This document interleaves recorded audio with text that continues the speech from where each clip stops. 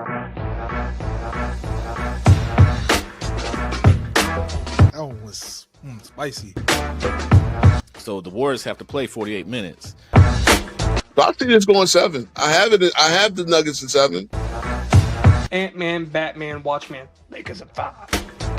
Well, it's money time now.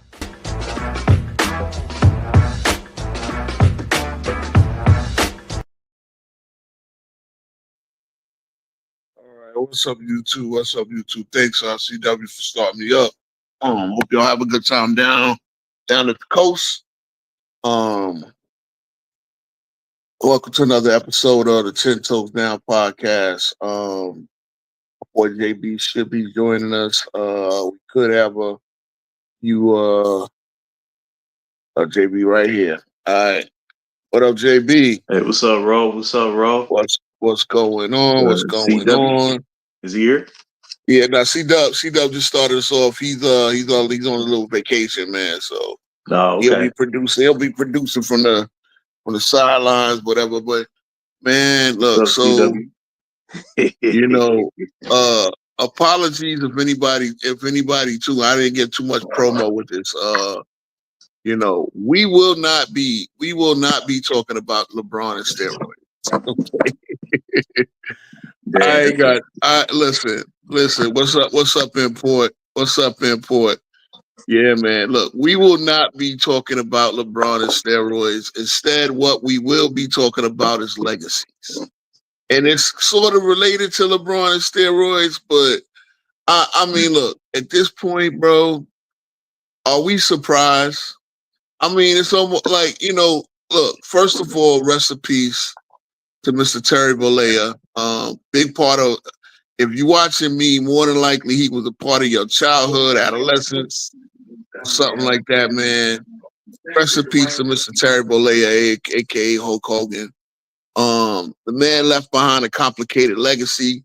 Apparently, today is 10 years to the day that the whole scandal broke. I didn't even realize it was that long ago with the Brooke Hogan situation. My God, as time fly, right? The whole situation where Hulk Hogan was, allegedly caught on tape. Well, not allegedly, he was caught on tape saying some unsavory things. Shout out to 93 Zayla Serum, the Super Soldier Serum. Yeah, we will not be, not specifically. I'll tell you that.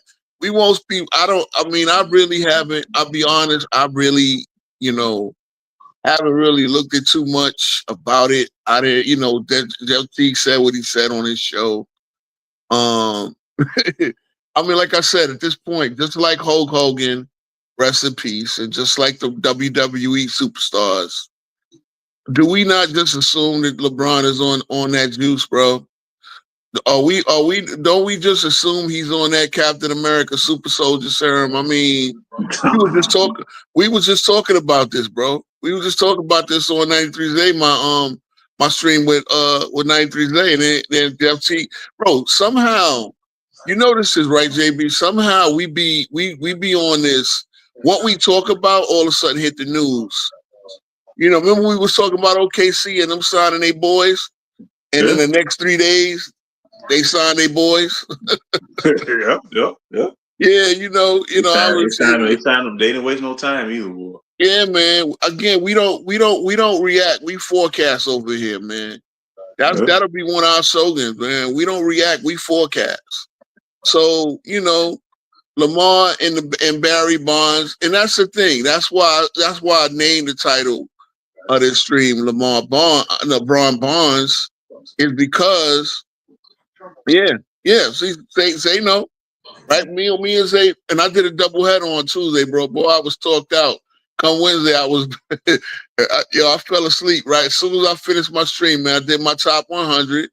It got a little fanfare. They say the little 13-year-old, what's his name? I forget his name, but they say he was killing me on my top 10, which okay, that's the FYF sycophants over there. What I mean? But nah, like we had a respectful conversation. He was like, oh, you ain't got Duncan in your top 10. I said, why? It's all good. You know, it ain't like I got Duncan down there at 39. It ain't like I got Dirk Nowitzki over Duncan. You know what I'm saying? But you know, it is what it is, right? So yeah, man. Again, we don't react to shit. We forecast. So okay, Jeff Teague, all of a sudden, I guess he got to throw the center off. Maybe I tell you, man, they could be playing all of us. You know what I'm saying? But at this point, bro, I really think, like, bro, is it a surprise? As I said many times, if LeBron is juicing, the league has got its power to protect, bro. Oh, you know they do random drug tests at random drug and piss tests at the Olympics, right? The Olympics that just happened last summer. Mm-hmm. Do you think LeBron James gave even a fucking fiber? You understand what I'm saying? Because let's keep it a stat.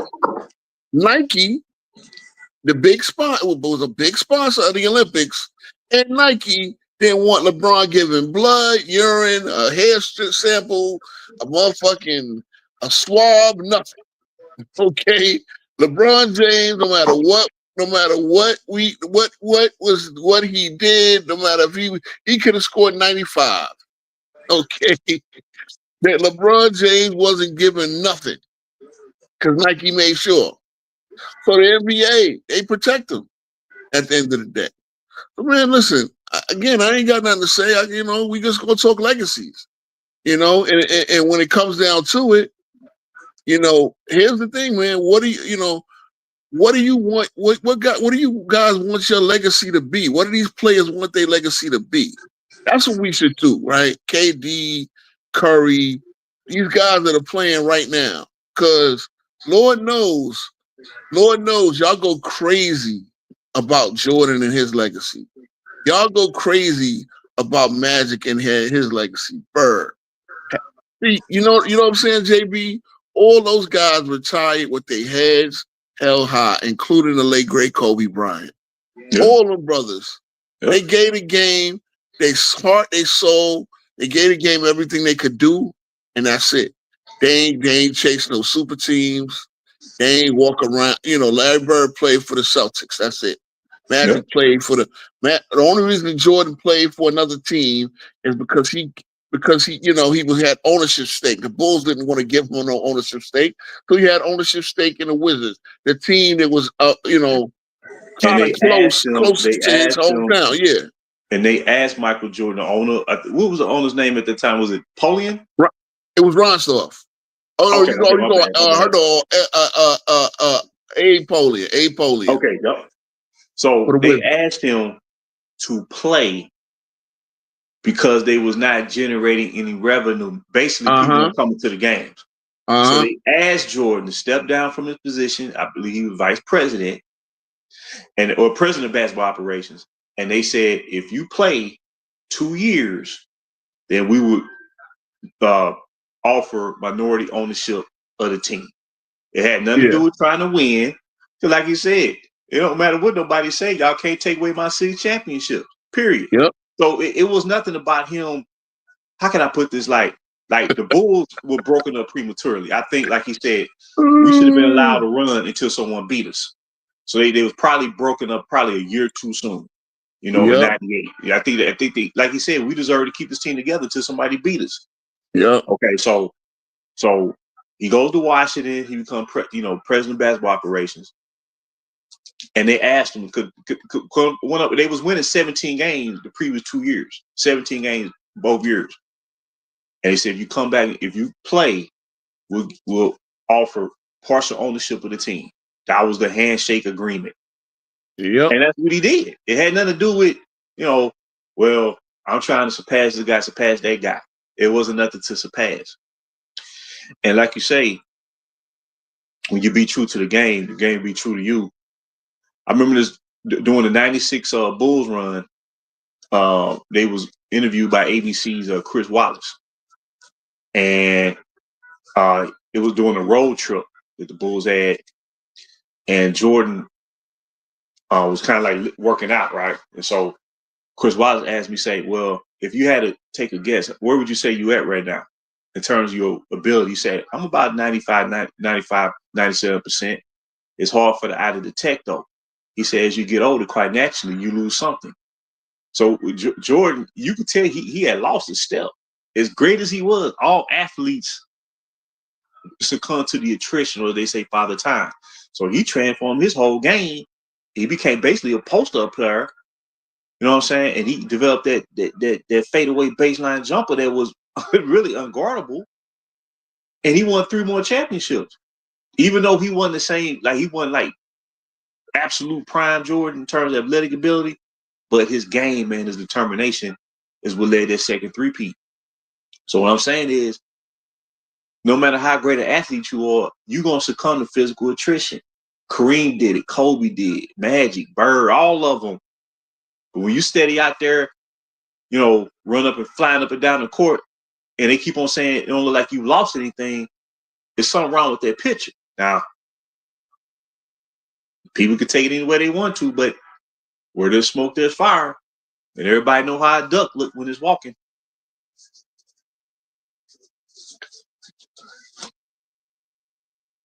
About that. Read the screen. Read the screen. What Import just said. Let me see. You see it? Oh, he would melt the sample cup like the green goo and You know what I'm saying? But see, and really, yeah, just getting on that, man.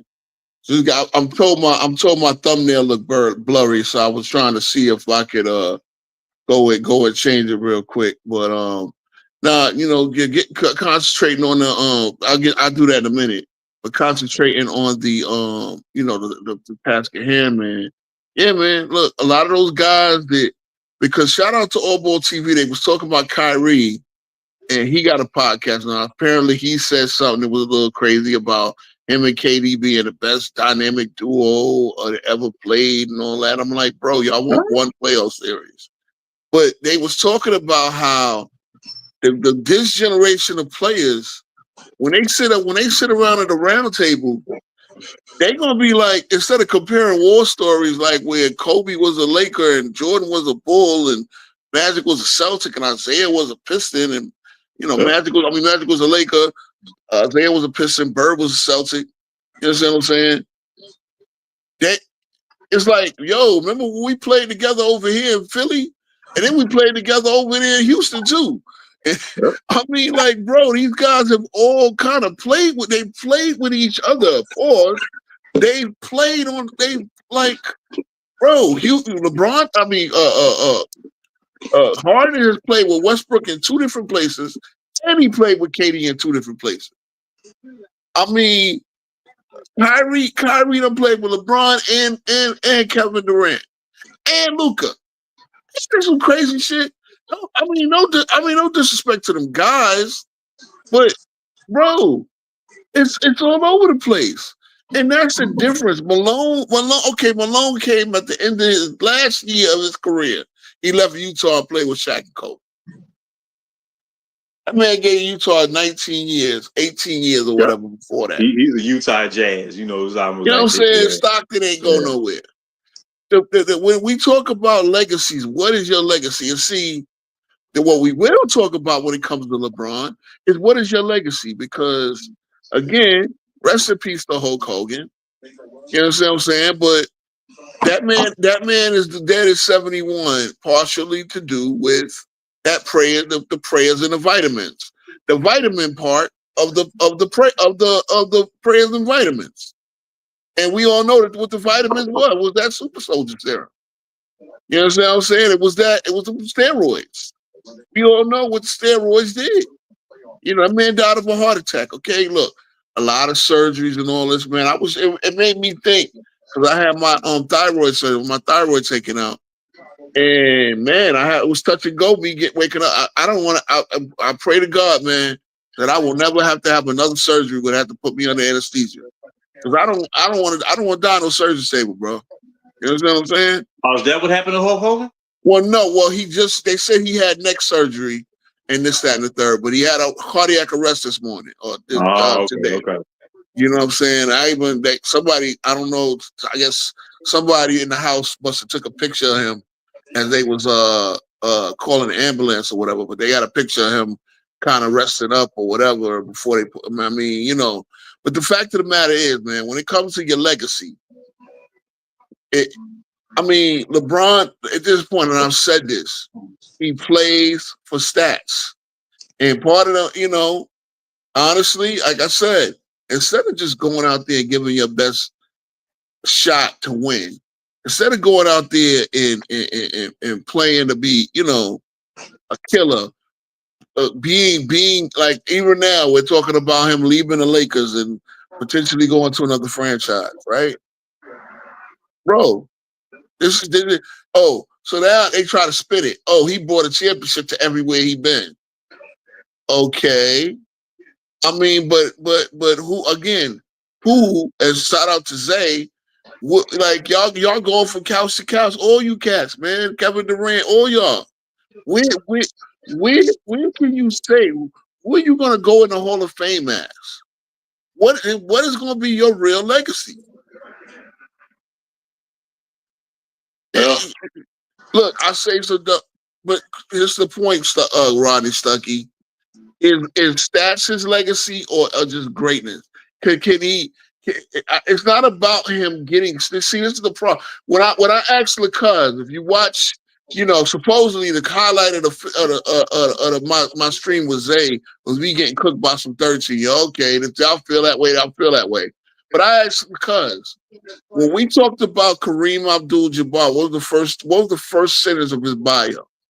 Did anybody say Kareem Abdul-Jabbar got 38,000 points and 17,000 rebounds and 2,500 blocks? Does anybody say that when they talk about Kareem Abdul-Jabbar? Does anybody say Jordan got 32,000 points and whatever, however many assists, steals? Does anybody say that?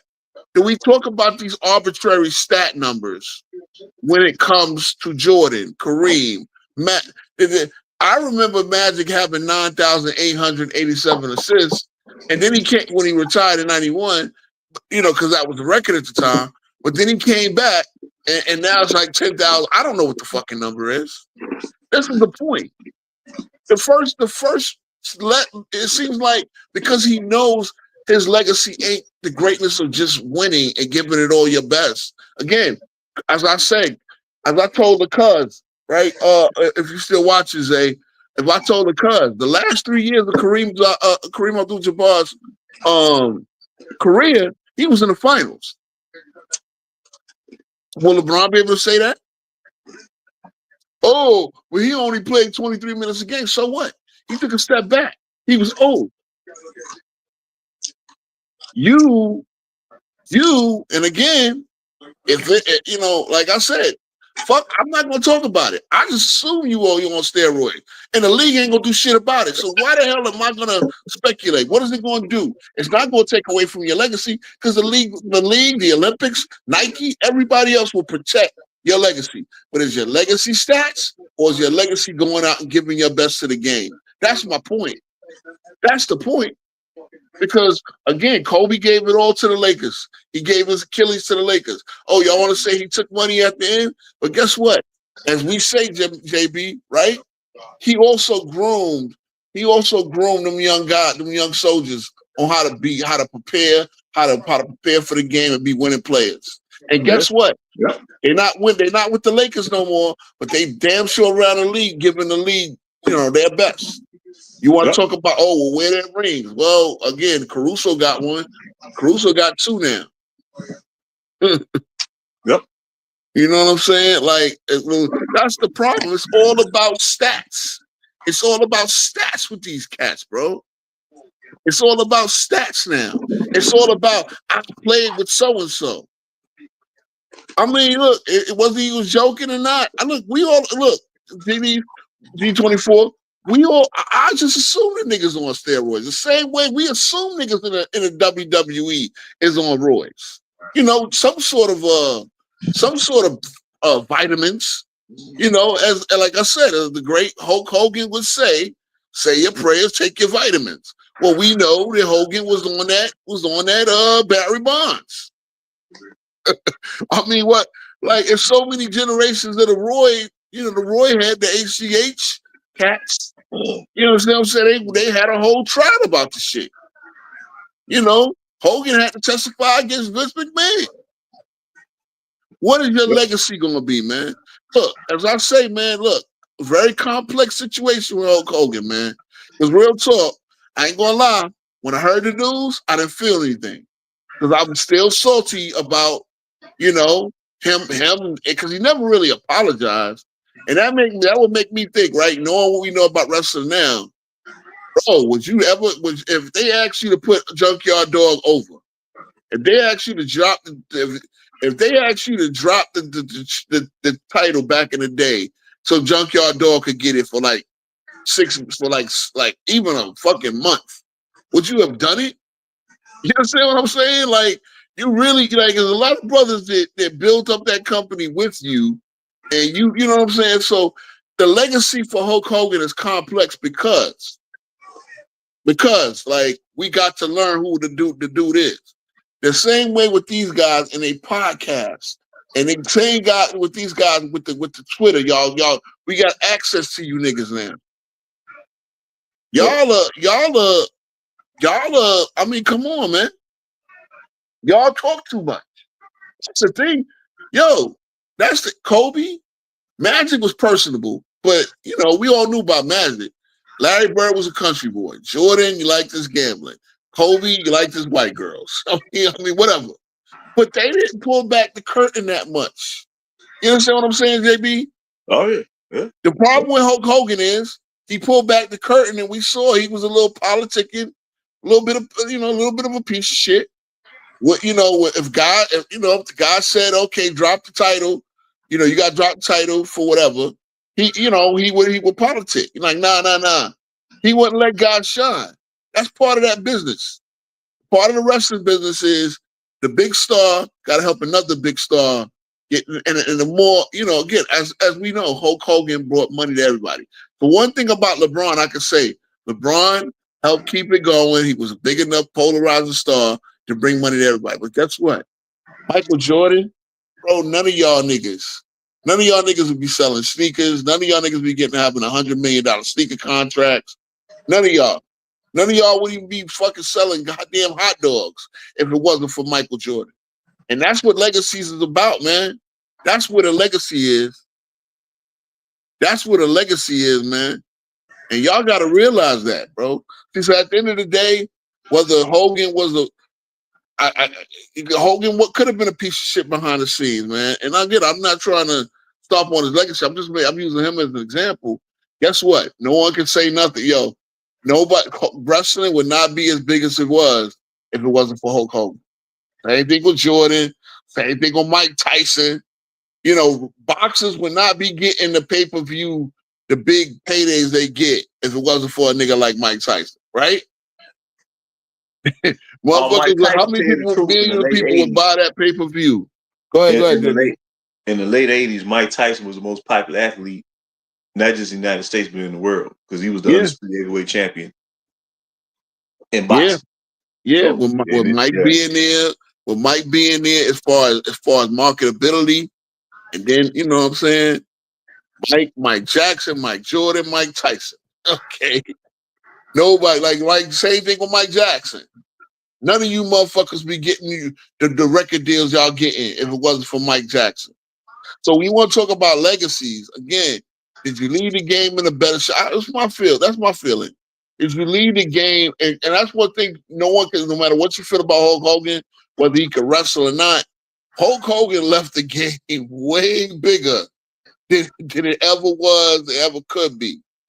You understand what I'm saying? So when I think of legacy, because again, a man just died today, right? A man who was part of all, so say what you want. Whether you watch wrestling or not, you knew who the fuck Hulk Hogan was. Okay? You know what I'm saying? Hulk Hogan was everywhere. Again, Mike was everywhere. Is this your legacy? You want your legacy to be numbered. That's the problem, man. When y'all come at me with stats and he did this without Pip. Okay, LeBron went to 3 different places and played with 30 motherfucking Olympians. You saw that meme I put on my, what's the name, right? The one I sent you, bro. Did you send me? Yeah, the one with the 30 niggas, the 30 motherfuckers that played in the Olympics. Yeah. I mean, come on, man. That's your legacy. You want us to tell us that it's special. That you're greater than Jordan because you got your championships in 3 different places. When you played with goddamn everybody in the goddamn league had just about. And then, now you got numbers because you're hanging around, doing your little every month, every year is some sort of sabbatical. LeBron, I'm gonna play 80 games this year, and somehow he finds a little injury where all of a sudden he's away from the team for a hot minute. He's off to Miami somewhere. We all know where Balco is. But come on, man. Hey, look, I ain't talking about this motherfucker. I ain't talking about this motherfucker with steroids. I'm assuming he is on the shit. And they just, who cares, right? Because the league is not going, it's going to come a point where, just like wrestling, okay, yeah, LeBron's on steroids. Just like wrestling revealed, oh, yeah, it's scripted. This ain't real competition. The league know he on roids, they just look the other way. But meanwhile, let an average player fail a drug test. Oh, he out. Again, it's all about money, bro. Y'all know it. So again, that's what I'm saying, man. What's the legacy? Is it numbers? Is it greatness? Is it winning? Is it you giving everything you have to the game? What is it? Because we all know that, Well, I mean, yeah. I mean, at this point, I second that sentiment, man. Anybody that wants to watch, like I said, I love the game, bro. I love the game. I love this game. I love basketball. I love talking about basketball. Jeff Teague, he said what he said, right? Because it's the same guy that last week came at Kobe. So what are you trying to get in the grace of Kobe? Kobe fans don't. I tell you this: Kobe fans don't care about LeBron taking roids, because they already know that Kobe was a better basketball player. I don't give a fuck how many numbers this nigga get. I don't care. Talk about Mar was in a Scap Attack Shack. Mar from Go Jays Kingdom and FYF. They little fanboy talk about 16-6.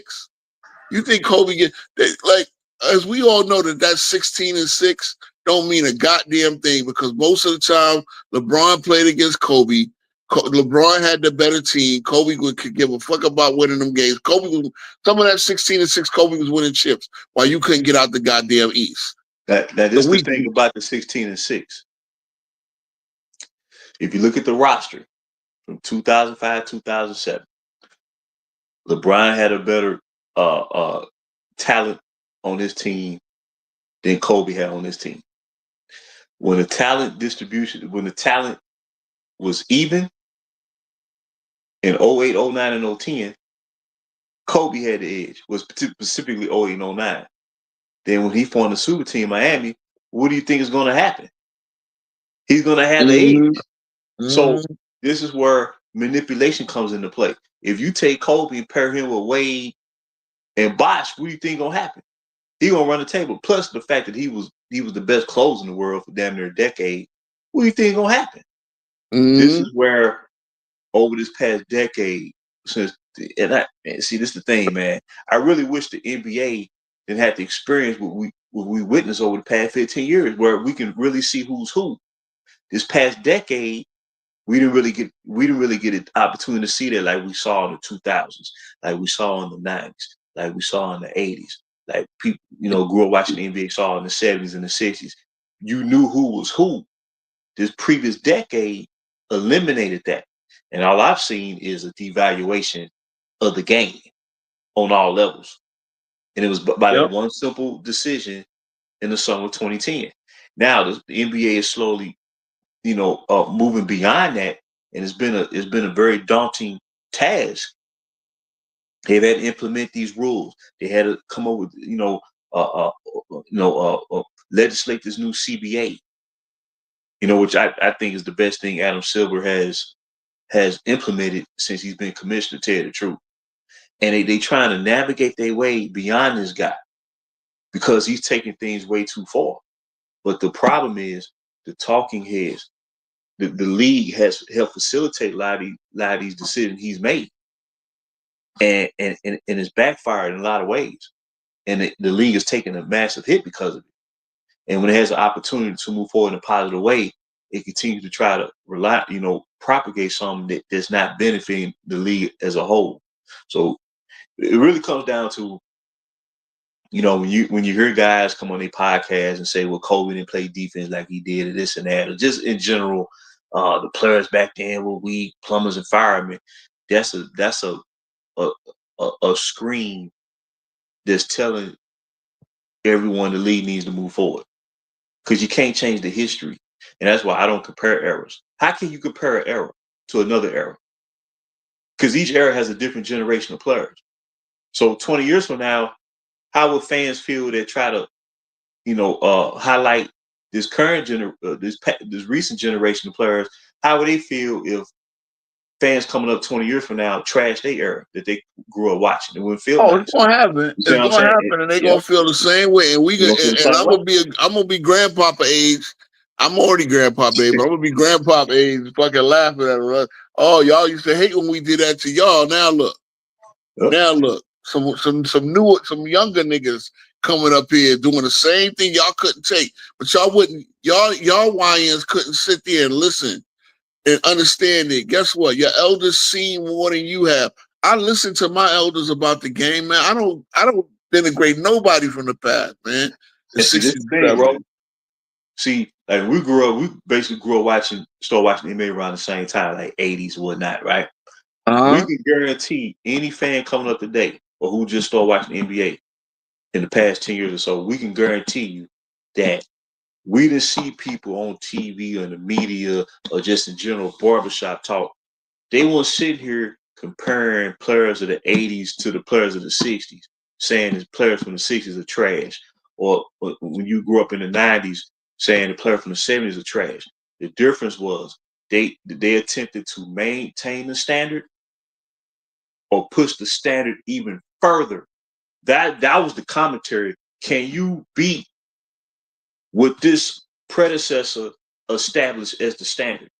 Now they're trying to tear down the standard, lower the bar to try to prove this era is better than everybody else. You can't do that. Oh, and I will say this. They did look. If you go back and you watch Coming to America, right, and how they was talking shit about boxing, everybody had, they was talking shit. What's his name, Clarence, played by Eddie Murphy. Was talking about how Joe Louis and everybody had their own favorites or whatever. Barbershop talk did used to kind of compare eras, but you know what it didn't really do? It didn't really say your guy's a bum. It didn't try to tear down one guy. It was comparing greatness. So we talked in superlatives. We didn't sit there and be like, oh, well, Will Chamberlain, Bill Russell had all the Hall of Fame. I mean, nobody talked about it like that. What old head would tell you is they would tell you what the Boston Celtics actually had and why they won. Because guess what? Will Chamberlain played with some pro players too. Now, one team was better than the other because one team was probably better coached, more organized, the whole nine. Same thing with the other sports: football, basketball, baseball, football, baseball, hockey, whatever sport. You would sit there and compare teams. Nobody sat there and said, "Oh, the Yankees had all the stars."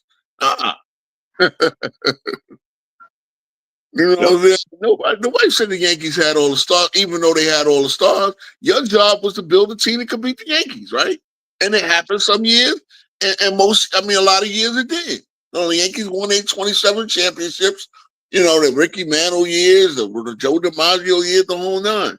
The bottom line, this is sports. This is team sports. See, now with these guys, they're so concerned about who the next nigga got. Now, the problem, right? They all go join up with each other at some point or another. They all try to join up.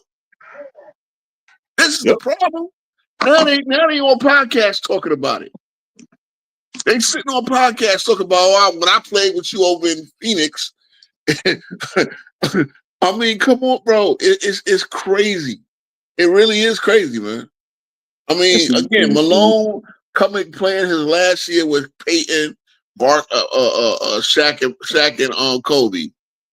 That's an outlier. Played his last year. Okay, whatever.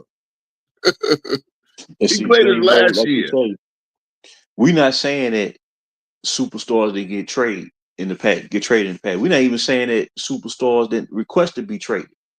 But I guarantee the majority of the time, if a superstar requested a trade, they was on a team that maxed out, Like and you Charles knew we weren't Barkley. gonna get no better. Like Barkley was Charles in his Barkley. prime. Charles Barkley gave Philly everything that He get everything Philly he could had, do, and he and they, wound up with Phoenix. yep. And when he requested that trade, the fans in Philly didn't get upset. They didn't feel like they was being shafted because they knew the situation.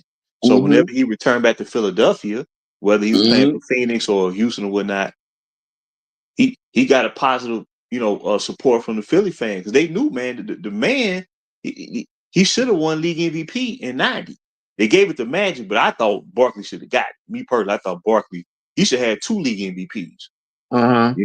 But when a superstar got traded back then, they was on a team that maxed out, and everybody knew they weren't finna get no better. Because last 2 years in Philly, with Barkley as the superstar, they weren't even making the playoffs. Players got older. Players were getting like Hersey Hawkins or whatnot. They was getting injured.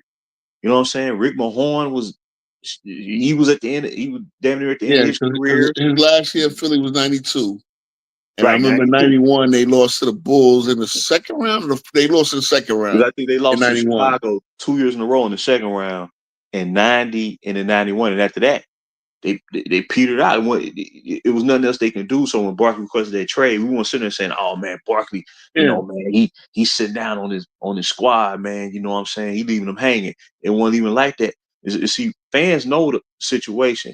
Like when Kevin Garnett had, agreed to that trade to Boston, Yeah. Minnesota, And I remember they they had peaked that out in convincing them to be '04. that trade. Yeah. So whenever he went back to Minnesota, the fans was actually saying, "KG, we understand if you want to leave because there was nothing else there."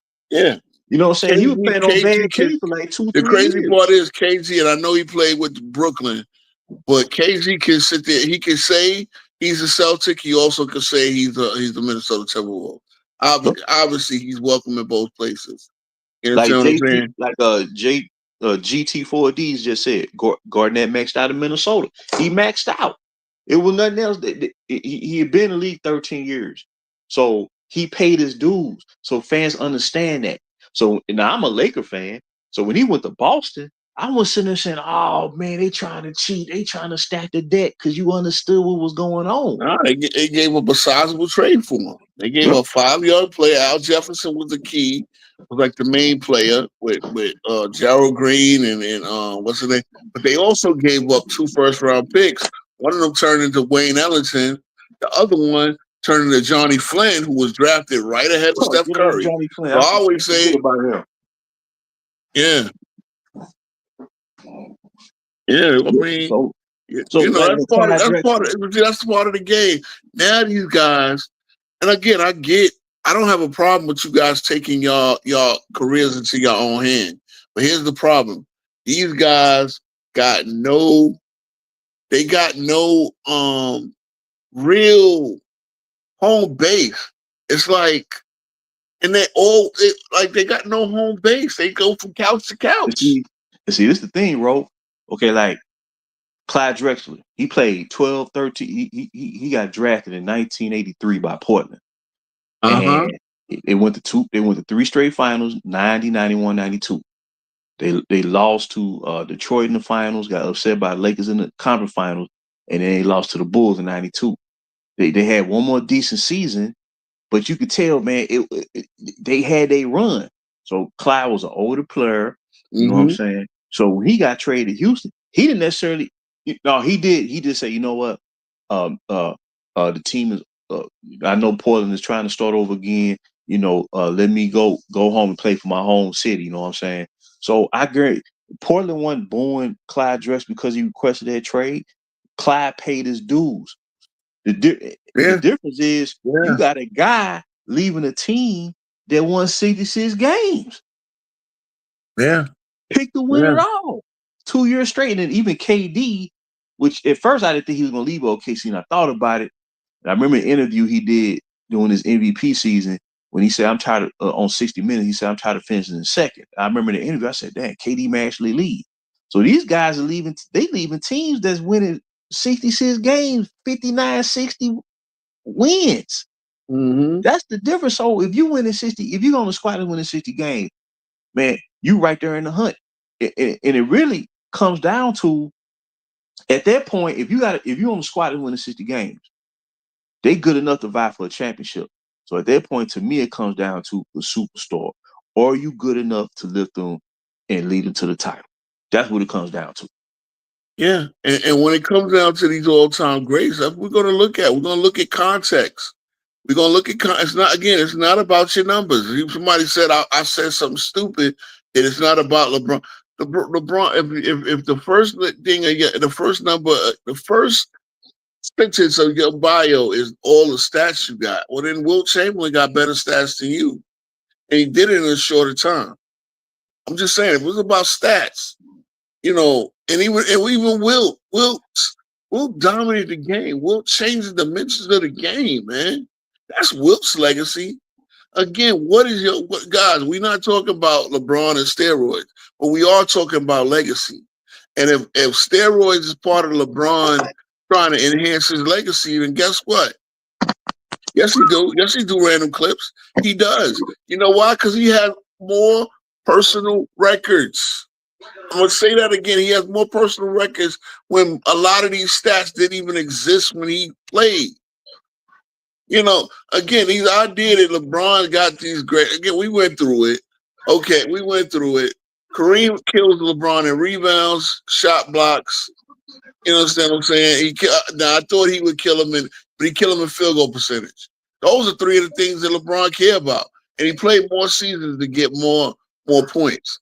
I'm just saying, the point of the matter is that we don't talk about stats as the main thing. Now, again, the first thing I'll say about Wilt was so much physically dominant than everybody else.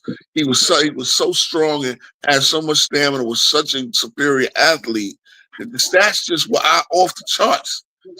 I'm sorry, he does have better stats. You tell me the season LeBron averaged 30 fucking points. Let's know 30 rebounds. How many seasons? Averaged 30 rebounds a fucking game, bro. He don't have better stats. Why? Because he played 22 years, and that's the problem. That's the problem. Accumulated stats versus season average versus stats. Average versus that's the difference. Yes. Wilt Chamberlain has the most records in NBA history. Don't tell me LeBron, because he has first of all, he has points. What other all-time record does he have? Stockton has 2. He has steals and assists. What other all-time record does LeBron James have? What, field goals made? So he also has field goals missed. He also has turnovers. Wilt has the most rebounds in NBA history, and he has it by such a wide margin that it will not be broken in our lifetime. So does Stockton with the assists and steals. LeBron would have to play until he was 50 to catch Stockton in assists more than likely. It was at 11,000 now. Stockton is at. Matter of fact, let me just look real quick, so I'm not sounding like a jackass up here. Because sometimes I do. I don't sit there with these stats. I don't sit there like remembering these numbers. This is not in baseball. We know the number. What's the number? 762 by Bonds. They don't even recognize that shit. That's why I titled it LeBron Bond, because they took the real record and filled it at 755 by Henry Aaron. That's the record. They don't recognize LeBron. 744 when he retired. 744. It was 755 for Hank Aaron, but Bonds got 762. And again, Bonds because baseball actually cares about the integrity of this sport. They sure do. They will not put Barnes, Maguire, Canseco. Shit, they didn't even want to put Piazza in it. And Piazza never failed a goddamn drug test. Okay? Roger Clemens. Yeah, it's hard to get into the Baseball Hall of Fame. Yeah, Shit, they will not put them in the Hall of Fame.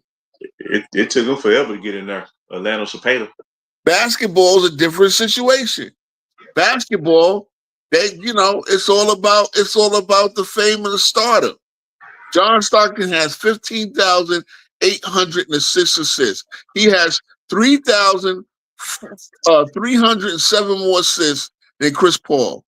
That means Chris Paul, because he's going to retire, he would have to have 3 seasons of 1,100 assists, something he could barely do in his prime to catch John Stockton. That's not going to happen. LeBron James is about 1,000 behind. He's about 900 behind Chris Paul. So that means he would have to have four seasons of elite assists of 1,100, about 4 seasons of about 1,100 to pass Stockton. That's not going to happen. Now, he could stick around and play till he's 48 at the rate he gets assists now and catch Stockton. He would need about 6, 7, 8 more seasons if he caught Stockton in assists. Would y'all care? Can the NBA survive if he stay in the league 6 years? Woo, boy, it'd be brutal. You know by then they gonna catch him on a drug test if he stays. I mean, goddamn, you can't hide with so many. You can't hide with so much. Yeah. Realistically. Okay, random clips. I just said he had stats.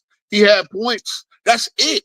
Wilt Chamberlain has every other scoring record you could think of, except for scoring titles, which Michael Jordan has, except for points per game, which Michael Jordan has, and points per game in a playoff. But every other scoring record you can think of, Wilt has it. Points in a quarter. And someone just posted too. Haley posted. Wilt Chamberlain holds the record for holds the most NBA records with 72. 72 NBA records. Oh, God dang it. LeBron, he played give me another all-time record that LeBron has, random clips. He doesn't have better stats. He has a better field goal percentage, I believe. He has more rebounds. I mean, he has 0 steals and 0 blocks, so we can't even compare that. He has less turnovers doing it. Okay, he missed more free throws. LeBron missed more shots than anybody, right? Now that matters. Because it's crazy, right? Because LeBron will tell you about efficiency, how efficiency matters, and this, that, and the third. But then LeBron is the most missed shots in NBA history. So when you mention legacy, like I'm watching the highlights now, but Bulls Lakers game 2 of the 91 finals. Oh, Red Eclipse is so remedial, bro. My fault, bro. Go ahead. And when you watch Michael Jordan play, I think, man, what comes across is his refusal to lose when the stakes are at his highest. And it's a very rare ability to always be able to rise up to the occasion. And the fact that he never lost in championship play on any level, more than the stats or anything else. I just think, man, like I said, when he beat them in 91, dog, you just knew in your heart of hearts. He said, "Not." I'm like, okay, now he got a definite number 2 player in Scotty, and he got, everybody, playing a role that they supposed to be playing on a 99-hour basis. I say nobody gonna beat him. I think got to the point where when he retired in 93, like he said, I conquered all challenges. It was nothing else for me to prove. Exactly. See, and that's when you get to that point, you darn near conquer the sport. When you start talking like that, like at first it was like, okay, of course, I want to win a championship. Everybody has the aspiration, the LBJ, Kobe, Dirk, Shea, Jokic, all of them, right? But when it gets to the point where you say to yourself, I've beaten all of the challenges, there's nothing else for me to prove. So what he's saying is, if I come out here next year, I'm not gonna play like I know how to play because there's no motivation. And when he gets to that point, that's why he didn't cheat the game at that point. He retired. Now he did say, No, look at what Randall Clips wrote on this. What I highlighted. Well, we just talked about records and shit, right? And this is the problem. LeBron, he claims not to be a LeBron fan, but LeBron fans are so stupid they don't seem to understand. They don't even understand English no more. They don't understand English. Well, that's why he's not number one. Is Yes, he is number one in more things. See, the fact that LeBron caught that scoring record, which is something that we all saw that he cared about, right? Again, Kobe could have got that record, so could Mike. We all know that. They were satisfied with their legacy, so they hung it up when they hung it up. They did not chase Kareem. Because guess what? Again, even Kareem's legacy was not the fucking scoring record. And the scoring record, I'm not going to call it a footnote, but nobody called Kareem the GOAT because he won, you know. In the year before, he got their scoring record with 2023. The season before, in 21-22, 90%, this for the whole season, 90% of the points he scored were inconsequential and when the game was well out of reach. Of course. The points had no bearing on the game. Of course. 90% of the points. Of course. But see, he said Kareem was the GOAT, either him or LeBron. But see, nobody ever said Kareem was the GOAT because he had the scoring title. The scoring title was just a part of him playing so long and being so dominant. They gave him if those who say Kareem is the GOAT, they say Kareem is the GOAT because of his dominance and his winning. LeBron ain't even dominant. LeBron don't got no score. How many? He got one scoring title and one assist title. Think about that. It's just like, okay, a lot of people still will think of Babe Ruth as the home run king because Babe Ruth did it in less years. Henry Aaron, I don't think Henry. Let me look at how many home run titles Hank Aaron had. But see, Hank Aaron never hit 48. He never hit 50 home runs. I think 48 is his mark. 40 range, like 40 home runs. Yeah. So he was very good for a long time, and that's pretty much. And there's no doubt because Hank Aaron was a great all-around player. You know, shout out to the late great Hank Aaron. He left us a few years ago. But I'm looking at how many home run titles. Well, Hank Aaron had 4 home run titles. Hank Aaron was a great all-around hitter. You know, LeBron got too many weaknesses to even be compared to Hank Aaron. Well, yeah, Hank Aaron's career high, I believe, was 44 or 45. He actually had 47 and didn't lead the league that year in 71. So that's the highest home runs he hit. But when it comes down to it, again, he's the true home run king. He's also the true RBI king. So he was a great all-around player. He hit 305. He was a great outfielder. He didn't have no weaknesses. Hank Aaron could go to his deathbed with a guy with his head held high. He is truly believed as one of the greats of the sport, one of the top 5 Mount Rushmore players. Can LeBron and the rest of these guys? That's my point. Where's the legacy, man?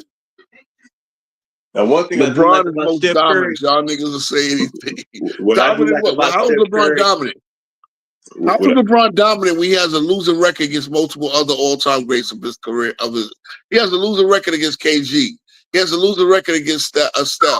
You want to talk about the winning record against Kobe in the regular season? He has a losing record against Garnett. He has a losing record against Duncan. He has a losing record against KD. But that's dominant, right? Oh, I know. They'll go back to Jordan. Well, Jordan got a losing record against Isaiah. And he got a losing record against Larry Bird. Okay. He got a winning record against Magic. A winning record against Barkley. A winning record against Ewing. A winning record against Shaq. What now? Who does LeBron got a winning record against? Melo? Okay. And he didn't have that until he fucking went and joined Wade and Bosh. Oh man, I know. Now it's who said it. I said it. It's my show, Random Clips. You dumb fuck. I wish this dude would pull up. I think I know who he is. He's one of the Lamont sycophants who act like he don't know who Lamont is. Yet he winds up on all they goddamn shows in the comments and coming at me specifically. It's all good, man. Yo, I wish these cats they got it. They got at me because of 13-year-old. I invited the 13-year-old to the show and made him part of the show. You understand what I'm saying? Until his mama said, you got to go to bed. It was something in the background or whatever the case is. To the 13-year-old, I said, come debate on my show. He came up, he pulled up on 93Z, he called out my top 10. I stood behind my top 10. What's the problem? But the rest of these dudes, they hide behind Lamont's skirt. And what's crazy is I give Lamont props. He ain't watching tonight because he would have definitely been in the comments. He probably doing his own show where he's out there monologuing for 45 minutes. Oh man, look, I know I can monologue too, but at least I'm talking about shit. At least I'm talking about shit that's nuanced. At least I'm not hiding my agenda. Again, at the end of the day, these cats, their legacies are in the toilet. And that's why they're podcasting. You see, a lot of this too, Ro, when you say the legacies are being, hindered, a lot is because of the media too. See, back then, you didn't people currently, they weren't sitting there talking about, man, this guy need to go to this team and pair with this guy, or his team not doing enough for him. They was always, well, that superstar has to lead his team. See, the whole perspective and dialogue was totally different, So, now they want a player like Giannis to leave his team to go join up and try to bail a guy out. Or Steph Curry. Well, man, Steph Curry, man, he need to get out of Golden State. Remember the year after KD left when they had like 15 wins, they had the worst record in the conference and whatnot. Oh, Steph Curry, man, he represented, and then 2 years later he become champion again. See, so a lot of this is media driven too. It ain't just the players; it's the talking heads. They don't want to, like Jason McIntyre said himself. He said, "Give me a super team." He said, "Give me a super team and give me depth." Well, a guy like that, he shouldn't even be allowed to cover the NBA. Bro, Jason McIntyre, he's one of the worst. When you say something like that, he said, "Give me super team and give me depth." That's insane. You know what kills me? You know what kills me, JB? Guys like Jason McIntyre, the worst part about it, they're gonna be obsolete because all these players gonna have podcasts. They ain't gonna need cats like them. I want to hear a dweeb about like Jason McIntyre about the fucking game when all these cats put their own foot in their mouth on their own podcast. Again, like I said, y'all, hey, I got a podcast where I'm talking my shit, but I'm a fan. I could do that. I'm not putting my foot in my mouth. My opinion. You know what I'm saying? But them, they be talking shit about other players and this, that, and the third. And you got to go see them. Draymond Green talk shit about the Knicks all the time, and they got to go play the Knicks. It is what it is. Yeah, and see, when you are a commercial or like I don't even want to say mainstream, but when you firmly established like that, and you representing a platform, you know what I'm saying, and you got about 1 million people tuning into you, and then you say, give me super team and give me depth, but chances are at least 50% of the people gonna embrace that take, and they're gonna wind up saying the same thing at some point down the road. You can't make a statement like that, but he did it though. And because he was upset that he couldn't kick out no narrative because these finals were about the two best teams on the court, and whoever the best team was going to win the championship. It was simple as that, cut and dry, no narratives. You know what I'm saying? They don't want that. They thrive on the chaos. They thrive on it. Yep. They don't really love the game. And that's really the problem. And see, when an idiot like McIntyre talks about give me super team or give me depth, these guys have now warped their minds into believing that this is how you build teams now. They don't seem to understand that super teams are back. If you try to stick two superstars on one team back in the 80s and 90s, it wouldn't work. It wouldn't necessarily work. These other teams had better fabrics. You weren't going to beat the fucking Pistons by building a super team. The Lakers, who y'all want to think was a super team? Well, look, Worthy was drafted there. Byron Scott, I believe. Did Byron Scott? I think he played his whole career. Byron Scott was woven into the Lakers. Yep. Right. Hold on. Look at Byron Scott. Make sure he didn't play for No, he was drafted by San Diego. Yeah, he never played a game for San Diego. We acquired him on draft night. Yeah, so he never played a game for San Diego. So he played with the Lakers all the way until 1993 till he went to Indiana. Okay, those were not super teams because if you start your season if you start your career as a rookie with a team, you are just developed into that system. You weren't going to beat them just by fucking joining forces. Now, if you had a team that gained a player that could add to a team, then yeah. But you weren't beating teams that were interwoven. Like you weren't going to beat dynasties like the Lakers, like Detroit, like the Celtics, and the Bulls when they got up. By joining forces with super teams. That was not how it worked. So now they believe that this is how you build. And now these super teams are getting how did the Clippers work out? And the Clippers are less of a super team when you look at it, when the Lakers try to do it, the Celtics, I mean what's the name try to do it? And for those that think I'm Lamar's punching bag, Lamar came on this channel. Remember this, JB? When he said nobody had the Lakers in the Brooklyn Nets in the finals, right? Oh my God, that's all they was talking about, especially because they acquired James Harden during the middle part of the 2021 season. Going into the next season, they was predicting Brooklyn and the Lakers to clash and meet each other in the finals. Bro. See, I'm a slow cooker. I don't sit there and do what Lamont do, go on 75-minute monologues and shit. I mean, the worst part is I almost forgot that. This man came on here and said nobody had the Lakers and the Celtics the Lakers and the Nets going to the finals. That particular year we was talking about, they literally was number 1 and number 2 in preseason finals odds. Yep. And the Lakers didn't even make the playoffs, and the Brooklyn Nets got knocked out in the first fucking round. That's what the guy who uses me as a punching bag comes and says on my platform. Now, I don't got the big production and shit. I could clip that up. I could clip that up, right? But what's the point, right? Because a lot of you dumb niggas, and shout out to Herm who became a new subscriber. I want you to have heard that because Lamont came on his platform and said nobody said that the Lakers and the Brooklyn Nets were going to the finals. He literally said that when they were literally the fucking favorite. Everybody, ESPN, everybody thought that was going to be the finals.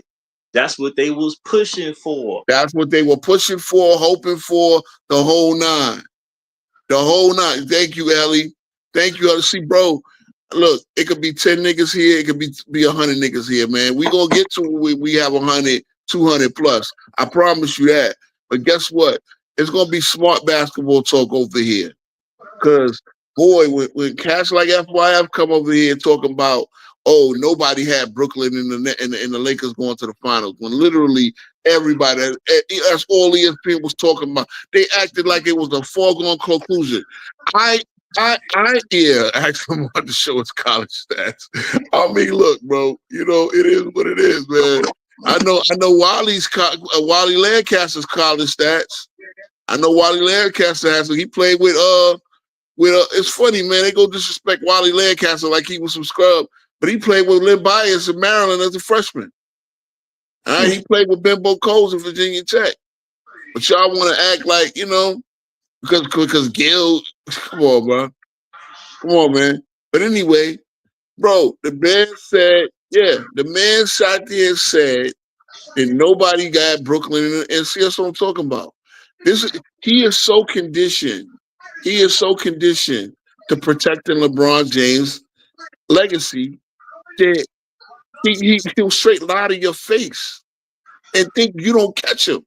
See, coming on here and going on your show and going up a 60-minute monologues, you can sit there and say hi. Because one thing about me, Lamont, and everybody and all your Lamont sycophants, and I hate to make the show about them cats, but I want them to pull up. Matter of fact, right now, anybody got anything to say about King's Speech Road, this program, Jay, the AOH, any of them, pull up, bro. Pull up. The link is in the chat. All right. If you're watching on GoCast Podcast, I'm try to get it over there, man. But yo, anybody got anything to say? Pull up. We all know that Random Clips won't say nothing. We all know that Random Clips is one of them zesties that ain't gonna say nothing. But you know the reason I brought that up, JB, right? Because when you said they said give me super team and give me death. This is why Lamont will sit there and act like nobody thought that those super teams were going to win. But meanwhile, that's what they thought. Everybody thought, and I said, I even guaranteed. I said that's not going to be the NBA Finals. I said if any team would have a better chance of getting to the finals would be the Nets. But I also said neither one of those teams will make the finals that year. I remember saying that over and over and over. Yep. Over and over and over. Both teams gave up. Nets got rid of good young players, man. At the time, Torian Prince, Curtis LeVert, Jared Allen. Yeah. And what's the other cat's name? Was another good young player they had. And the Lakers were a throw together roster. Remember, as I said, 10 motherfuckers. 10 motherfuckers. I mean, I'm sorry, they had 10 shooting guards. The Lakers did on opening night. 10 shooting guards. You want me to name them? Wayne Ellington, Kendrick Nunn, fucking Avery Bradley. They had Austin Reeves was on that team. He was Austin Reeves was coming off the bench. You had God damn it. Bro, let me just look. Because I should have remembered this. I was so much shit going through my mind, man. They brought back Reeves, although he a wing. But they brought Reeves was a wing. He was one of the forwards. They went retro mode. They try to make you remember the 09 squad. I said, shit, I know we in trouble now. I said, y'all really think that this? I said, I made so many predictions. I said, LeBron James will be playing center. I even said that they would go pick up Stanley Johnson. And they remember what I said? Stanley Johnson is the guy that's out there that y'all need. Let me name the shooting guard. Ken Bazemore, who they actually had to listen as a small forward. Sean D. Brown Jr., Darren Collison played for that guy. Yo, do you realize they got him out of retirement? They recruited him. They got him out of retirement, dog. You realize the Lakers played 29 guys that year? They played 25 guys. Oh, guess what? Guess who's a young soldier? Also a young soldier. Jay Huff. The Lakers had Jay Huff that year. For G League. Yeah, Jay Huff. Now, y'all might who's Jay Huff? Jay Huff was a cat that played for Memphis. Jay Huff is a 3-and-D. He's a good shot blocking, 3-point shooting center.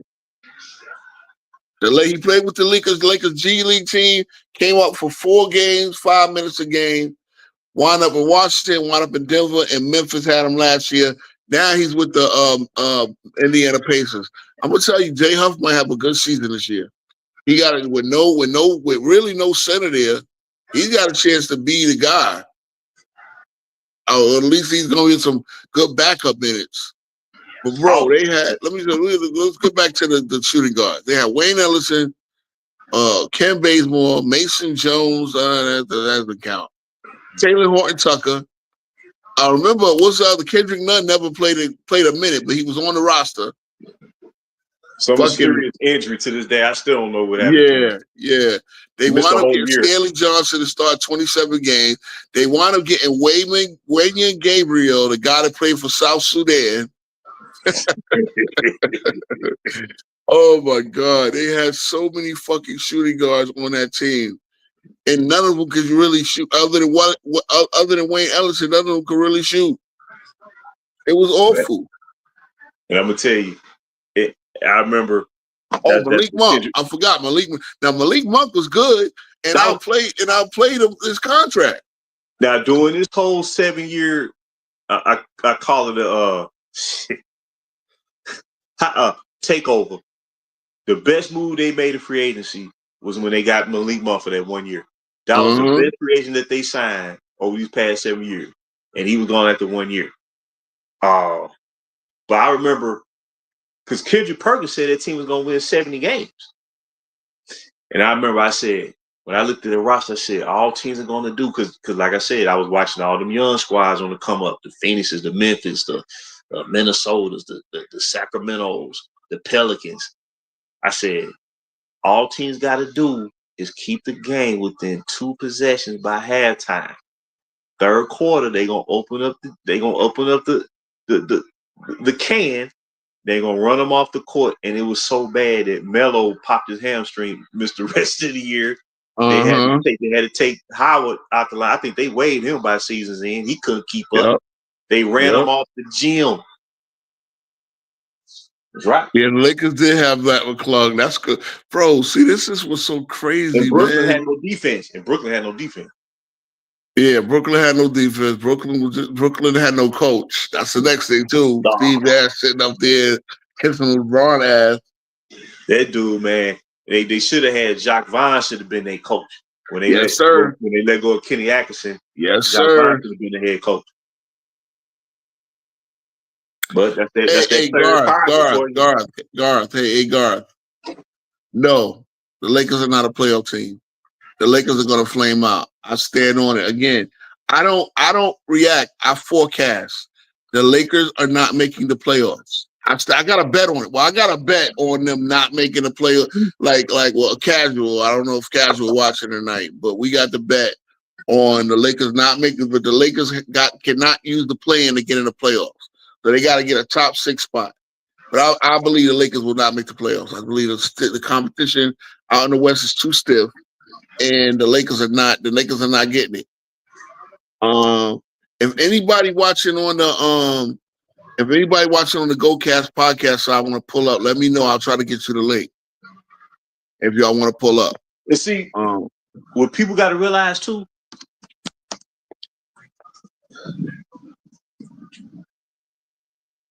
How can I say this?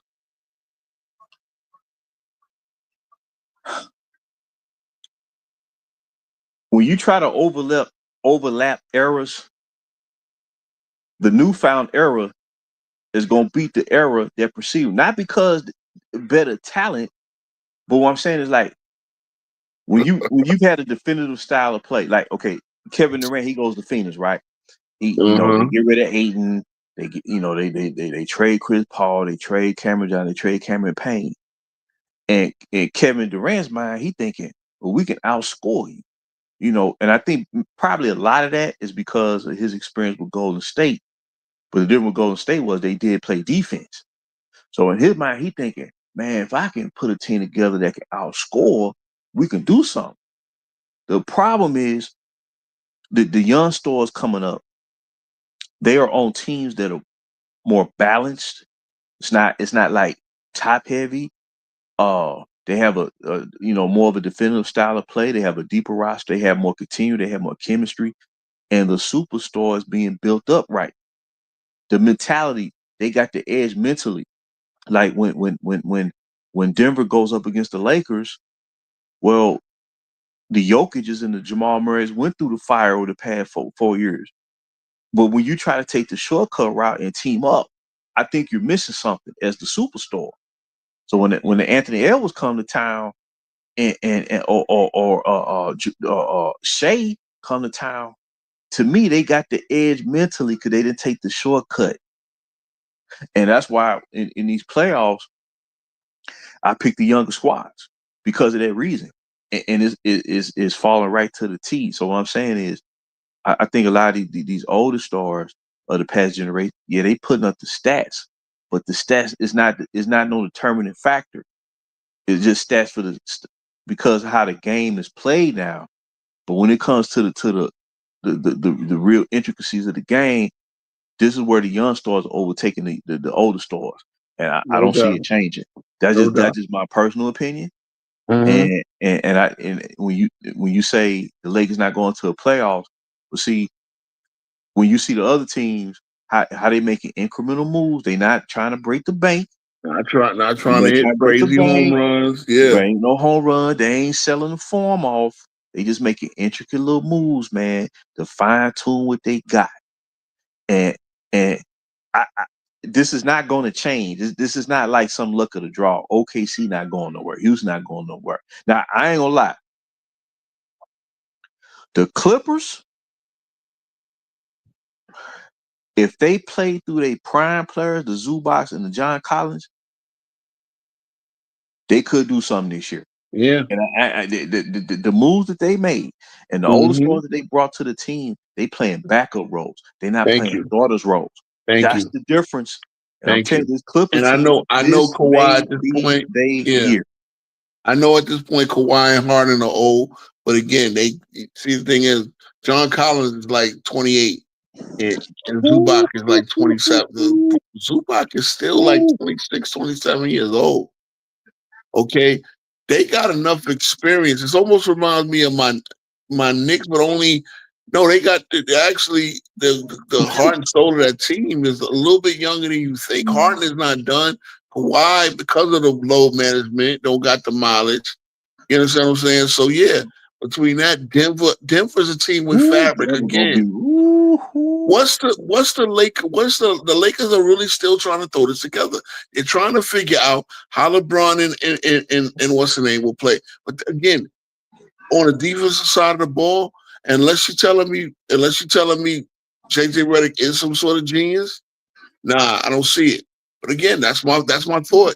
Memphis went I to think that, and I think other teams that are building a real good fabric and a real good, I think those teams that you they don't gonna look have at, the like the edge, Portland's man. of the world, will wind up winning more games. Now, look, I want to address what Woody said. LeBron's legacy will be media driven to the max. And you know what? That's the other thing, man. There's another reason why LeBron ain't retired yet. And it's because, I'm going to say this again. I'm going to say it real quick. It's because LeBron has not been satisfied with what he's accomplished. And Yep. he knows it. We know it. And this is the other thing. And some shout out to, I think All Ball was talking about this last night. Anybody that watch All Ball TV, you might know what I was talking about. But what does LeBron have outside of basketball? Like Kobe, when he retired, he went to his fam, right? Jordan, he went to ownership. LeBron is going to try to do a little bit of everything, but none of that will get LeBron the same satisfaction. Because here's the thing: even if LeBron becomes an owner, he'll be the second black owner.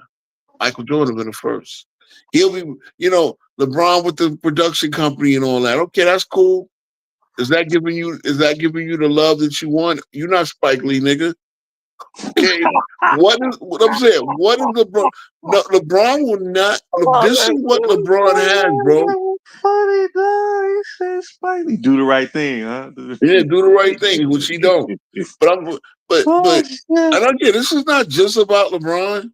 But I think right now, this part about LeBron, and then, like we talking about legacies for all of these guys, but LeBron really, this is LeBron loves the adulation, and he knows when he retires, where Jordan went up, Hold on 1 second. LeBron's gonna go down.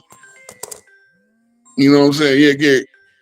When Jordan got more popular as after he retired, he really did. LeBron will not get more popular when he retired. These numbers, I mean, we're not going to care about the fucking all-time scoring record. We're not. You want to talk about 43, 12, and 12? Like, in terms of thousands? Okay. Again, Kareem's numbers were outstanding, 38,000, 2,500. I think he was the first guy to get the 2,500 block. No one cares. No one cares. Like this is what LeBron has. Playing basketball now and fooling people into believing he's still one of the greatest players on the planet, which he is not. He really isn't. I mean, You guys should understand this. He really isn't one of the greatest players on the planet. He's not. I mean, look, at the end of the day, I mean, I'm not capping here, man. I know I'm not capping.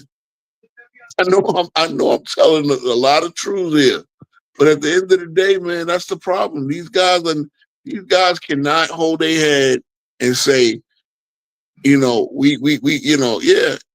a narcissism. LeBron will be a miserable motherfucker, man. I don't think he could rest. I think he would try to come back and play with Bryce or some shit. I don't think he could go up to the sunset. See, and that's the thing. Kobe didn't Kobe just went back to coach his daughters, man. He came back. He went back to spend time with his kids. I don't think LeBron got much outside of this, man. And again, look, he has a great life, but this him getting glazed by all these channels and shit. This means a lot to him, but he's not comfortable with his legacy. I could just be spitballing. I could be full of shit.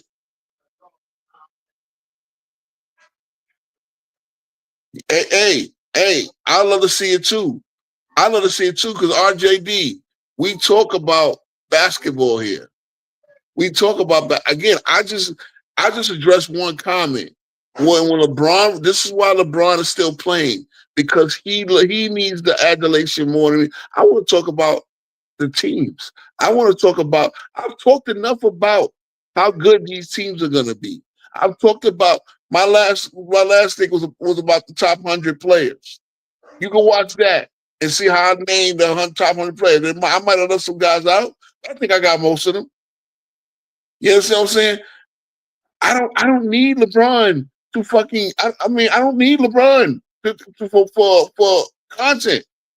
I don't. As I'm talking about legacies, and again, LeBron's public enemy number one. What I said is KD, Curry. Well, Curry can hold his head high. He played for one franchise.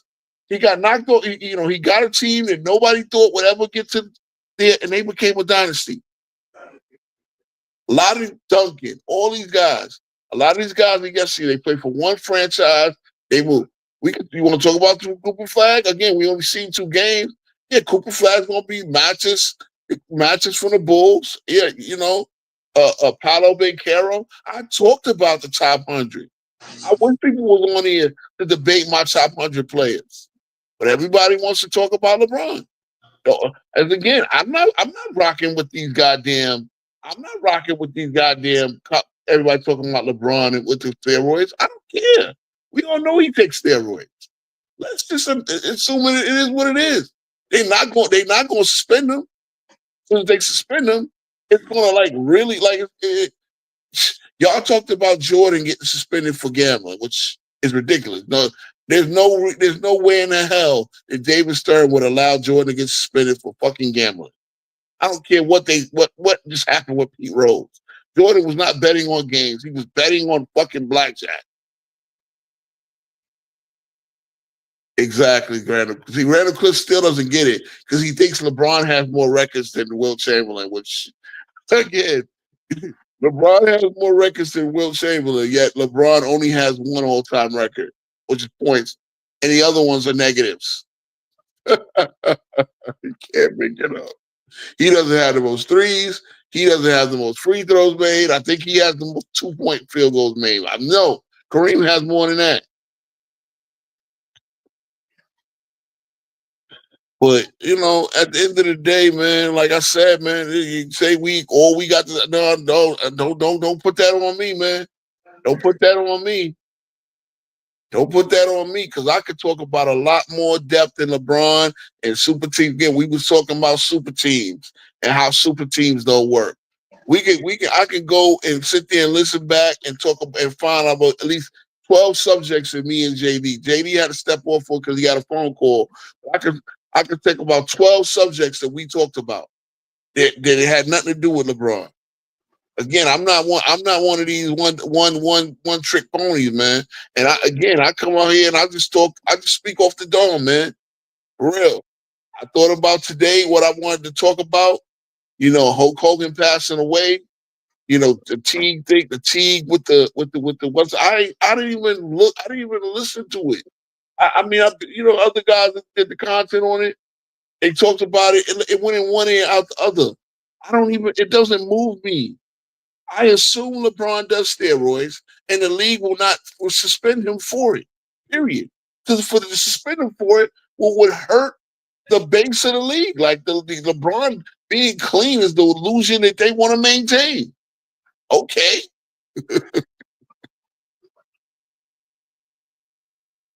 If LeBron being a so I'll suspend disbelief. I'll be a kid believe. I'll be the kid believing in Santa Claus. LeBron is clean. Okay, fine. Because you know what? Why? Because I can. There's a reasonable doubt because they haven't banged him on a drug test yet. Because they won't test him. They know when not to test him. Okay, let's give it a stat. So LeBron will get to put up all these all-time numbers. Cool. But what is LeBron's legacy? Is it going to be stats, or is it going to be he was the greatest player you ever seen, or one of the greatest players? Look, without that, he's one of the greatest players we ever seen. You know what I'm saying? Well, even regardless if you believe he's the GOAT or not, he definitely is one of the greatest players we ever seen. But his legacy is a little cloudy because, again, he's not.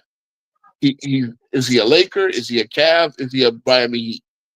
He's probably more of a Cav and a Laker than he is a Miami Heat, unfortunately. Even though that's where two of his championships come from. It's crazy.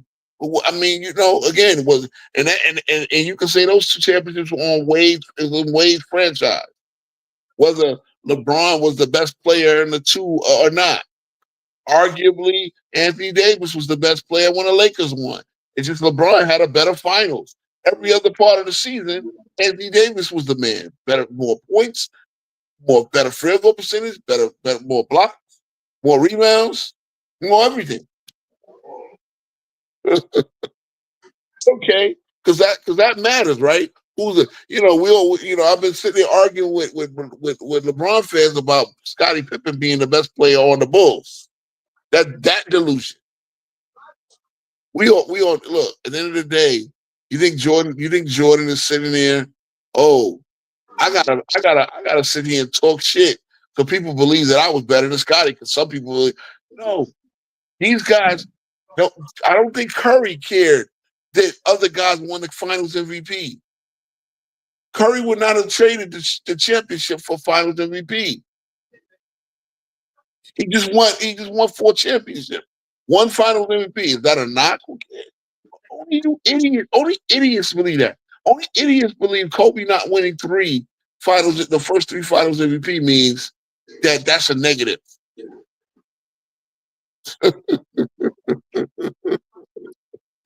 I mean, like I said, man, anybody want to come up and talk, the link is in the chat. Anybody want to critique, anybody want to talk about what they want to talk about, anybody got something to add, the link is in the chat, man. The link is in the chat. I can't share a hyperlink through YouTube. Unfortunately, the way this is set up, I only can get, let me see. I'm gonna ask what's his name CW next time to make me a mod in the GoCast chat. Maybe that'll work because I can't share the hyperlink, But like I said, anybody want to pull up, man, add to the discussion. I'm here.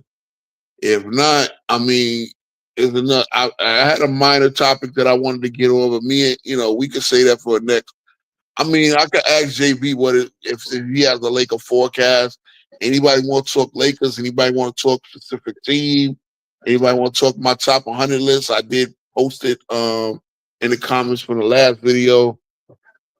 Yeah, man, because I did 3 streams this week. I was with Zay and I did my 2 now. So yeah, it might want. Oh man, it's a lot. It's funny because a lot of people could come talk shit to you about in your comments. I ain't nobody special, right? I'm Lamar's punching bag. I'm the FYF punching bag. I'm the Johnny. Yeah, that's the thing too. I cook a Johnny ass too. Somebody said something about Somebody mentioned what a Johnny had said about it was a design that LeBron would be the facilitator and he would only score 18 points a game. That's why he didn't underachieve, because he was the facilitator, not the main scorer. That was the worst part about it is because I know how Amani will crash out when you call out his bullshit. That's what they do over there with FYM. Make stupid spicy takes. They make stupid spicy takes, and when you break that shit down, they just mute you. They yell over you and mute you. It's bro. I calmly came. I said, bro, just because he was a facilitator, why that mean you can't score? You mean tell me point guards can't score in the fourth quarter? Tell Isaiah Thomas that, one of the greatest point guards of all time. Yeah, they some spicy niggas, and they'll tell you that they come over here. Again, pull up. If the 13-year-old kid pulled up and called me out when I was on Zay Street, and then he came over here and called me out again, I got more respect for that supposed 13-year-old whose mother told him to brush his teeth than I do for a nigga like Mar talking shit about it. Because I done invited you, I can give you the whole show. But nah. They feel comfortable over there in that bizarro world. Again, that was one of the most stupid basketball takes out. Sarasota. Shout out to Sarasota, right? Because LeBron was the point guard or the facilitator. Mind you, Mario Chalmers was the point guard. But because LeBron was the facilitator, it was him averaging 18. And mind you, you're calling out Jordan for scoring 18 in one game. LeBron averaged 18. You still in hospital today? Average 18, bro. And you want to tell me that LeBron didn't underachieve, but Jordan underachieved in a series where he averaged damn near 30 points a game. You can't make it up, bro. And this is who y'all. This is who y'all be bigging up. This is who y'all be thinking is be punching on people. Please, come on, man. That's the good part. Is I know I'll pull up over there, bro. I'll pull up and debate 1v20. They'll mute me. They'll try to twist my words around. Again, I stand on it, right? I posted that shit. Because I said this to JB years ago. Y'all talking about Westbrook was trash. Westbrook was trash in 2022. Westbrook's numbers were literally the same numbers as a typical Pippen year. And he was the third option.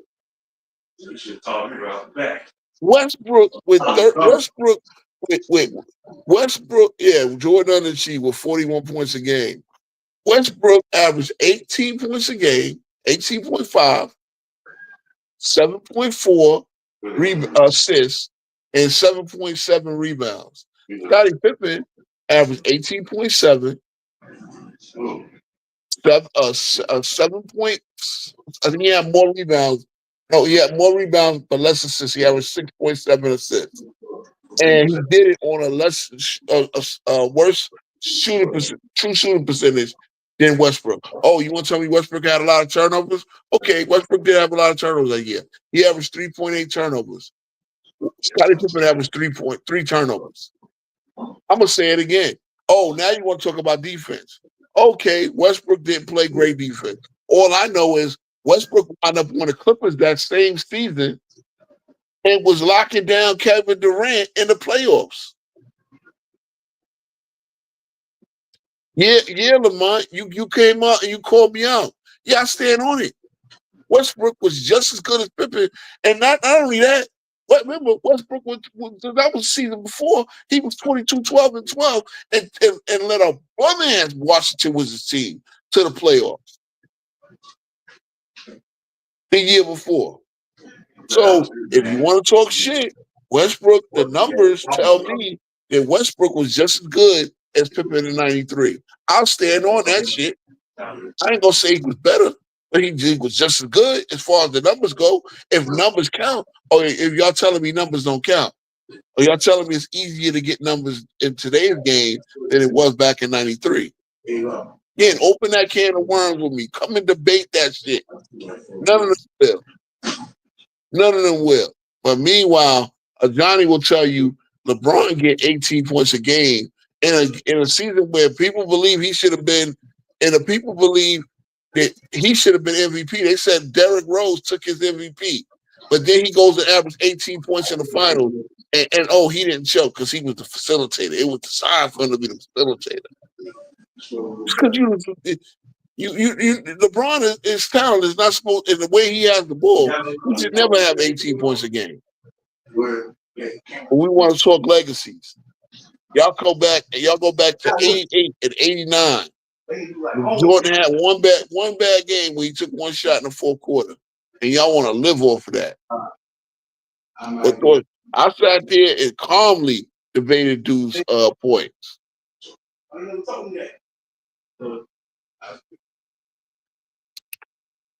Yeah, man. We you know what? We should do that, bro. We should talk about that. Listen, bro. Pulling back the curtains.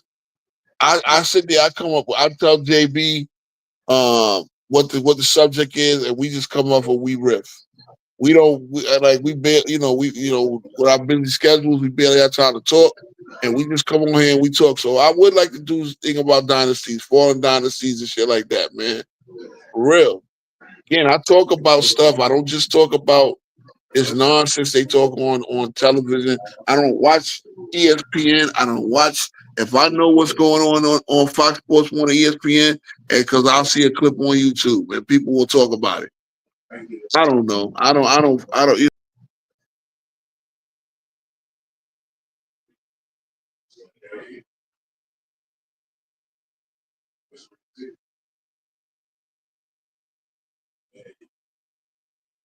Yeah, well, I'm bad. I'm back.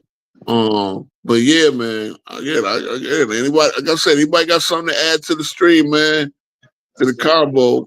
Otherwise, we might wrap it up. But I think, like I said, we talking about legacies, man. Nah, I clicked out of the stream, RJD. Ain't nobody shut me up. Like I said, you got something up there. Come up, man. I'm all about the conversation. I'm all about keeping this interactive, man. That's the way we do things over here. I don't gotta talk for 30 minutes and then lock you into a debate that you ain't even come up to have, like some of these streams. we over here to talk hoops, man. For real, we over here to talk hoops. Simple and plain. Hoops. I got into a little bit of Hulk Hogan. You know what I'm saying? I got into a little baseball. We know sports over here too. I can talk football. Football season on its way. You know what I mean? So, oh man. But yeah, man. I mean, shit. Where else could I go off this legacy shit? You know who? You know, again, I think Steph Curry is one of the only cats. Him and Draymond, and Draymond is basically the Casey Jones of this era. But Steph Curry is an all-time great who could just say, you know what? I have a great legacy. Kevin Durant, his team hopping, unfortunately, and I don't blame. There's no link for you to click. Okay, hold on. Because I put it in the chat, but it's not a hyperlink.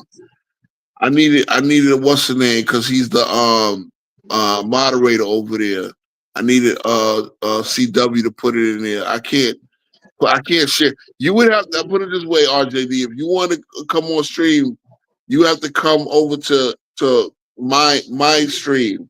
So you have to come on at King Speech Row and come over and click the link from here. So you have to find at King Speech Row. I don't know whether you want to subscribe or not. That's on you. I know you probably watch through GoCast Podcast. But pull up, man. Yeah, you gotta go to my channel and find a stream. Cause I can't put. I don't have moderated. Only a moderator can post a hyperlink in a chat. So When I post through my own chat.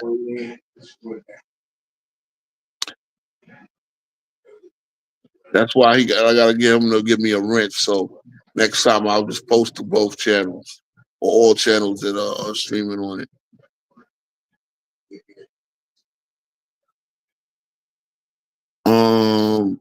Yeah, I want to get into shit. Again, we got the whole summer for training camp. We talk about season previews. I wanted to talk about the Knicks and the Lakers and what, because or tell me about your team.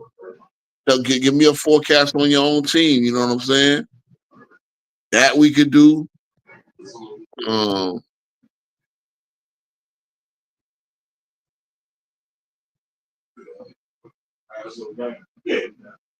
Is RJD casual? No, RJD is not casual. Is he? Oh yeah, he is casual. I don't know who now. Y'all got different handles and shit. Oh yeah, RJD is casual. Which how you go from casual? I know it's like me going from 10 toes down to 10 toes down podcast, but I'm King Speaks Raw. So I get it.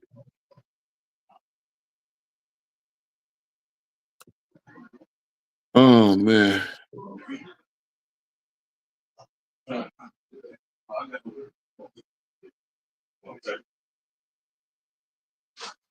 So yeah, for anybody, this is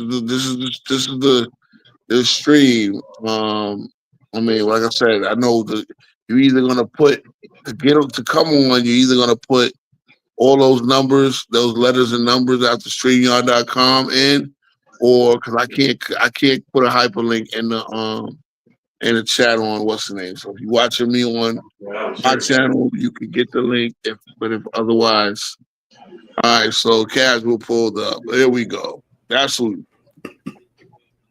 I forgot who you was for a second. I forgot who you was for a second. Like, you think this is a LeBron show? You think it's a LeBron? Obviously LeBron is going to be talked about in everybody's trade. I never said that. No, I'm just saying. But LeBron is always going to be talked about because I know I've had other critics say, "Oh, I just pulled up. You talking about LeBron?" But they didn't see the 10 subjects we were talking about before that the conversation got to LeBron. Hey, real quick. Yeah. Hey, pardon my French. Hey, crazy. Fuck you, nigga. Yeah, I know. Nah. To be quite honest with you, I don't even know what the stream is about. I just came in just to troll you for a second. I got you. I know. I understand. No, and as I said I will say this though. G24Ds. I ain't gonna lie to you, bro. You seem like more of a LeBron fan than me, nigga. Because I ain't gonna hold you. I swear to God, I ain't said that shit about LeBron that painted him in a light of this nigga being like any type of importance. I just said I don't know where y'all niggas are gonna be when this nigga retires. We're gonna be good. It's gonna be clear airs out here. That's why I was telling you a hit dog a holler because I wasn't referring to you. Okay, you said these podcasts, so I just No, yeah, I said I don't on this podcast. I'm saying I don't know where these podcasts. If that doesn't refer to you, then it doesn't refer to you, brother. I got you. As I said, I swerved. What I said was, I would love to see what they look. I said I would love to see what they look like when. I said I would love to see where y'all channels are going to be when that man stopped giving y'all shit to talk about. And I was referring to the Mookie. Is his name Mookie? Yeah, the rated Mookie, R. The rated R. I'm talking about the MJFB, or now it's Lights Out, and he's transformed his content into primarily debating. Which he always was, stuff like that. No, he wasn't. There's an interview that I did with him about a year ago that is on my channel, and he even explained the importance of understanding what the audience wants, and he was doing Bill Russell versus Wilt Chamberlain debates, and nobody wanted to hear that. like it didn't get the viewership that he thought he deserved. Uh-huh. So what did he do? He pivoted to the topic that garnered the most attention: LeBron James, or LeBron versus Jordan, or anything that's surrounding LeBron in a negative light. And so when that nigga retired, if he was to stay on that same path, he would have been fucked, because there's only so much shit you could talk about a nigga that's retired or gone. Same thing True. with Kobe. Same thing with Kobe. It was the same thing with Jordan. The only time where y'all mention Jordan is when LeBron is brought up, because that's the only thing that keeps Jordan relevant. Once that nigga retires, ain't shit to fucking talk about. Homie, Jordan been retired for 22 years. I 22. agree. And after the first 3, well, not even 3, I'm giving them grace. After the first 2 to 3 seasons, the shit was redundant. There wasn't much to talk about with a nigga that retired, because he's not adding to his legacy anymore. And anything you want to know the difference? Anything that you did talk about, you already talked about. You want to know the difference? He went quietly. He wasn't on there talking to. He wasn't on there with Ahmad Rashad, and remember that was the only person he would talk to. Ahmad Rashad, maybe a little bit of Jim Gray. He let the game shine. Remember, only reason he came back, we talked about. Only reason he came back to Washington was to generate revenue for the Washington Wizards, which he had a handshake agreement to get the ownership stake in. Now, once what's his name, Abe Poley, whatever the hell the owner's name is, kind of reneged on the deal after he retired. They came up with giving an expansion team to Charlotte.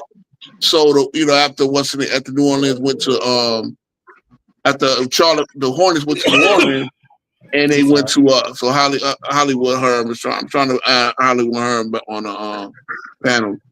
Hey, that's my nigga Herb. Hey man, fuck you too. Oh, True also is in the chat. He said salute. Okay, yeah, I know. I've been talking to True. So yeah. I mean, but that was the situation. So again, nobody. It was really the fact of the matter is we talk about Jordan because he's a standard. He's a standard because and LeBron and all these guys who shoot at him. I mean, you got Ant-Man, you got John Morant that was talking about Jordan. Because they know he's a standard. They know that that's the name that is brought up in these streets. But you see how quickly those other names that you mentioned died off easily. As quick as they tried to compare Anthony Edwards to Michael Jordan, that shit died off quickly. As soon as they tried to compare Shai Gilgeous-Alexander to Michael Jordan, I mean that shit died off quickly as well, because fucking you could tell with the easy eye that what Shai was doing wasn't like Jordan, wasn't even like Kobe. That's Shai, like that's Shai shit. That's not Jordan. So all I'm saying is Jordan compared to anybody else, the conversation ends as quickly as possible. I think the only acceptance is probably Kobe, because Kobe mimicked or at least what the narrative was is to a T. Kobe Bryant mimicked everything Jordan did. But he also that's what made them relatives with each other. I understand he played his style, but he also forged his own legacy. He forged his own legacy. I agree, but that's the reality of things. But the narrative wise, for years, actually to this point, it still is sort of a narrative. The reason why Kobe can't be the GOAT, remember, is because he did everything Jordan did, just not as good as Jordan. So, even in that statement, you're still mentioning Jordan. The fact of the matter is, Kobe realized, and he said it himself, I gotta win 7. I gotta win 6 or 7. And when Kobe didn't, and he realized he wouldn't, he didn't flip the narrative to now it's stats, now it's how long I play. He didn't flip none of that. He passed Jordan in all these numbers, almost. It wasn't that wasn't the narrative. Now, Dart pulled up. So, as you mentioned his name, Herm, if you want to speak, you can unmute yourself as well. We just gonna have a conversation popcorn style.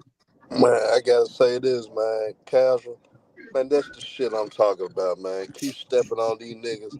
Keep telling them how it is, man. You taking a page out of my book, man. You right. These bums ain't gonna have nothing to talk about, man, when it's all said and done, man. Once LeBron step away, it's over with for these platforms, man. I don't know what these platforms gonna do when LeBron steps away and be out of the game. So I agree with him. And he called, hey, you can call that numerous platforms, you know, but I'm gonna behave. I'm gonna behave, King Ro, on your platform, man. Hey, cause Hey, hey, listen. there's a nigga that be up on your platform on a regular basis. And that Casual, nigga you gonna meant have to find his. He gonna have to find his fucking his way when that nigga retire. casual. You So mentioned my name. I didn't. I just popped in. I saw the link. Oh no! I was telling what I was telling Ro is you even mentioned in an interview that I did with you about a year ago the importance of understanding your audience. And so when you did Bill Russell and I think it was Bill Russell and Wilt Chamberlain debate during the MJFB's days, right? And you were talking about how the viewership was not meeting where you thought it should have met because that was an interesting debate, but nobody gave a shit enough to click on that video. But the ones that they were always clicking on was the LeBron shit, the shit mm-hmm. around LeBron. With the Yes, shit that's around LeBron, with LeBron or LeBron versus Jordan or LeBron, Yeah. whatever the fuck was centered around LeBron. And so what I was telling him was continuing down that path for a lot of these channels, they are going to be in disarray when that nigga LeBron James retired. And even in your channel's case, I believe would not have sustained the excellence that it did had you stayed making content about LeBron once he retired because you run out of shit to talk about. And with your channel now, you are doing debates that are a variety. You're debating Magic versus Bird. You're debating Stephen Curry versus Cousy. So that is a different type of content versus these LeBron-based channels that literally their content is based upon what is going on with LeBron these days. yeah. The old channel. They, I did find out if you talk only about Michael Jordan, it still does well as also. It's just not current because I had done a variety of videos talking about historical things like Michael Jordan's first game. I talked about getting him getting drafted third and about how like I took the Chicago I forget the page. I'm driving right now. The Chicago Tribune. I was reading old articles of the Chicago Tribune about Michael Jordan, and they did well. They all did thousands of views. But like to your point though, nobody cares as much except really Michael Jordan and LeBron James are really the two biggest like for sure hits more or less. They're the lightning rods. For sure they're the lightning rods. And And Kobe Bryant, when shit is going on, like what's going on currently, when people are dissing Kobe and questioning certain parts of his legacy, that's when Kobe gets that lightning in the rod where you get thousands of views just for putting Kobe in there. But for the most part, no, he's absolutely right. It's LeBron and Jordan. so I just wanna do a quick I know I'm the new kid on the block, right? And I just want to do a quick mission statement because me and my partner JB over here, he's taking care of some business. But we've always been dreaming on a platform where, we just come get out and talk about the league. As I say, the league got so many great players, bro. I just did my top 100 players in the league currently. You know what I'm saying? And for those who were here, they were engaged. They was telling me, oh, where's so-and-so? Oh, they were trying to guess where I would put certain players. Again, the league, and I'm so glad that NBC is getting back in the game because I'm telling you, ESPN, TNT has always had the main games.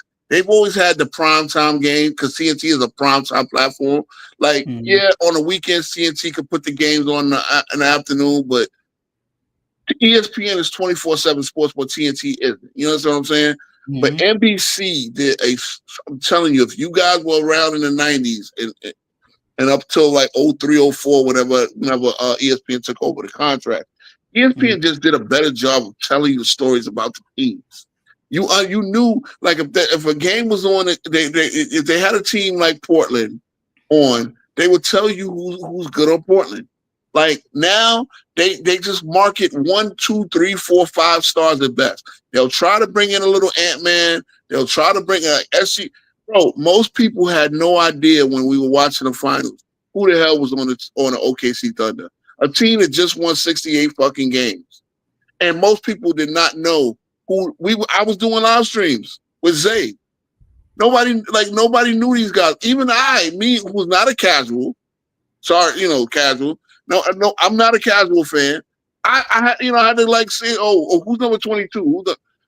I knew about 4 or 5 guys, but I didn't know their whole roster. I used to know all these rosters to all these teams that were playing, especially the main playoff teams.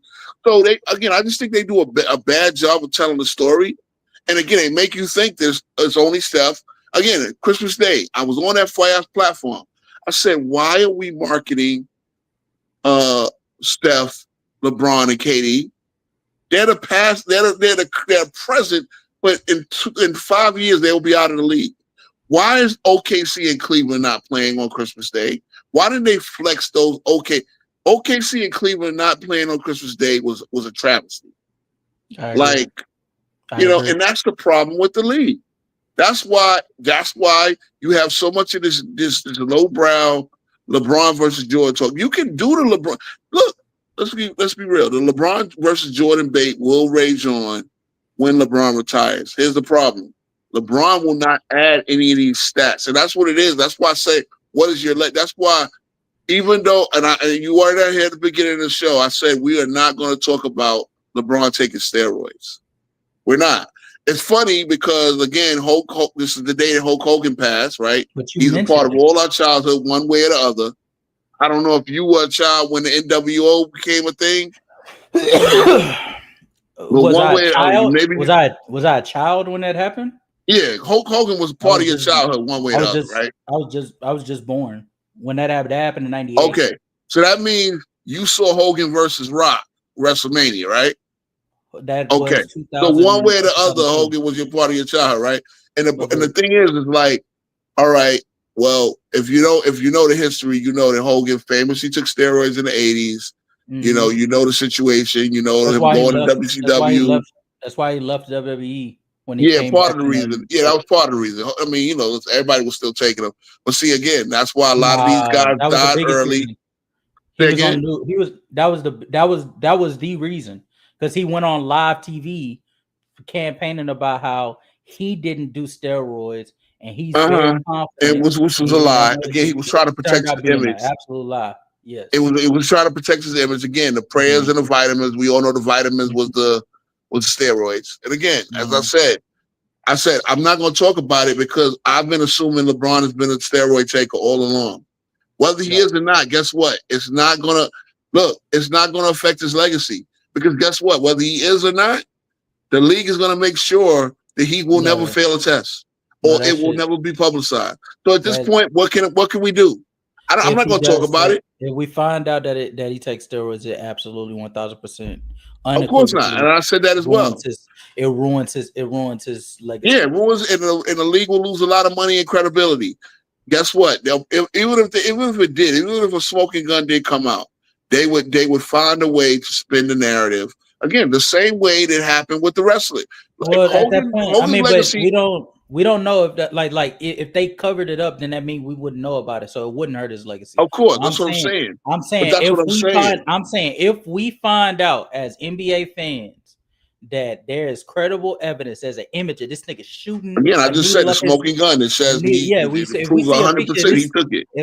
We see a picture of a needle being stuck up his ass. That will ruin his legacy. I don't care how they try to cover it up. Well, would it? Yeah, how they try. Here's my point. Because I'm gonna tell you the Hogan. No, I'm gonna pivot to the Hogan discussion. Hogan is not viewed as the greatest. Hogan is not viewed anywhere near the greatest wrestler of all time. No, he is. Yes, he is. Actually, he is. I think Hogan's the greatest of all time. You even said in the Look. Hold on. Hogan is not the greatest wrestler of all time. No, he is the greatest professional wrestler of all time. And did I mean? Hold on. He is the greatest money drawer of all time. None of this shit with bro. bro. I don't. You. See, you might want to sit this one out because I'm out in 1984. Bro, I ain't I'm gonna lie old to you, enough bro. to be. You better holler at the dude under you. No, I'm the right one to talk to about this. Okay, so you understand Hulkamania. Do you understand the WrestleMania, like the impact of WrestleMania and how Hogan, WrestleMania like 1. the point is, if not for Hogan and his popularity, if not for Hogan, I mean, even the NWO changed the game. This game would not exist. He is the tent pole of what it is. He set the standard. Pole. He set the standard. 1000%. Yes. And wrestling, like WrestleMania, if Vince didn't make money on WrestleMania 1, that would have been it. That would have been it. I agree. WWE would not existed, and the WCW would have went under because they NWA, all that. So you gotta understand Hogan, and again, once we found out he took steroids, okay, so did everybody else. Who cares? No. So my thing about LeBron is, it would put a hampering. See, I want you to understand this. Remember this. In baseball, in baseball, 762 was the official home run record. No one with Barry Bonds. Nobody cares. They look at Hank Aaron as the home run king. You understand? Because baseball cares about the numbers. Here's the thing. In basketball, nobody cares about the numbers. LeBron will end up with 47,343 points. No one cares.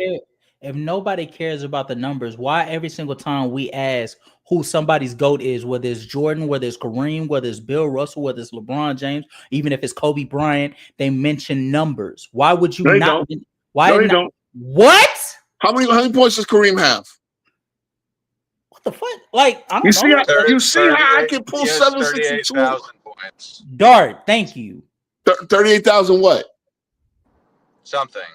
I don't know how much LeBron has now. He has got 40. How many rebounds? Like, he wants the exact number, nigga. But wait, I can pull up. Okay, Hank Aaron has 2,297. You mentioned Jordan. Don't know that. A lot of people don't know that, bro. Don't do that, bro. A lot of people don't know that. Hold on, Pete Rose number, bro. You don't understand baseball numbers. Baseball is all about numbers. Even you do know. Okay, even there's people that know baseball. No, you say an exact number. People remember what Ty Cobb had, sir. People know Ricky Henderson's stolen bases record. I'm just telling you, if you're not a baseball fan, sit it out. I'm not saying they don't, but at the same time, though, like, you can acknowledge somebody's number one, though. You acknowledge that whether you say the number exactly or not, you're acknowledging the number. When you say but here's the thing. Before LeBron broke Kareem's record, when they were saying Kareem leads the NBA history in all-time points scored, nigga, that like your point. Question. What was Will's record? Will had the record before Kareem. You know how many points Will scored? 33,000 something. That's the something. And again, you don't need to know the exact number for you to be referencing numbers, bro. Here's what you're not understanding. Baseball, the numbers are a fabric of everything. 60. You want an exact number? Look, Wilt Chamberlain scored 100 points in a single game. They point to that. Kobe Bryant scored 81 points in a single game. They point to that. Kobe Bryant averaged 36 points in a season. Let me tell you the difference. Like, what are we talking about here? You got to please listen. Mark McGwire went in his 70 home runs. In 1998. See, you trying to go, and then you stop trying to go to a different. Stop trying to go to a different sport, bro. You gotta let me land my plane. You're not hearing what I'm saying. Bro, stop going to a different sport, please. No, I'm gonna go to a different sport because that's the point I'm making. E-sport is not the same. See, because you can't follow if you can't follow the central argument, then sit it out. Sport is not the same. That's the point I'm making, casual. I'm literally telling you how much baseball numbers, because you really got to understand this, because baseball is the sport where the steroid scandal absolutely rocked it. Do you understand what I'm saying now? No, I do not, Ro, because we're talking about a wrestler. Okay, casual. Then just please let me land my plane. Bro, we're talking about a wrestler, though. We're talking about. Okay, now again, steroids with the wrestling led to early deaths. The early deaths, whatever. Everybody took what they took, knowing what the risks were. Vince McMahon is not paying for funerals. He's not paying any lawsuits, anything up. Wrestlers took steroids to get bigger, to become bigger stars. We all know that. Hulk Hogan is one of them. That's that sport. While I'm bringing up baseball and the way they hold their numbers and standards, because here's the thing, sir. The actual home run record in the season is Barry Bonds at 73. Mark McGwire hit 70. Sammy Sosa hit 66. And those numbers at the time when we thought they were clean actually brought the sport of baseball back from not extinction, but they brought the popularity back up. But guess what happened? Once we found out them niggas were taking steroids, they don't even consider that the fucking record no more, sir. And when Aaron Judge went and hit more than 61 home runs, that's when they consider Aaron Judge the new record, even though he doesn't have the fucking record. Do you understand what I'm saying now? So the point is, I understand exactly what you're saying now. Okay, so if LeBron is thought to take steroids, guess what? The numbers don't really matter that much in basketball. Well, they're not gonna. Will they put an asterisk? I don't know. But guess what? How did you do that? Wait, hold on, True. How the fuck did you don't follow it, sir? No, I'm following. Bro, I'm following you. If you are intelligent enough to understand that in baseball, which is a different sport, by the way. Yes. As soon as they realized that the player that had set that record, that had set that standard, was doing it in a nasty and dirty way, they did away with those records and they pedestalized the person who did it cleanly. Cleanly, right. And not only that, hold on. Let me finish the question. Why would you go to a different sport? Mind you, you are the same dude that are referencing 3 different sports. Why would you then go to the NBA and say that they would not care when another sport that you use, for example, gave a shit? Why would they not give a shit? Because I'm really trying to explain to you. And again, if you're just a basketball fan, that's fine. But do you understand that Barry Bonds is the home run record and he's not in the Hall of Fame? Not even close. Let me ask you this. If you found a smoking gun saying that LeBron took steroids, would that keep him out of the Hall of Fame? Is that enough to keep him out of the Hall of Fame? Keep him out of the Hall of Fame? Yeah. Not he would like they would not vote him for the Hall of Fame. They probably wouldn't. I ain't gonna hold you. No, they're gonna hold that. They're gonna put him on. Here's the thing. Has anybody ever been? I want you to understand that you're not a baseball fan. You don't get it. No, but here's the thing. Go ahead. But here's the thing. Like, first of all, nobody cares about steroids like that. Nobody cares. But I'm telling you, in baseball, they do. They don't. No, they don't. Because people in the Hall of Fame. If that's the case, no. You're talking. Listen. There's people in the Hall of Fame that took steroids. It's in the Hall of Fame. David Ortiz got popped with steroids. He's in the Hall of Fame. Okay, but Bonds is it? Clemens is it? Pettit is it? Okay, but Clemens. But the point though is that's not. It's picking and choosing. McGwire. That's the whole. It's picking and choosing. It's picking and choosing. So the point is picking and choosing. People in baseball don't care about motherfuckers taking steroids because a lot of people were taking steroids. Some people got caught. Some people didn't. It is what it is. You know, Piazza didn't get caught, and they didn't put him in the first ballot. It took him a while. He's still in the Hall of Fame, and so the point is, though, which one is it? Hold on. The main reason why he catch it by far, and he should have been first ballot. So he was penalized. Right, but the thing about Barry Bonds didn't even get caught taking steroids when he was playing. It was something that went after he retired. The main reason why he's not in the Hall of Fame because one, he was an ass, like him in the media didn't get along with people in the media, which a lot of people. So the point is this, and this goes in general with all different sports. There's people that's in basketball that took steroids or PEDs and things that niggas got allegations, not just LeBron James, wherever the case may be. There's who got popped with steroids? Bro, I don't know. Something like it's just things things like that The nature marginal happen. players. Tyreek Yeah, Evans got suspended, right? OJ Shit like May, that. the OJ I think Mayo. OJ that was weed. I Mayo. think that See, Yeah, it the was point. weed. It was they'll weed. throw those guys, and what they'll do is they'll protect LeBron because they know. See, here's the thing: they know, and they don't But look. I But can't. my thing, but Okay, this is brother. about this is what I'm trying. This is what I'm trying to get at too, though. I don't think is I don't me personally. I don't care about steroids use because a lot of people in professional sports take steroids. And a lot of people know that people are taking it, and at the end of the day, too, steroids don't necessarily like. Example, Tyreek Evans took steroids, and I mean, he should have took some more.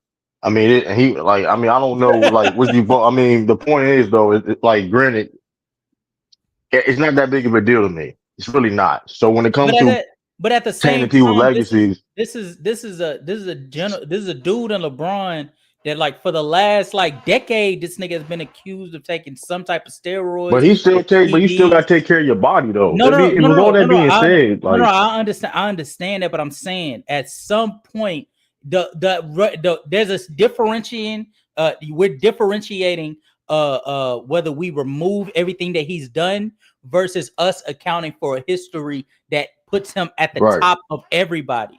See, I'm right. not saying that niggas will look at everything, every single thing that he's done in his NBA career and just diminish it and say, oh, since you took steroids in 2014 for it, let's say they found out he started doing it in 2014, we're just gonna Right. diminish everything you did in your entire career for Yeah, doing I'm that. gonna I'm do not that. saying That's that, corny. but I'm But saying, yeah, but that's at the corny. same time, See, you broke a record that nobody thought could be broken. You think they ain't gonna look at you with a side eye and say, nah, that don't count because you took PEDs or steroids for you to get to the top. But but let's see, be real casual. though. But See. That's why I that's gotta just come in. That's why I gotta come in. Cause casual. Yeah, they'll look them in a side eye, but they're not gonna take the records away. And my They're gonna point take. is that the They're gonna. record is I'm not not saying that. they're taking the.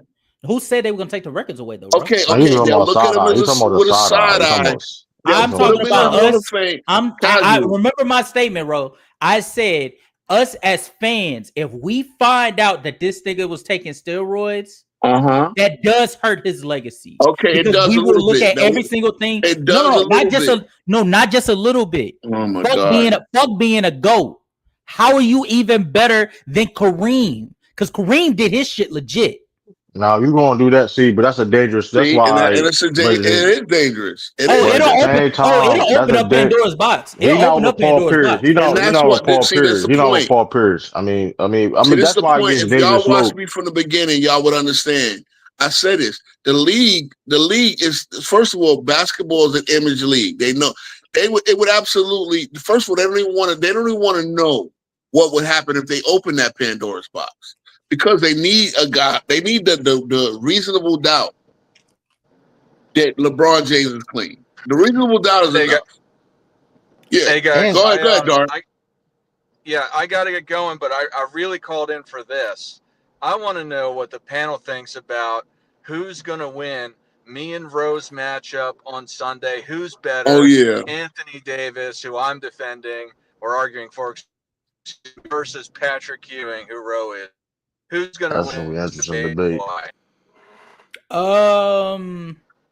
I feel like Rose should win because I do think Patrick Ewing is better than Anthony Davis, and there's way more credible evidence that point to that. But for the sake of just hating on this nigga, because I just really feel like trolling this nigga, I'm gonna put my money on Dart. Yeah. Cool. I mean, I got no disrespect. Well, dude, I got the opposite because I don't think Patrick Ewing is on the AD. Is he on AD level? We won't find out. That's We're even. gonna I find don't out. even know. Trust me. I'm gonna come with some facts for your I'm ass. just saying. I'm just saying, like it's a. And I'm gonna come with some facts for this debate because I'm gonna come with this particular debate because it's something y'all think y'all don't. Baseball is my first sport, right? My first love. I don't love it no more because baseball has really fucked it up themselves up the way they play the game and everything else. No, Hakeem is not a choice, Woodage. What the fuck? That's crazy. Well, yeah, no, actually, Hakeem was a choice. Hakeem over all them niggas. How about that? But anyway, here's the deal. And this is something you guys gotta understand. Baseball and them fucking records and everything else is like the records. And shout out to you, Dart. If you gotta go, I appreciate it, and I'll see you this weekend. But baseball and them records are really they canonize those records. Again, you got the all-time home run king is not in the Hall of Fame. They won't even consider, like, if you look at the votes, he will never get in the Hall of Fame just because we all know he took steroids. We all saw his head blow up, his head. But wait a minute, Barry Bonds, without the steroids, before he started taking it, was one of the greatest fucking players that ever played. Both in the field, stealing bases. Like Barry Bonds, he became Babe Ruth ×2 once he took the roids. But before that, he was better than Ken Griffey, who was great without the roids. Another prop. True. Tell me if I'm wrong, but MLB has so many people that have gotten like hit with steroid use. It's pick and choose. They pick and choose. It sort of makes no sense to even penalize them at this point. They pick and choose. Roger Clemens. Okay. Here's the thing. That's not a good comparison to the NBA. No, I'm gonna. Yeah, I mean, it is. It's not because you're not getting it. Has Bill Russell ever been caught for taking steroids? No. Has Kareem? Has Moses Malone? Has Julius Erving? Have they been caught for doing drugs or steroids or anything? No. Okay. So like, that's not the same. What you're missing is that the history of the base. First of all, the baseball started in 1862. That's 84 years before the NBA. Okay, so now they started really, really looking at records like 1898 and up. So everything that happened before it's almost like the NFL pre-Super Bowl, where that happened. Like Jim Brown's whole career happened before the Super Bowl. But Jim Brown, the late great Jim Brown, is known as one of the GOATs, right? Lombardi, it's the Lombardi Trophy, right? Vince Lombardi only coached in like 2 Super Bowls, I believe. The first 1 and 3 or something like that. But Vince Lombardi, Titletown, when Green Bay won all was the pre-Super Bowl. Anyway, go from 1898 to basically 1990. That's 100 years. That's when they believe the steroids started in the mid-90s. And they didn't have, because the labor union was so strong, they didn't have much drug testing. So they didn't catch anybody until 2004, once everybody's alleged taking steroids, and then the government got involved. Got to understand, the government had to get involved for them to even do drug testing. So again, Bonds got in and out. Remember, they were taking the clear. So again, Bonds never officially failed any drug tests. Yet he's not in the Hall of Fame. Bonds wasn't even caught. But we all know the motherfucker took steroids. We all know Clemens wound up admitting it. Andy Pettit wound up admitting it. So once those guys, because that's what it had to happen. The government had to put niggas on. Rafael Palmeiro, the Cuban guy. Again, y'all might not know the name, but he hit 500 home runs. He was a hell of a hitter without the steroids. See, what you got to understand, those records, when they have 100 years of clean records, they now put their nose up at Sammy Sosa, Maguire. Again, Maguire was a great home run hitter without the steroids, but now we learned it. They were doing steroids back in Oakland in the 80s. Canseco snitching on everybody. That's the next thing that happened. And now, again, all of those, we got a whole generation, about 20 to 30 years of players who, even if they have a whiff of steroids on him, Piazza never got caught, but there was allegations, and it took him 7 years as the greatest hitting catcher of all time. I'm trying to think of, that's like the greatest slam dunking guy under 5'10". You understand? A guy that can slam, and he was just a great player. I'm trying to think of being a catcher that can hit like Piazza, the disadvantage of having to squat and catch the ball for 9 innings. Most catchers don't hit 40 home runs and 300 every year. So again, I know this might be boring you, but you got to understand baseball to understand what I'm saying. Piazza was penalized, saying, but it all goes back to what we originally said. That's what I'm saying. But what I'm trying to tell you is Piazza was penalized just by having the whiff of steroid allegations on him. And the same thing would happen to yes. LeBron. That came but out. but what happens is basketball, their response to the steroid allegation is, they'll randomly test some random player. He gets caught. He gets out. Nobody cares about O.J. Mayo, and nobody cares about Tyreek Evans. They were good players, but not good enough players to miss. LeBron James, as I said, they got banned. They got banned for some They got banned, but nobody cares. No, cool. Okay. Reason, no. It would be like some random. Hold on. I want you to understand. The Tyreek Evans and O.J. Mayo would be like banning some random shortstop who hit 15 home runs a season. LeBron James would be like the fucking Barry Bonds, LeBron McGuire of the sport. It's not that nobody cared. It's that they didn't set a standard that would penalize them to that magnitude. Well, not that would penalize them to that magnitude. But they've always had a drug policy. They had a drug policy. And during that time period where O.J. Mayo got caught, well, I think because Tyreek Evans got caught first and then O.J. Mayo got caught. So they both had to deal with the same thing. The policy was they were getting drug tested like routinely, like not twice a month type shit, but like once every 6 months type shit to make sure that they were clean.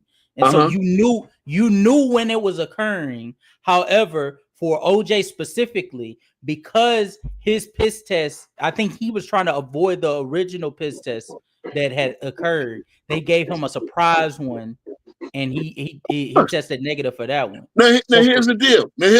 So even in that sense, you have an opportunity. You have opportunity. You think it was just dumb?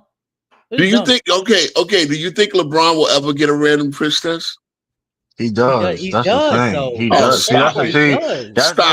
But see, this is where it gets. But this is where it also gets like this is because now it's like nobody can get the benefit of that doubt.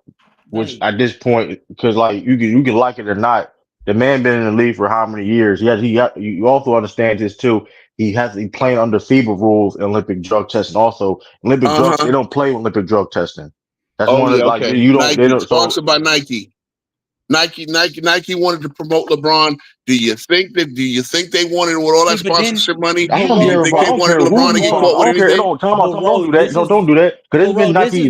This is where you lose me because we just spent literally probably about 20 minutes now talking about factual things that we can prove, articles. And as I said, if you hold on. Now we're going to conspiracy. Hold on. Again, there will always be that doubt. They will not let LeBron get caught.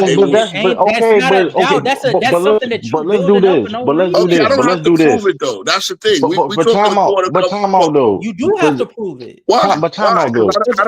Because every single thing that we've been talking up to now, up to this point. Because nobody was saying Kareem was on steroids. Nobody was saying Kareem was on steroids, and he played for a long ass time. There was no reason to suspect these guys. Kareem. But why is this? Because Kareem faded out naturally. Like no, he didn't.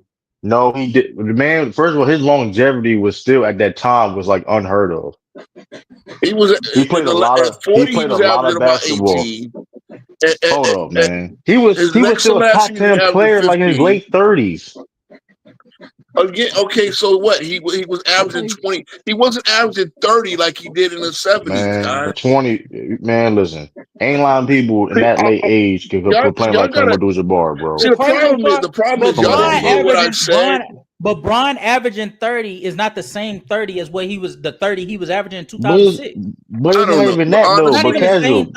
But casual. But it's not even that though. But at the same time, it's like at the same time, bro. Kareem Abdul-Jabbar. Yeah, I had to double. He made NBA first team at 30 years old. Like, come on, bro. Like, ain't a lot of people. Like that's unheard of. That's still unheard of even in today's. Y'all want, you know what it is, and I ain't gonna lie to you, Ro. You showing this You putting this up on the big screen is fucking crazy. Hey, Fry, pull up, Fry. That is, hey, I ain't I gonna mean, lie look, to you, True. That's I the put up whatever nastiest people shit. say. I pull up. Nigga, I just caught up with some of these. You pulling up beating me I is just see crazy, that. bro. I just saw that, That Joy. is It's crazy. crazy. Yo, bro. Fry, the one that had a Johnny wigging out. So again, I promise you, whoever this Fry nigga is, nigga, I ain't wasting my time with none of that shit. all right, Bro. it is what it is.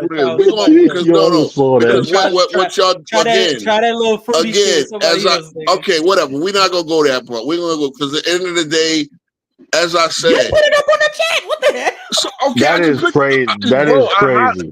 You don't want man's attention. Well, you don't know how to. You don't know how to ignore comments at this point. As I said, he had a Johnny. The same dude had a Johnny wigging out. So anyway. Because Johnny's emotional. Oh, okay, okay. So that is insane, though, you want bro.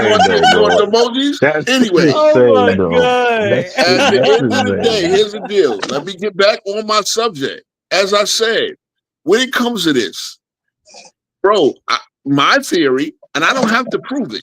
I hope, honestly, Adam Silver will not. Hold on. Adam Silver and every other NBA owner has too much to lose letting LeBron get caught taking steroids. And if you guys want to tell me that LeBron fucking James gets random drug testing, LeBron fucking James gets random drug testing where he doesn't know is coming or he doesn't have because again, like Barry Bonds, never and they piss test Barry Bonds, but he took the clear. All that Balco shit.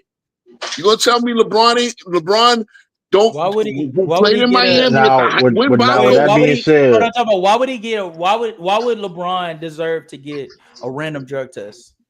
What has he done? What has he done that has been over the last years? You just told wait. You just first of all, he has the stink. He has the suspicion enough. Okay. What is the suspicion? What has he done that is outlandish? Hold on. Karl Anthony Towns scored 20 points and he got a random drug test that night. That was reported. Karl Anthony Towns, when he got 20 points against the Pacers, that one game in the fourth quarter, they gave him a random drug test that night.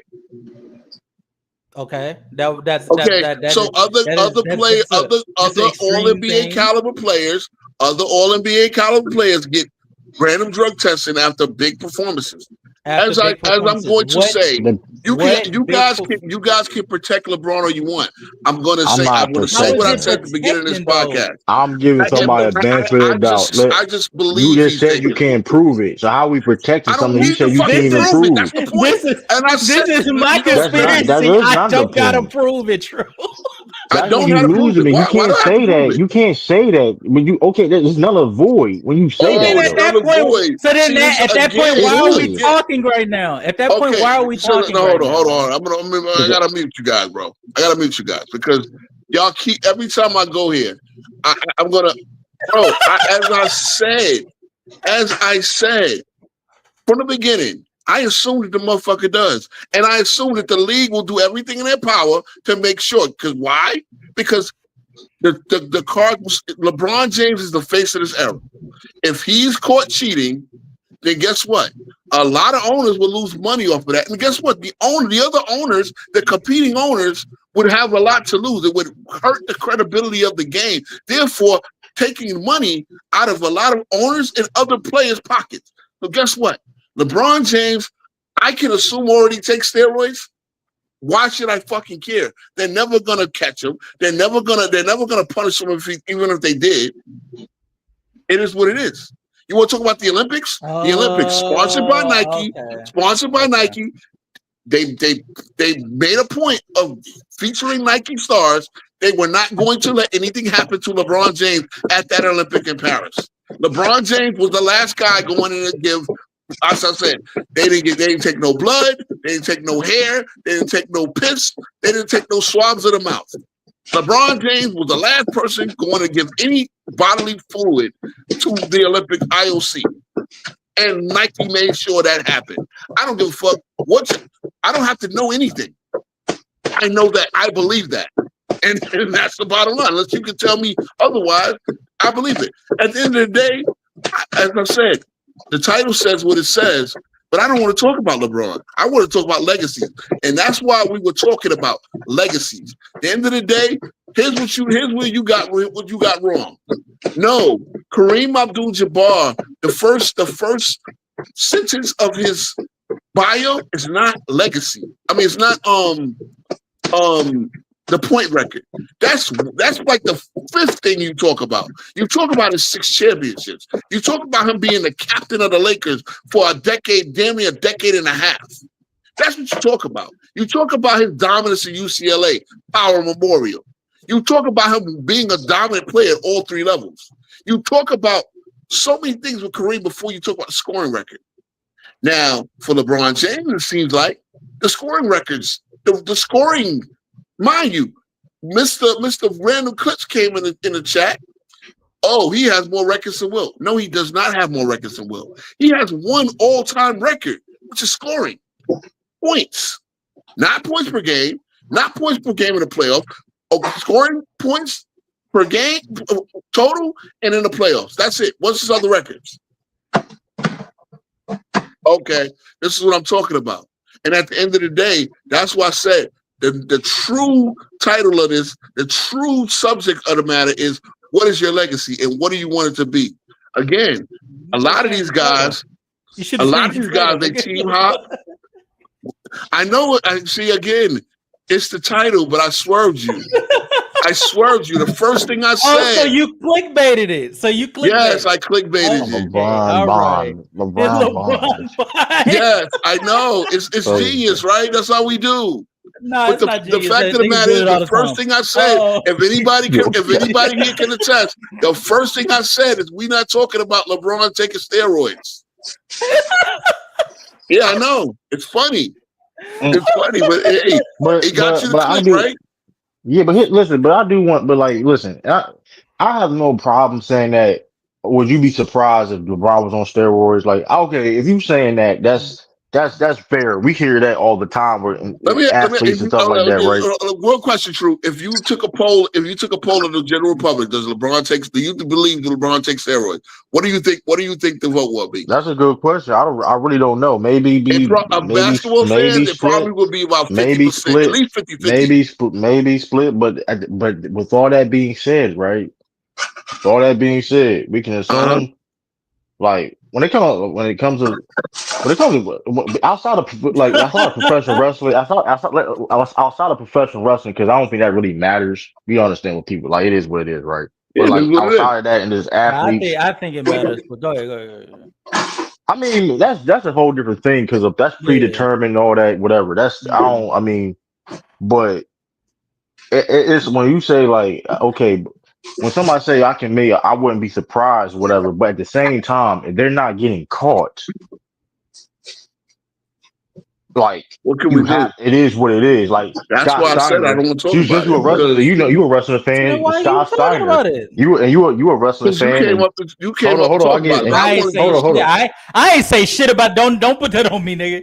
I ain't say shit about this. First thing you did. Let True cook. Let True cook, and I'll you a wrestling fan. You're a wrestling fan. We all know Scott Steiner, and he was already jacked before. But we don't understand that man probably took steroids, right? It is what I mean. But guess what? Steroids. But did he get caught?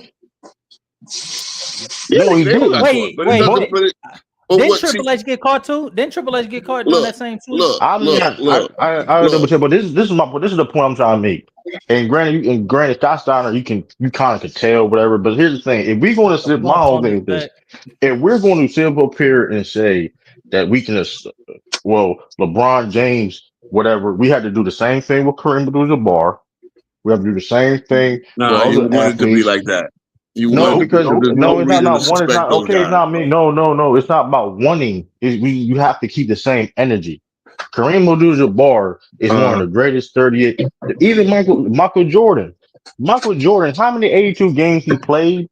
You know how many games 82 games consecutively he played in his career. We're gonna do the same with Stockton Malone too, right? I mean, hey. I mean, sure. Let me can I interject Let's real not hold quick on. and tell you the real difference? Speaking of Karl Malone, people have suggested he may have took steroids before. So let's not do that. I mean, listen, Can I all I'm interject saying and is tell you this. the real difference?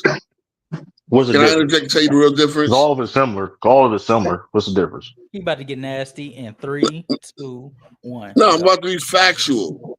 When it comes to wrestling, because we got to go back to wrestling now, because you brought up the Scott Steiner, right? Look, Right. Vince McMahon was taking steroids with the motherfucker.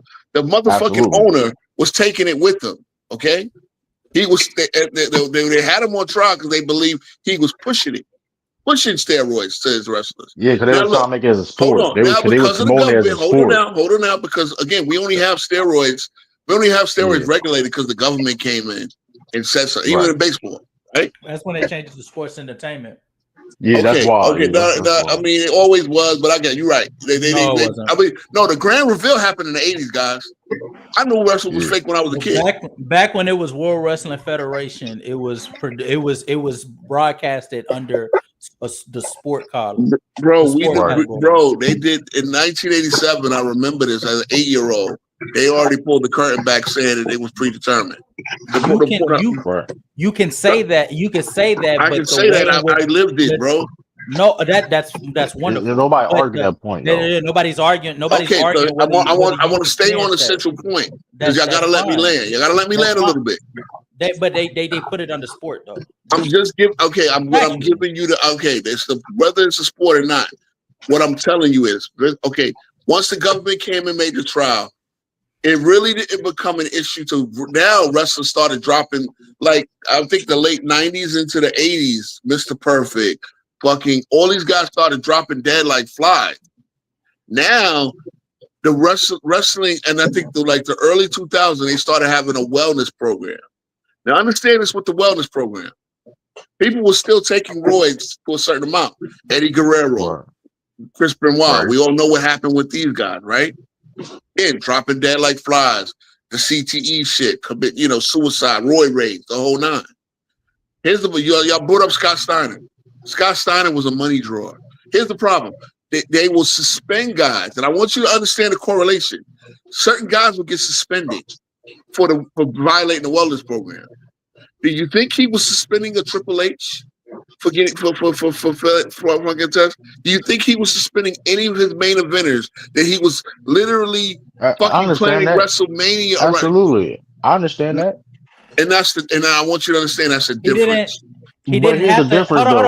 Hold on. Mentioning Triple H, mentioning Triple H would be a bad faith argument. Because hold on. Using Triple H as one of the examples would be a bad faith argument because Triple H, along with a couple other people like a Kurt Angle, even the Undertaker is accused of doing it. I'm explaining the Undertaker who's admitted. Hold on. The Undertaker who was admitted on his podcast. Using them as examples would be be under point. bad. Using How's them it a bad under, faith when you missed the point? I would like to finish. Using them under those examples would be a bad faith argument because those people didn't get timed out or put on hiatus because of the steroids. They gotten hurt. They were all hurt. They were just casual. You just did all of that, and they would never be victim of the wellness program. You are saying no. That's an assumption. A fact, though, is that they didn't get timed out. Bro, come on, bro. You want to talk about bad faith? You want to talk about bad faith? No, that's a fact, though. That's not a bad faith argument. That is a factual statement. Casual. I'm telling you when the wellness program and the suspension started. And I'm telling you, nobody on that level ever got disciplined under the wellness program. Because Casual. The wellness program was supposed to be for all wrestlers, right? Nobody on the main event level would ever get suspended because they are the money drawers. Now, the mid-carders, like Chris Candido or fucking Zack Ryder, or those were the guys who would get banged up on the wellness program, which goes to show you. So this is my point. The same way when I bring up Tyreek Evans and OJ Mayo, They're not face of the league material. They're not like the league could do without them. The same way wrestling, the league could do without the guys who actually got suspended in the Hey, True. WWE. But here's what you missing. But here's what you missing. But here's what you missing though, right? True, I got the name. True, I got the names, and about 80% of these niggas are fucking yeah, that's main what I'm saying. eventers. Yeah, that's what I'm saying. So like, go ahead, show me. Yeah, show them the name real quick. Okay. Dave Bautista got implicated for it. That was during the time period where he took his hiatus when so he went up to do movies anyway. No, it wasn't doing movies. This was in 2000. This is in 2007 when the Undertaker beat him at WrestleMania. During that time period where he took his hiatus and Mark Henry was that during that time period he took that hiatus because when did he had do that got Bond movie? That what Baja movie? He was in a James Bond movie. And then soon after that, he started in Marvel with that was in 2010. That was in the 2010. Dave Bautista never got. I can guarantee. Dave Bautista got implicated for it. Adam Edge Copeland also got implicated. Oh, you talking about a guy who got injured and was away from the game for 10 years anyway? He about to give you the year though. No. This is 2006. This is during the time period. This is during the time period when he took the champion. He took the championship from John Cena. He was the one that broke his reign. Chris Masters, Mordeski also got had. Johnny Nitro also got had. He's a bum. Mr. Johnny Nitro. He said two names. He said two names. Johnny Nitro, really? Randy Orton in 2007. That's three main eventers. Umaga in 2007. He died. Umaga in 2007 did not die. No, I'm saying he died eventually. But no, he died eventually, but he had gotten time. He had went on a hiatus. The point was three main eventers. Also, and lastly, Chavo Guerrero, Gregory Helms, Mr. Kennedy. And then there's also Mr. Kennedy was fired. Chavo Guerrero again, back and forth. Mr. Kennedy. Hold on, sir. Mr. Kennedy got fired. Mr. Kennedy got fired in 2008. That was after the entire scandal was over. Okay, cool. Here's the thing: none of them guys got fired from the company, like then and there. And you know what they would do? You know what they would do? They didn't publicize it, and it would never interrupt the storyline. They would go away for a while, come back. See, again, all of that shit got swept under the rug. What my point is, it wouldn't be like, okay, let's just say they wanted to push Edge for the fucking main event of WrestleMania.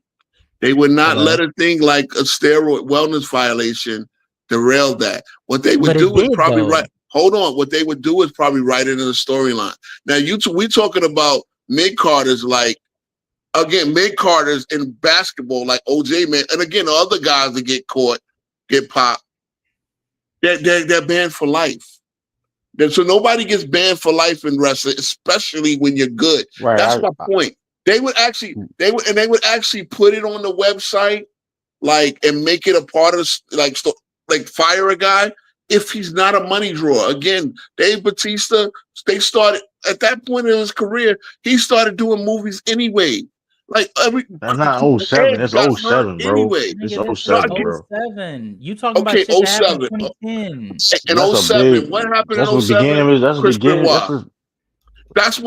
That's when they really amped it up because of the Chris Benoit situation. But again, they would not sit there and Benoit got that happened in 08.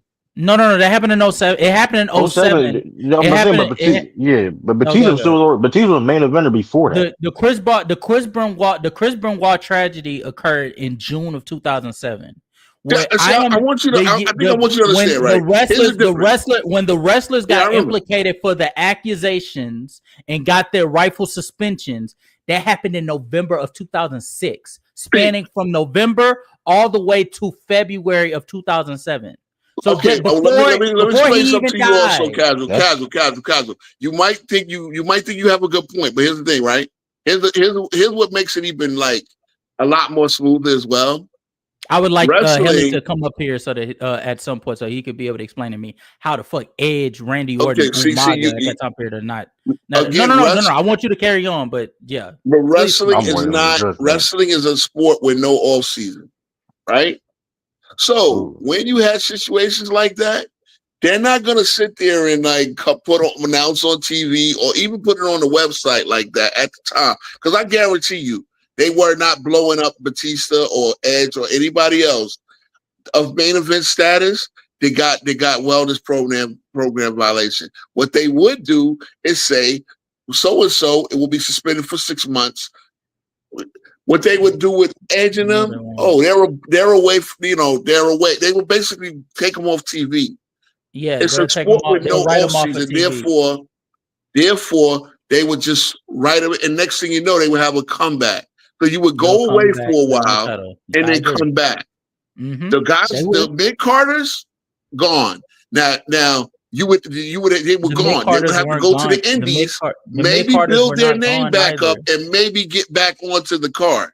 The mid Carters were not gone either. They got the same treatment. All of them got the same treatment. Bro, you out your mind if you think they got the same treatment. All of them got the same treatment. Now to the that's the problem. That's the difference. You are so naive.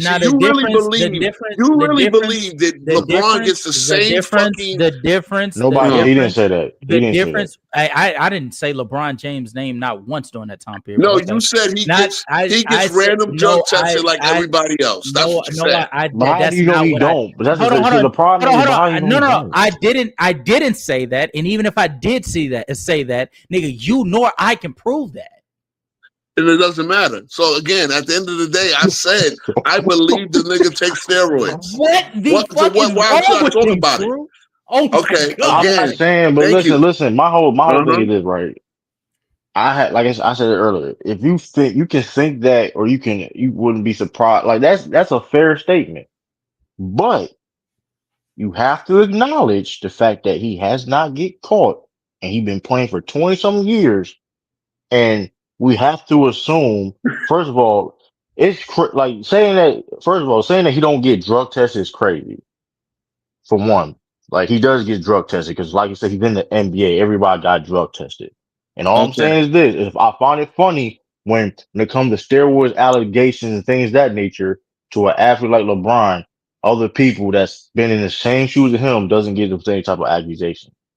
So it's like that's my problem. Like if you want to have the same Michael Jordan, who you want for the Paul?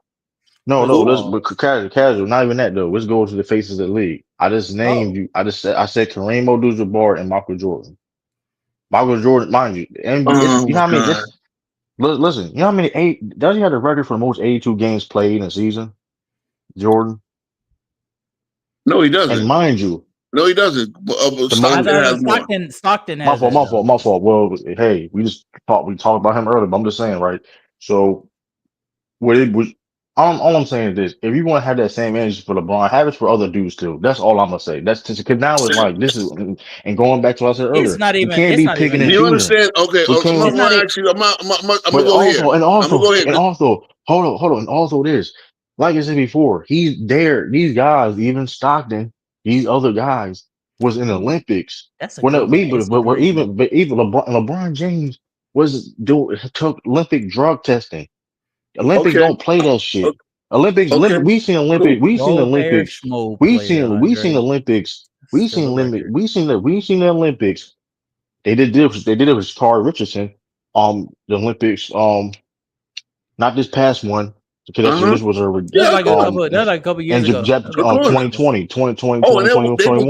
They will do it for track. Oh yeah, they don't want their track records tainted. But she's a Nike athlete. But she's a Nike athlete. But she's a Nike athlete. But you won't. But see, don't do that.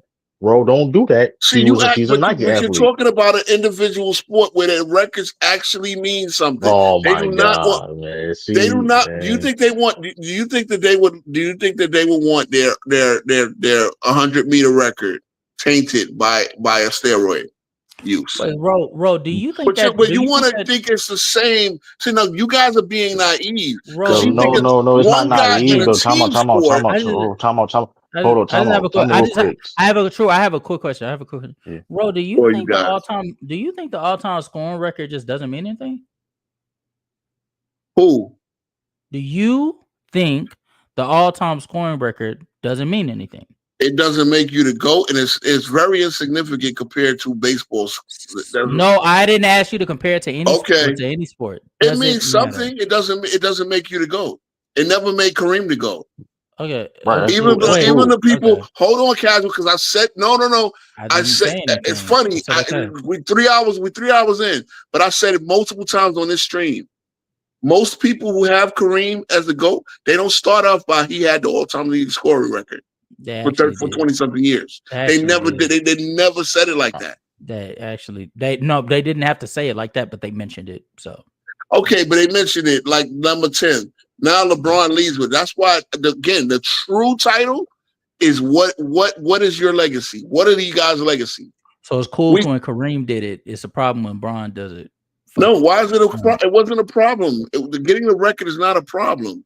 The problem is you want to be known by these basketball records, which again, you can't tell me how many rebounds Will has. Can you tell me how many assists Stockton has? You Come say, on, bro. You got you go within 1,000. You want. I don't know why you are trying to create like these generalities. If it meant something, you would tell me the record. But it's not about it. No, who knows the exact number? Niggas didn't know Kareem's exact number, but we all knew that he held the record. They knew it was 38,000 and something, 1 something or 2 something or whatever. They knew it, but it really didn't matter. Did you know? Again, I asked you what was Wilson number. What was the exact number? Hold on. What was the exact number that Will Chamberlain had in terms of points per game in '67? Not 67. You asked it a random year. Not in 67. In 64. In 64, I believe he averaged about 37.3. If I'm guessing. 37.3. I'm guessing. This nigga just threw a shot in the dark, nigga. That's proving my point. No one gives a fuck about the record. We do know. Hold on, sir. We do know 50.4. I got an even better one. Bro, when Will Chamberlain averaged 50, how many points did he? How many? What was the exact number? To the decimal. What was the exact number? 50.4. 50.4. When he averaged 44. What was the exact number? 44.8. You're looking at Basketball Reference. No, I'm not. No. You are. Yeah, you are. No, yeah, you are. Hold on. Yeah, damn it. I wish I could share screen. God damn it. I'm low tech. I'm looking it up now because I'm looking up the all-time scoring record. Okay, so he is on that shit. No. I'm not on Will's page. Sir, I'm looking at all-time scoring reckons, and I didn't even get there yet. Nasty nigga, y'all. Okay. Look, Will Chamberlain. Okay, look. Dart said 33,000, and Dart is on this shit more than me. Dart is on this shit more than me. Dart, nobody, you know this. Dart debates more old school points than anybody, right? Dart should know these numbers. Dart was off as well as 31,000. 31, and that's what I didn't go to look up his year-by-year statistic, and I didn't even get to the point. I'm not even on Chrome. I'm on GJ. I'm on a different browser because I have all the StreamYard shit saved up. I don't go on Chrome for StreamYard. James Kingdom got a website now? Oh Jesus, yeah, they're doing good things, I guess. So Will's record was 31.419. No one, that was not a number in law. Nobody even realizes that Dirk Nowitzki passed Wilt Chamberlain. These numbers are not that important. That's my point, guys. As soon as you open up the browser, all you hear is, if you are tired of Michael Jordan. Jesus Christ. With that goddamn Johnny voice. Johnny voice. Lamont said, "Drop the link." Oh Lord, here go Lamont. Oh boy, I swear I don't do 7. I don't do 7 hours like you, Lamont. So you're gonna have to make it. You're gonna have to make quick points. I'm just saying, bro. Like I hear what you're saying, but don't nobody be using exact fucking numbers when. But they again, that's my point. They do in baseball. You're alluding. Nobody's saying that, though. Okay, Nobody's saying and that's why baseball, along with football, being a baseball and football fan is much harder than being a basketball fan because the numbers take a little bit more homework for you to be able to study. So there's a little bit more of an effort. You don't believe me, but I did know those Wilt Chamberlain records. 50.4. I do know he averaged 30-something rebounds a game. I do know that on Basketball Reference. Bro. I've been studying this before there was a fucking Google. I knew 50.4 because guess what? The single season record was more important than the all-time record. I'm not saying it wasn't important, but it's nothing people led off with. Again, hold on, casual. As I just looked it up. Kareem had 38, 387. No, that was not just a common household number. I know it's not a common household number. But sir, 714 and 755 was. And but when him holding the record is still something that is a statement. That is factual. Hey, casual. You know there's a movie called 61. Mm-hmm. That's a good movie, by the way. There's also a movie called right? Why was that movie made? Because getting 61 over Babe Ruth's 60 was a big deal. The only sport where these records and stats matter the most. I'm gonna put it this way: if stats matter in baseball, 100. Stats matter in basketball, like 45. And in football, the errors are so diluted. No, casual. See, if you can't follow these other sports and these other examples, then you can't follow this conversation. Nigga, I'm literally listening to you. You can stop accusing me of not knowing when I'm literally just listening to you. But you are proving my point. No, I'm not. No, you're not. You're not. Because again, and it gets to the central point I make. The numbers are not important enough for them to even care. Like I said, because the point that I made, if we had a smoking gun, if we had the smoking gun, in my opinion, we will never catch that nigga. So why are we talking? They will make Adam Silver is his name. I want you to understand what I'm getting at, right? As I say, Adam Silver.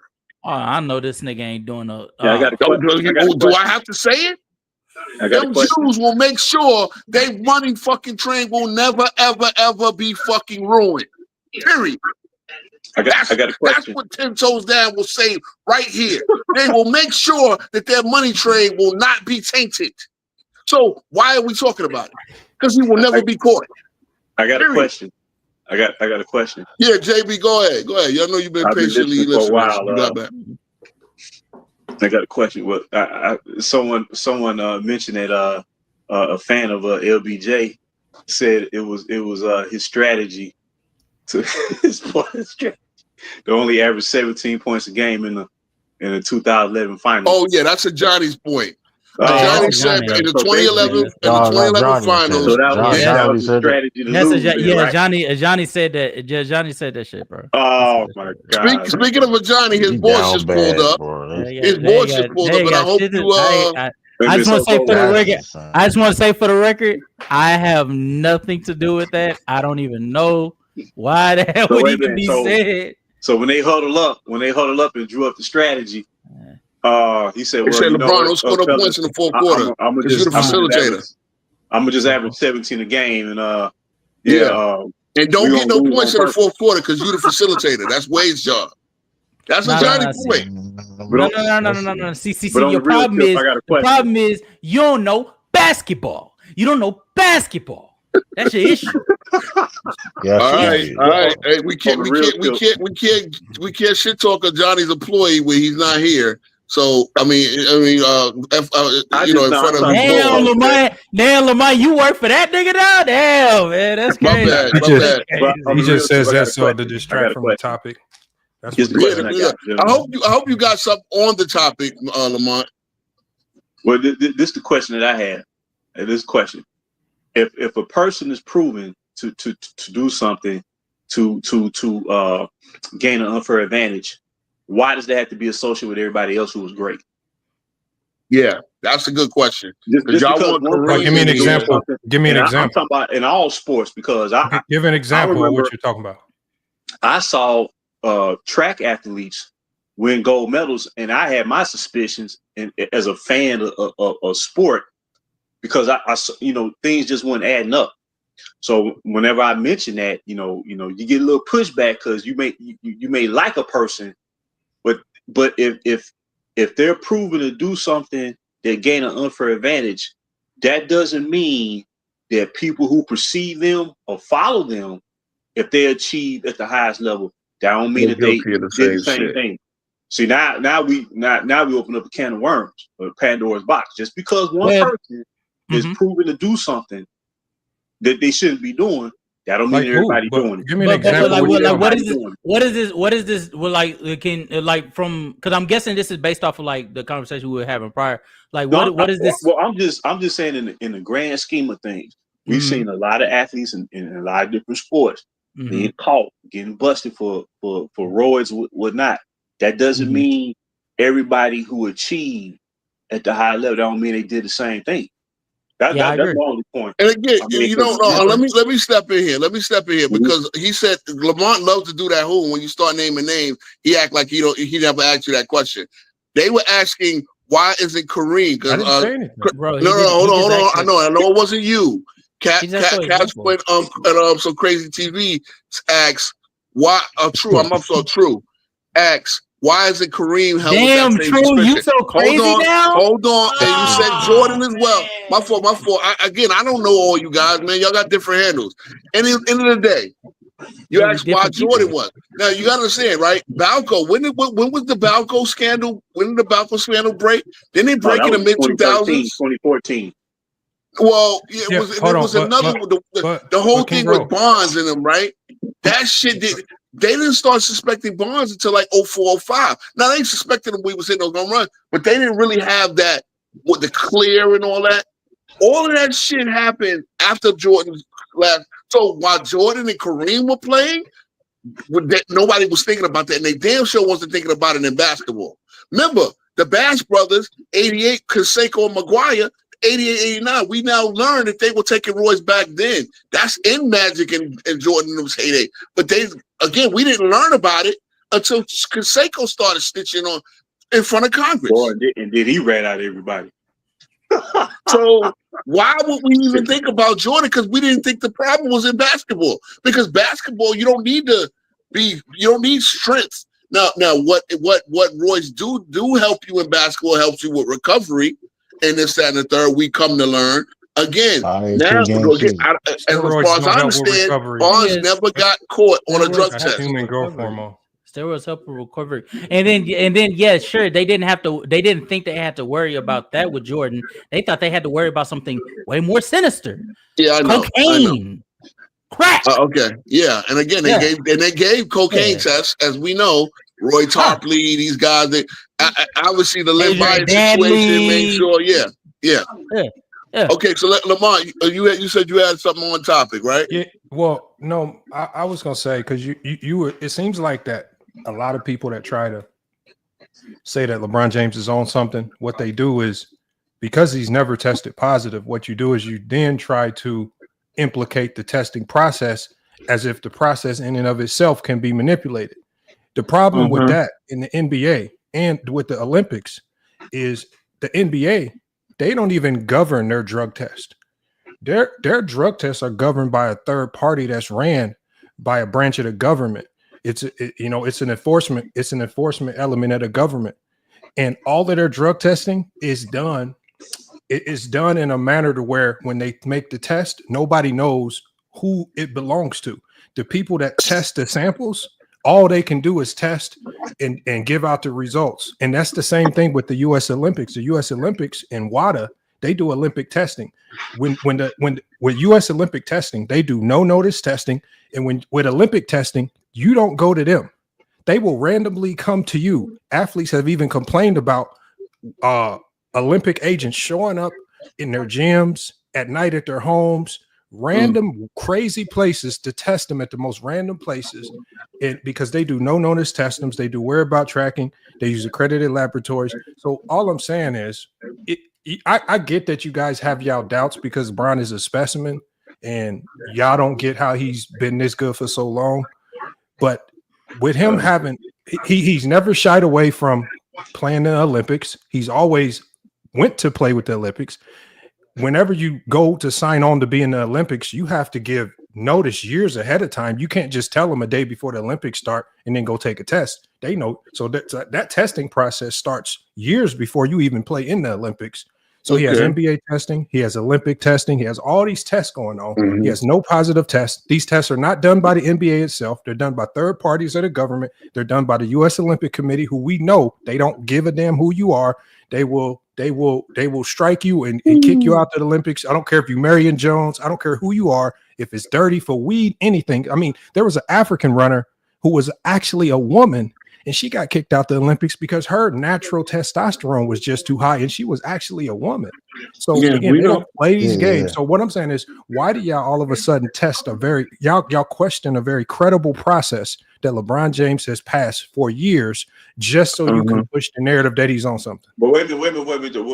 When it comes to the U.S. Olympics, though, you're selected the Olympics. by the Olympics. No, you're not selected. Every single person that's in the Olympics is tested. You're not selected. I have it right here in front of me. There's no selection process. Every person that participates in the Olympics is tested. Every person that participates in the Olympics is tested. It's not a selection. No, I don't think. No, I don't think he's saying you're selected for being drug tested. I think he's saying you're being selected to be on the No, what he's talking about is during the Olympics. So to get in the Olympics, everybody is tested multiple times. But once you're at the Olympics, what they do is they do random testing even during the process. So that's why sometimes after a game, you'll see that they'll pull some of the basketball players aside and say, we're doing random testing. But they've already done. So you're talking about the random tests that they do during the Olympics, but they do a number of tests before the Olympics even start for you to even get there. So if what y'all made a big deal about is, I never made a big deal about it. Y'all said that, they didn't select LeBron for the random testing during the Olympics, but he had been tested a million times before. And even if you go back to David Robinson and Charles Barkley, and during that Olympics, they even complained about the fact that, look, I don't want to be the leading scorer because the leading scorer usually get the random test. That's why nobody wants to get who was never the leading scorer in the Dream Team Olympics. Jordan played horribly. Was he trying? Are we supposed to then say he's trying to dodge random testing, or did he just play shitty? Whoa. That'll be nasty. See what I'm saying? That'll be a nasty ass angle, boy. Here's the thing. Here's how I'm gonna shut this whole bullshit down. I got a question for you, Lamont. He low-key just why you questioning me? Question your life. No, I got a question, Lamont. Okay, so why? Hold on. LeBron has now been reported. LeBron has now been reported for sending cease and desist to people putting pregnancy AI videos out of him on Instagram. Like their Instagram what can are be you talking about. I'm gonna get to the point. Why hasn't he sued Chael Sonnen yet? Then because it's a waste of time and money. Don't give me a what. Chael Sonnen. It's a waste of time and money. It's a waste of time and money. On ESPN, accusing this guy multiple times of taking the same steroids that he admits to taking. Okay, so why has it's he the same not reason, King Ro. addressed? It's the same reason, King Ro. He hasn't sued you. No point in it.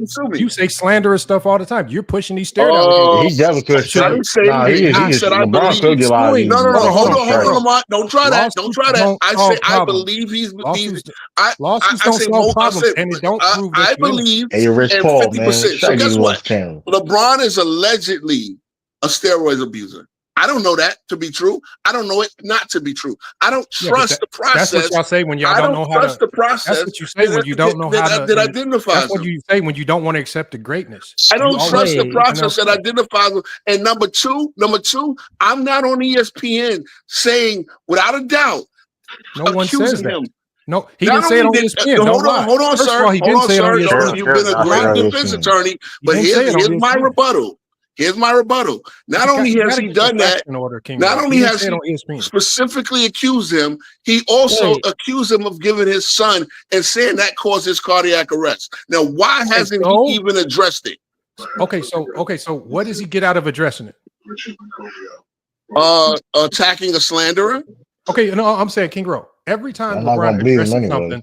something, every time he addresses something, all you guys do is cry about it.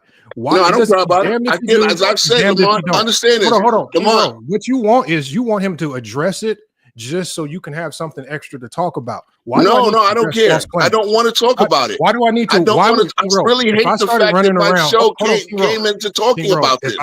if I started making streams saying that King Row is one of the biggest drug dealers in New York, are you going to then make 25 streams? Are you going to file a lawsuit Of against me? course because not. you said It's you a not, dope it's not dealer? credible. It's not Why? credible. It's slander. Why? Bro, and then again, Ro, You you have gotta, nothing. Ro, you have to stop with these bad faith arguments. I just looked this shit It's up. The whole reason why he took legal action to that viral AI video shit was because they were taking advantage of NBA stars' likeness. So at that point, you are breaking the likeness So rights. now we're gonna have a whole thing about AI videos now, right? No, Because it's we're not in a the AI whole. generation. No. It's really simple, Ro. Him taking legal action on people trying to get paid off of not just him, but other people's likeness is completely 1000% different. Okay, so that's what he said. That's what he from said. him suing. From him suing. From him suing. Please let me finish. From him suing a nigga for fucking accusing. It's some he say, she say shit. The nigga is accusing him of some shit that he can't prove. Why the fuck would I sue you for some shit you can't prove? Hold on. So King Row, should slanderous. LeBron have responded to Chael Sonnen when Chael Sonnen made the claim that LeBron James sexually harassed his wife in front of a whole bunch of people? I don't know. Honestly, I'm just talking about the steroids. Hold on. What about when Chael Sonnen? What about when Chael Sonnen said that LeBron James? Contrary to what you believe, we don't do TMC shit over here. Hold on, but that's not TMZ. What about when Chael Sonnen said that LeBron kicked the kid in a wheelchair at the airport? Should LeBron have sued that lady that told him to shut up and dribble? Should he have sued him? I'm only talking about the allegations because Chael Sonnen over the years has made a whole bunch of allegations toward LeBron because his wife got caught hitting on LeBron at a party. So ever since that day, it got so bad that the UFC said, Chael Sonnen, you need to stop with all these fake claims against LeBron. He has the history of lying on LeBron James, yet people like King Rowe will believe known liars with some type of vendetta versus LeBron. I don't see his thing. I don't believe anything. But you just used Chael Sonnen as your example. I know, as I said, the guy that's going at AI videos will not go at a person. Hold on, because ESPN don't believe the DEA report. When the DEA said Brown was cleared of being drug again. How come you don't believe that? I know that you guys assume based on the title that I again. No, it ain't no assuming. It ain't no assuming, brother. The first thing I said on this platform is I don't want to talk about this shit. This is about legacies. And if it's about legacies, guess what? Chael Sonnen, hold on, Lamont, because you asked why won't he sue me? Chael Sonnen is a lot more credible about steroid usage and everything else than I am. Chael Sonnen is on ESPN saying the shit. I'm not. He didn't say it on this ESPN. platform. He didn't say it on ESPN. That's false there too. Oh my God, he said it multiple times on ESPN. He did not. Okay. But wait a second. Okay, he says it, and then he's on, and then he has a platform. He said it on his podcast. He said it on his podcast. Okay, so he said it enough time, and he has a platform, on top is of an it, ESPN employee. When he went on the Jim Rome show, because he also made some weird allegations against Lance Armstrong. When Jim Rome called him out about it, he then tried to lie his way out of that when Jim Rome had him on recording saying that he was also making weird accusations against Lance Armstrong. So let me ask you, do you want LeBron to be in the same boat as Lance Armstrong? No, what I'm saying is you're talking about a guy who has been repeatedly caught lying, not just on LeBron. See, like the thing is, you guys never talked about it when he said that Okay. LeBron James hit on his wife because you know it's not credible. I don't You never care talked about about that. it when Does it- you never I talked about don't it when care Chael. about that. Hold on. Oh, hold on. You never talked about it when Chael Sonnen said that he saw LeBron James kick a kid in a wheelchair who asked for an Okay, autograph. so all you're only doing care- is you speaking only to care Chael about- Sonnen's motivation to lie. No, you Hold on. only care about the allegation that you can potentially use to tear him down in a basketball GOAT conversation. Okay. Here's the deal, Lamar. Because one thing me and Casual talked about before we got into this run, I said if we found a smoking gun, then LeBron James is 100% Go guilty. find it. Come back when No, you find it. I said if. Again, as Why I we gotta said, talk if? we will. I said we Come back probably when you won't. got it. Talk ifs. I said, Lamont, I say we probably won't. But there's a fundamental question that led to this whole line of Why are we speaking that we're questioning in. something that we have a 20-year track record that proves Okay, is false? Lamont, let's just say, please try to imagine. We found the smoking gun that proved LeBron guilty. What smoking happens gun? then? There is none. Okay, I'm just that'd be saying, like us if saying, we what did, if we found the smoking gun for Jordan or any athlete? Why we gotta Cool, only cool, find the cool, smoking gun? cool, What if we find the cool. smoking gun for Giannis, a guy see, who you're transformed his going body over over what one summer? aboutism. LeBron is the one on trial trying to- here. That wouldn't over one summer. No, that's nasty. That's nasty. Hold on. No, Okay, well, regardless- what I'm saying is Giannis, but I'm saying the Giannis point is, changed what his would body happen significantly if over we a 2-year found the period. smoking gun But for nobody LeBron? else is him. What over 2 would the years. fallout be? Just imagine. Try to imagine. Why We do we will never care? know. Why do I care? Why do I care? I don't Why do I care either. That's the Okay, point why I've don't made you- the whole Why show. don't you? Okay, so what happens in this fantasy? You said it world- was clickbait. in this fantasy world where this never happened. Yeah. What happens? Yeah, What because happens, the Kingo? real subject of hold on now. The real subject of this program is legacies and what because we talk about legacies. Well, Legacies here's the not funny of thing just about the LeBron. legacy. Legacies Here's of not just LeBron, but every other player Right, in but the here's the thing about the NBA. legacy. But here's the thing about legacies, right? Even this is true of LeBron. The funny thing is, though, you gonna still have your opinions. You still think he's on steroids. That's his legacy, regardless he get caught or not, or I other assume he athletes. takes it, and I don't So care that he that's fair. does. So hold on. So Because that's guess fair to what? judge somebody. Even if Hold we on, did, time out. Is that it would fair? not change anything. No, It wouldn't change anything. but that's still Just like still, hold on. that's still, Hold on. that I'm a sounds good to having Hulkamaniac. Sir. I'm a Hulkamaniac. Hulk Hogan won the belt off of Iron Sheik when I was 5 years old. I started watching wrestling right there after that. When I found out that Hulkamaniac, when we found out that the vitamins was steroids, what did it change for me? You know why I felt nothing today? Because of what he said 10 years ago to this day about his daughter dating a black guy. Wrestling is fake. Okay, Lamont, but okay. See, you missed the whole correlation that we were trying to prove, and yes, wrestling is fake. And then we talked about baseball and how baseball and those stats actually matter, and the numbers, and how the Barry Bonds has the home run record, but nobody looks at Barry Bonds as the home run king and stuff like that.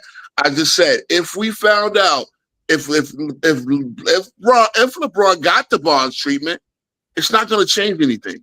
He's still going to have the record. It's still going to be recognized. They're not like it's not going to change anything. It doesn't matter. Don't recognize his record, but do you even think if he hasn't got steroids? Right, but you think it's also all-time leading scorer, but the even point though is, he hasn't. and I made the point that in basketball, numbers are not that important. Right, bro. But do you think it's fair? Okay, that sounds so stupid. When did numbers not become important in basketball? What was Will Chamberlain? You came to us and said on our hey, y'all, King Ro came to us and said in a pickup game he knew his free throw percentage in a pickup game. Numbers No, I matter. said I shoot 75% when I practice free throw shooting.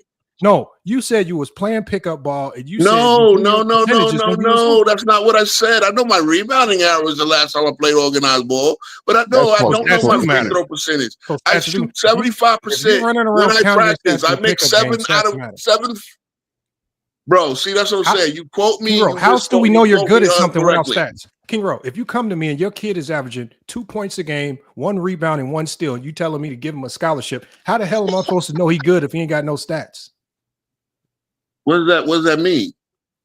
That means you need stats to actually show that you are good. It's your production. Okay, but your production. you know, guys can get scholarships off of 2, 1, and 1 based on what the coach sees when they watch him play, right? Hold on, nigga. Okay, we're delving off into other bullshit. The bottom line is the numbers in basketball are not that important. If they are, you can tell me how many rebounds Wilt have. How many rebounders will have? Since when? Since when did numbers not become important? Okay, you make it just because you don't know exact number. Don't say it's not important though. This is the point I want you to understand. That's what I'm saying. He tried to make it seem like if you don't know the exact all-time number, it ain't important. But it's not a cop. It's not a cop out because again, 714, 60, 61, 73, 70. These 4-1. That's because you're a baseball fan. No. Okay, and at this point, I'm a casual baseball fan, but I've known these numbers since I was a child. Right. You only know those numbers because when they're chasing the record, they pin the number to the TV screen all day, and they do a home run chase but number. They don't do it in basketball. That's my point. He was chasing for 2 years. Okay, they need ESPN to remind you how many points Kobe scored. Okay, so who has the home run leader now? What's the exact home run number now? 763. Officially 755 as commonly recognized. 60 actually Judge got to 64. The real number is 73 by Bonds, which broke 70 by McGuire. Third was Sammy Sosa was 66, which broke 61 by Roger Maris. That's season. What happened this season? Hold on. Who's the all-time home runs leader? Barry Bonds is 763. It's an asterisk because he's a steroid user. He is 762. Okay, 762. Okay. Who's second? He broke 755 by Henry Aaron. Before that, it was Babe Ruth at 714. So you're saying because you can remember home run stats in baseball that point scored in basketball hit 461. Okay, so all I'm saying is because you remember touchdowns in football or home runs in baseball, that scoring in basketball don't matter because you can't remember the number. No, you're missing the point, Mama. The records are sacred in baseball. They're so sacred to the point where we don't recognize the official leaders because they are. So Jordan scoring titles don't matter. So Jordan scoring titles don't matter. They do, the number of them, but I mean he doesn't look. He never scored 50.4. So they don't matter.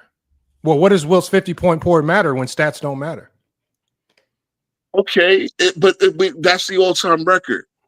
But that's it don't one matter. Scoring record that is the number is 13. Hold on now. Because that number clears everybody else by 13, and then he has another one at 44.8. How do you determine greatness? I know this. You asked okay. Go into a. How do you determine a player's greatness without their stats? But okay, I got you. Stats do matter. They don't matter as much as they do in baseball. That's the only point that I'm making. How do you determine a player's greatness without stats? Nobody's comparing it to baseball. You're the only one that's trying to bring baseball into this conversation. And see, what you're still missing is that the reason why I'm bringing up the only one. Casual. The reason why I'm bringing up these baseball numbers is because people have broken the record, and now those records are not. No one cares.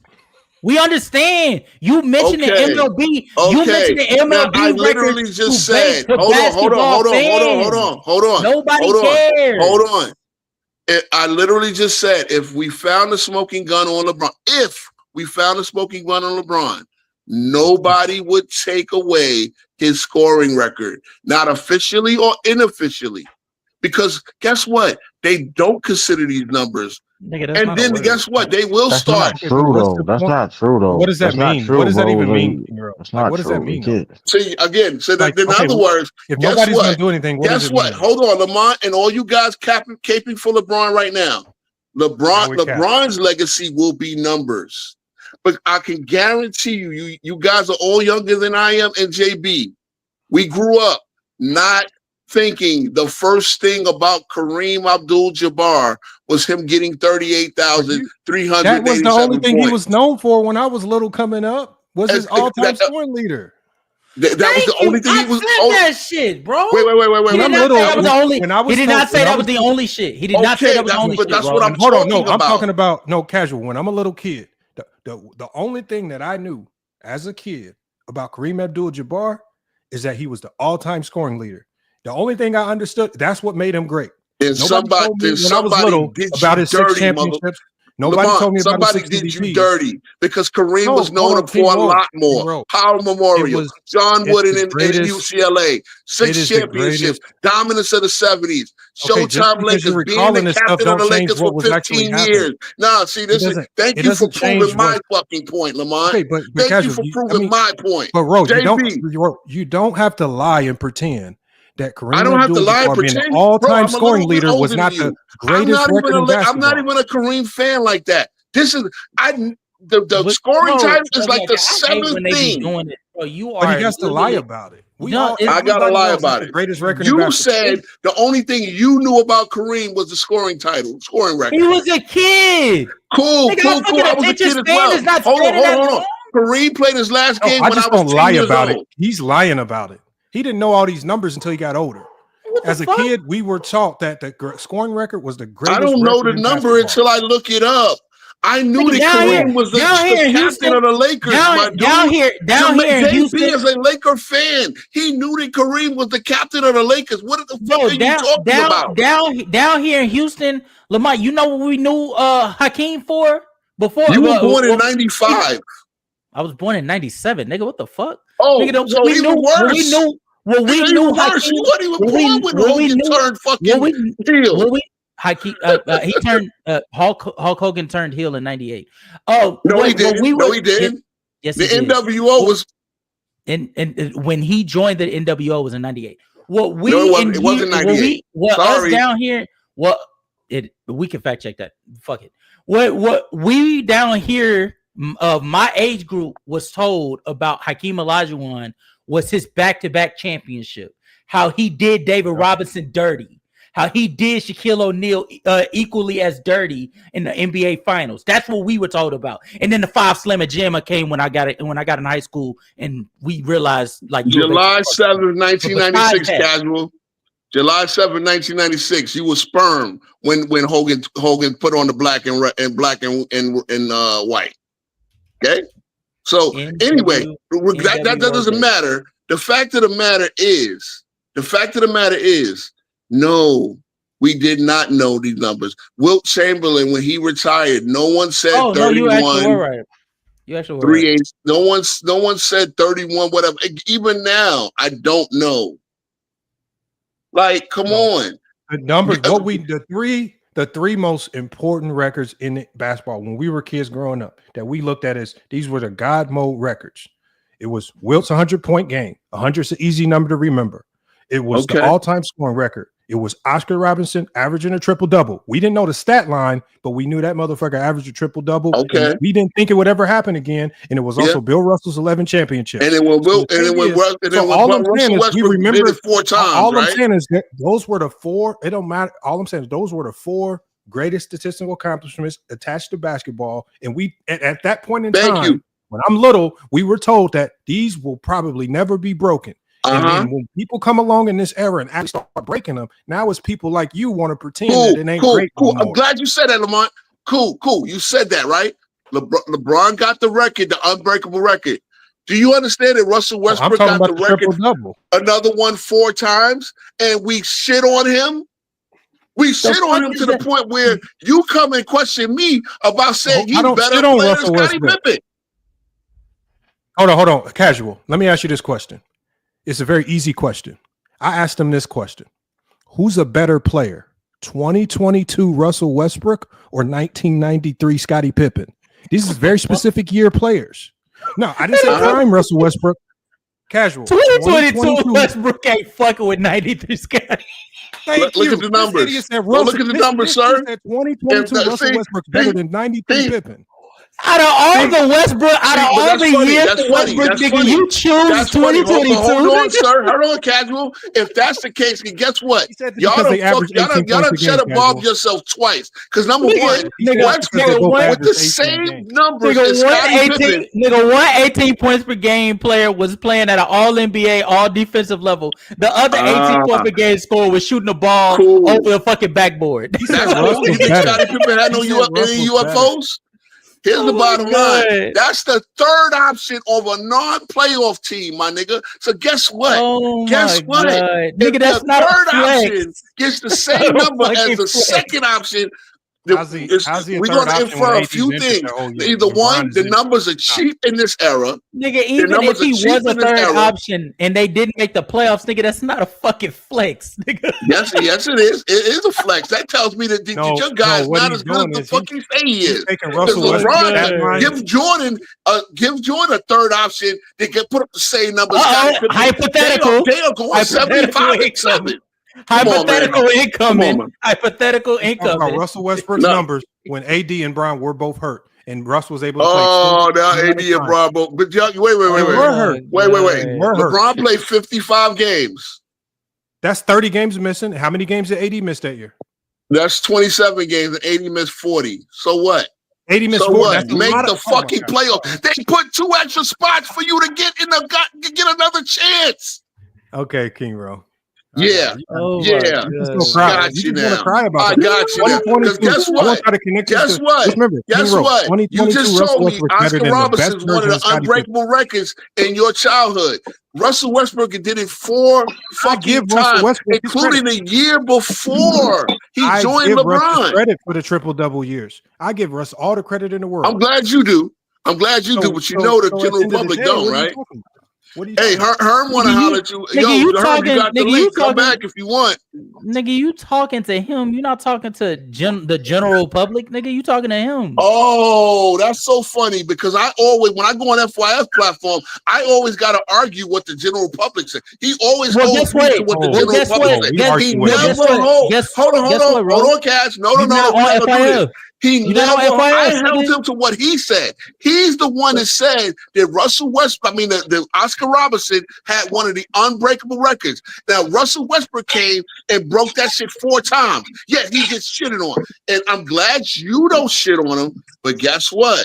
When you Who ask shits on me, him? was Russ a It's better typically player than LeBron Pippen? James haters I that will shit on him. stand on it. Russ was easily a better player than Pippen. Typically, people like you, Scap Attack, Why? Dreamers Bro, Wait. all y'all hate on A Russ. guy You need to be that talking to broke them. an unbreakable record not once, Casual, not twice, not 3 times, but 4 we give him times. credit. And We give him Lamont credit. said he grew up knowing that this was unbreakable. You mean to tell me if a guy sat there and hit 60 home runs 4 fucking times, he would not be listed as one of the greatest going to baseball players baseball, ever? nigga. God damn. See, I know you can't follow other sports. See, this is a sport. Okay, believe it or not, nigga, this ain't a basketball we're talking channel, it's a sports channel.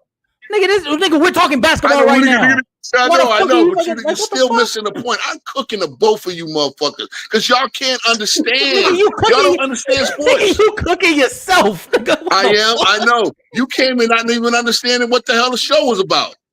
Nigga, And as I try to explain it to you, nigga, you kept over-talking me. I asked See, you. this- You hold on, sir. explain- Hold on, nigga, sir. I Hold on, asked- sir. and then you do Okay, that. You all right, do that casual. shit. You doing that shit again. Casual. You doing that I shit told you. again. I told you at doing least a that dozen shit again. times. This You show is doing that about shit legacy. again. You're This show is doing about that shit legacies. again. Bro, you doing that shit again. No, And you know what's sir. ironic? This show is You- about legacies. You know what's fucking ironic, chat? The nigga got the nerve to say that I keep cutting him off. Meanwhile, he's cutting me off as I'm talking. Cool. But I'm gonna tell you Fucking again, crazy. this show is about legacies. And as Nigga, I you talk ain't about acting like legacies, it. Nigga, you ain't acting like it. Nigga. Talk why? legacy Okay, wait. again. Based on what Lamont just said, then guess what? And this is my dog, Russell.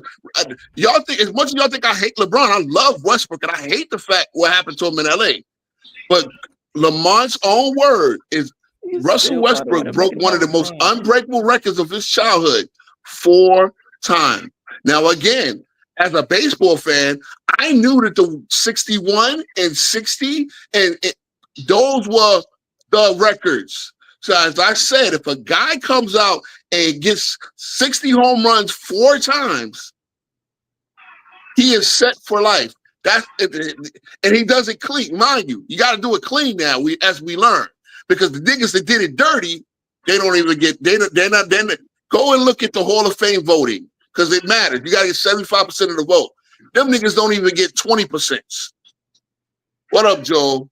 I'm schooling these cats. 1 o'clock in the morning over here, but I'm schooling these how cats. the fuck you gonna tell him to hop back in? You ain't dropped the link. Scary ass nigga. I thought he had the link. You know, look. Okay, let me. The scary ass. And I actually did drop it again, but I'll drop it again.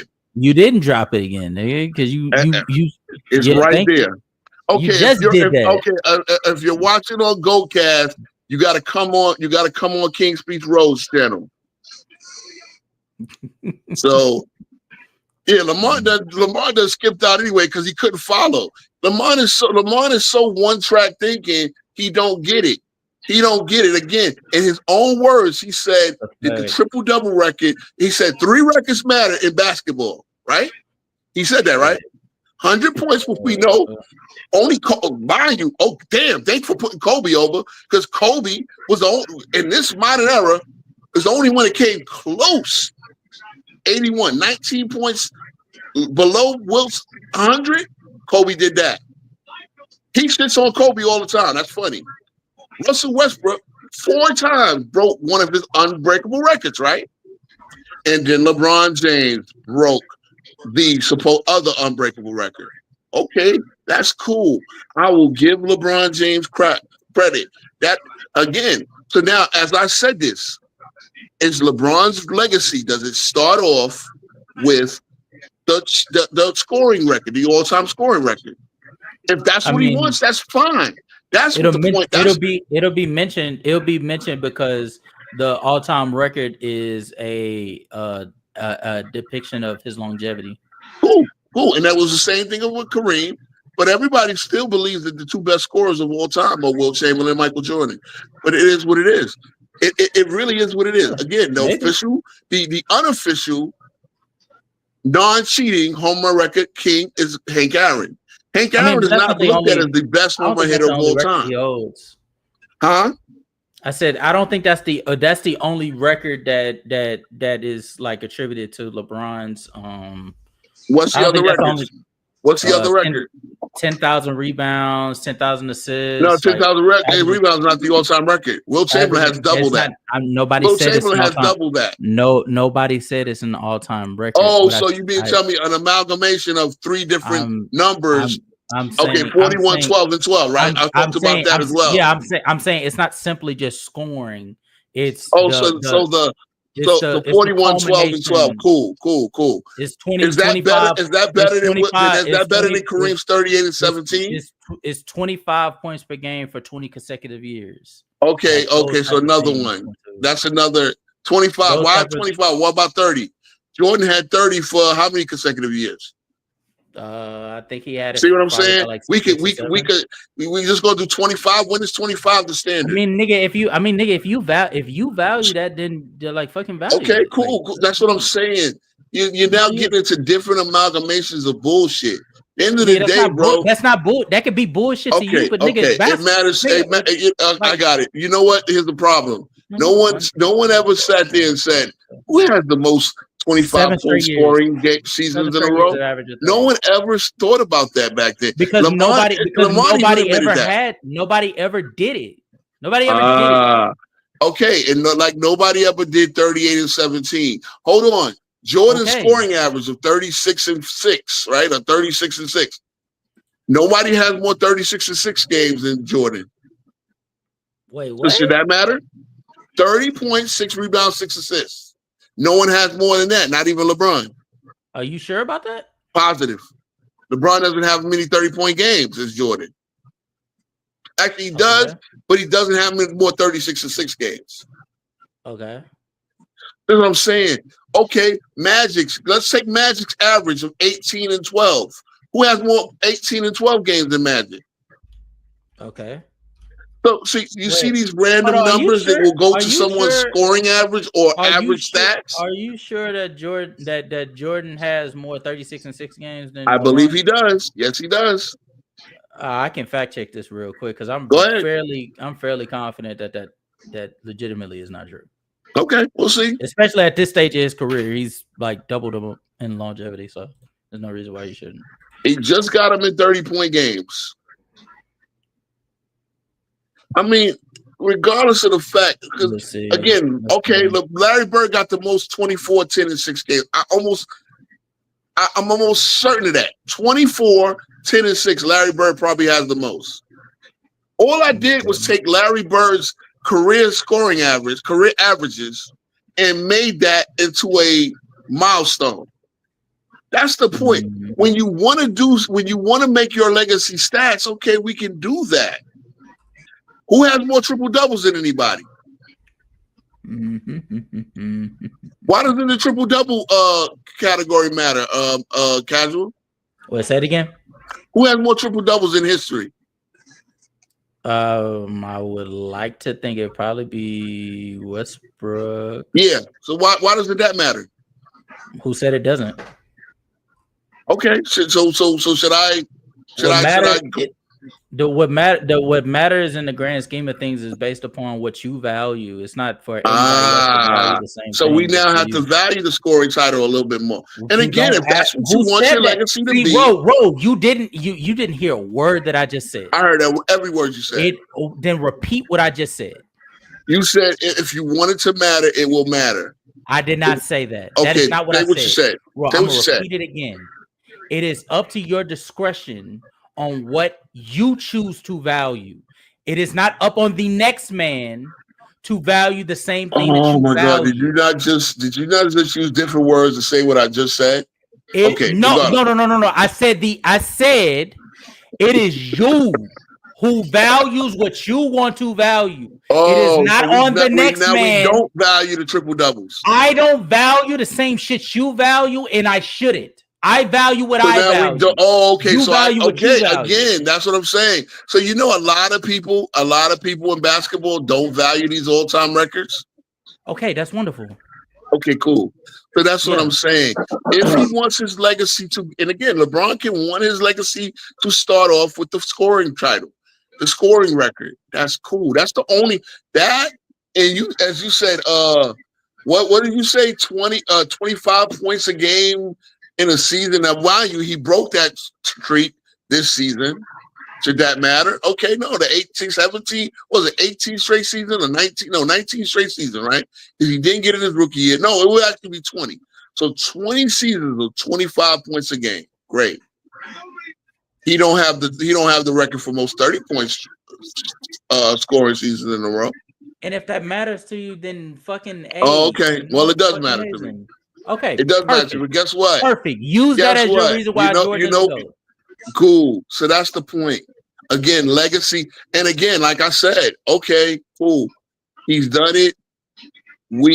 People believe 50%. We agree 50% of the public probably would believe, if you polled them, would believe. I don't agree. I don't agree with none of that because that's hypothetical. You didn't say that? Okay. No. If you took a poll, what do you think? Don't ask me hypothetical. I don't do hypotheticals, bro.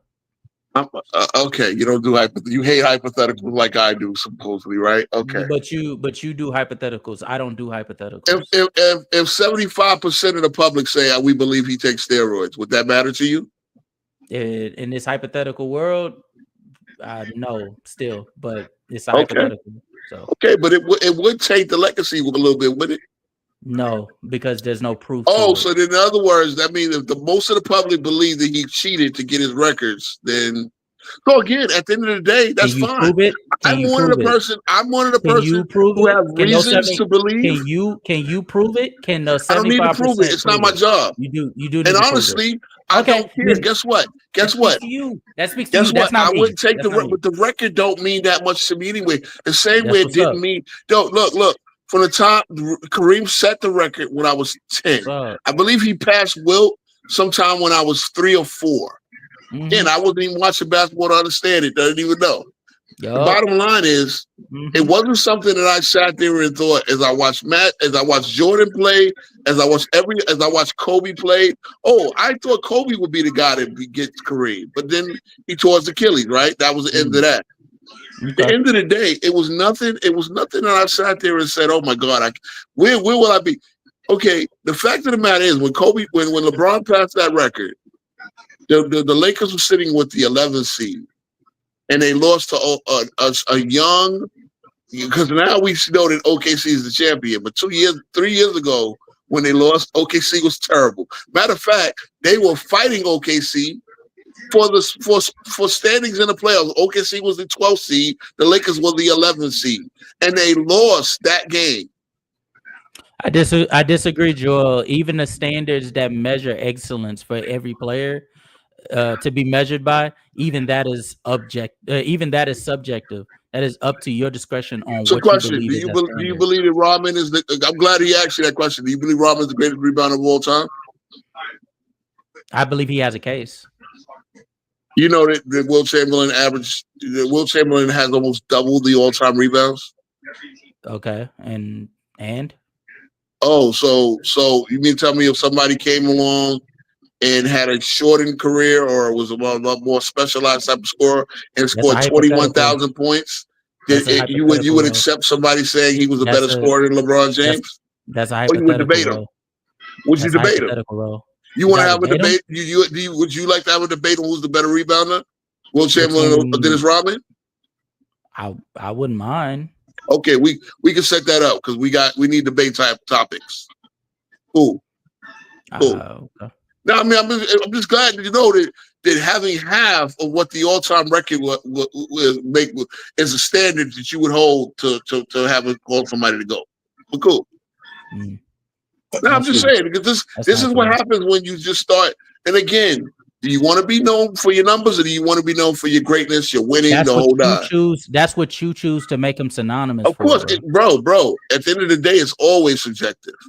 It's everything. I know subjective. I know all of this is subjective. The only difference is when it comes to sports, mainly basketball, from my knowledge, there are factual things that you could be able to hearken your opinion based off of. So, like for instance, we don't call Michael Jordan the greatest, if not one of the greatest scorers in NBA history, just for shits and giggles. There's some fact that is based for us to come to that conclusion. Great. Same thing. You believe that Rodman is a better rebounder. I do you not believe that Rodman is a better rebounder than Will Chamberlain with half the rebounds. Can you please stop saying that? I did not say that. I would like you to stop saying that. I did not say that. All right.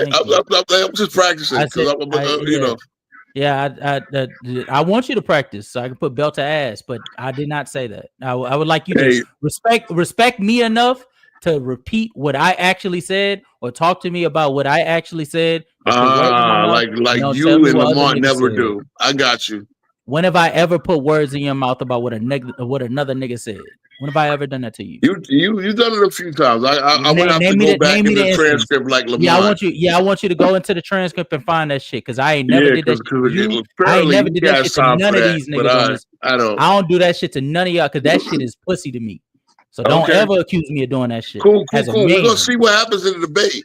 And I'll let no, where you want to have it? You want to have it on Dark Channel, this channel? Or... I don't give a shit. But what I want you to do is I want you to respect me enough I want you to respect me enough to tell me what I actually said. Talk to me about what I said. Don't tell me what another nigga said. Cool. You also said that the 25 point a game, 25 point seasons matter, but 30 I said they will mention because it harkens to his longevity, him averaging 25 points per game for 20 straight seasons. Cool.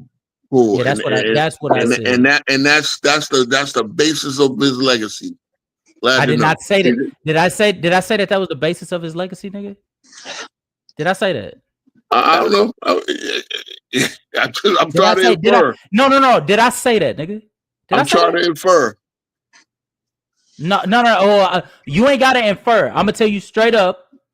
LeBron James's legacy is based upon what you make it out to be. Now, when niggas mention his longevity, there are a slew of things statistically that they can hearken to that is going to be reference to his longevity. They ain't got shit to do with what I value. That's a fact. This is the issue with when it comes to today's NBA commentary. Is that in the past, we always understood what the standard was. You didn't really have narratives back then. Meaning, and I'm not saying it was perfect. I'm not saying it was perfect. But when the smoke cleared, the determining factor was who's going to prove what on the basketball court when it's money time. It don't matter if that's your squad. It don't matter if that's your rival. It don't matter if that player is your favorite or not. It always came down to who was going to do what on the court came money time. So whatever it is that you're known for doing, as far as your scoring average, your rebounding averages, when it comes to money time, is that contribution or that performance, is it ultimately leading to winning? And that's basically what this comes down to. And what I notice about today's NBA commentary, there's more false information or misleading information or misrepresenting information about basketball of yesterday's past than it is today, to try to prove that today's game is that much better than yesterday. Now, I've had the opportunity because I chose to watch the NBA, which I started watching as a kid right after the merger between the ABA and the NBA. I've got to see the basketball players of the 70s, the 80s, the 90s, the 2000s, the 2010s, and now. I never compare eras. I always think it comes down to what it is. What did you accomplish when you played against the people who you competed against? It's really like when we hear these conversations or debates about, well, what would this guy do in this if he played back then? And I get it. Sometimes it's fun to talk about that, but now the way it's presented, it's always about trying to prove that today is like if you watch it, like, okay, you'll never get to prove, bro. When the season starts next year, just peep how the people, like the commentators or the play-by-play people, when they call the game, they don't never call the game in the context of what's being done now.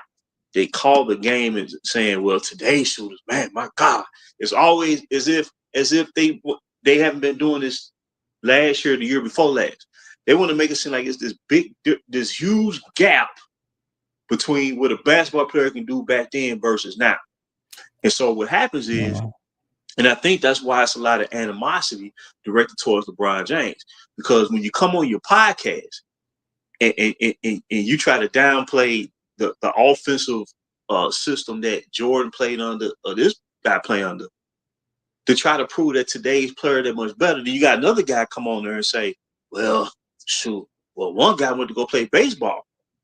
Well, that first of all is silly, it's trivial, and it absolutely don't change the fact that the two guys that made those sly comments, they're not winning in today's current league. They're not winning.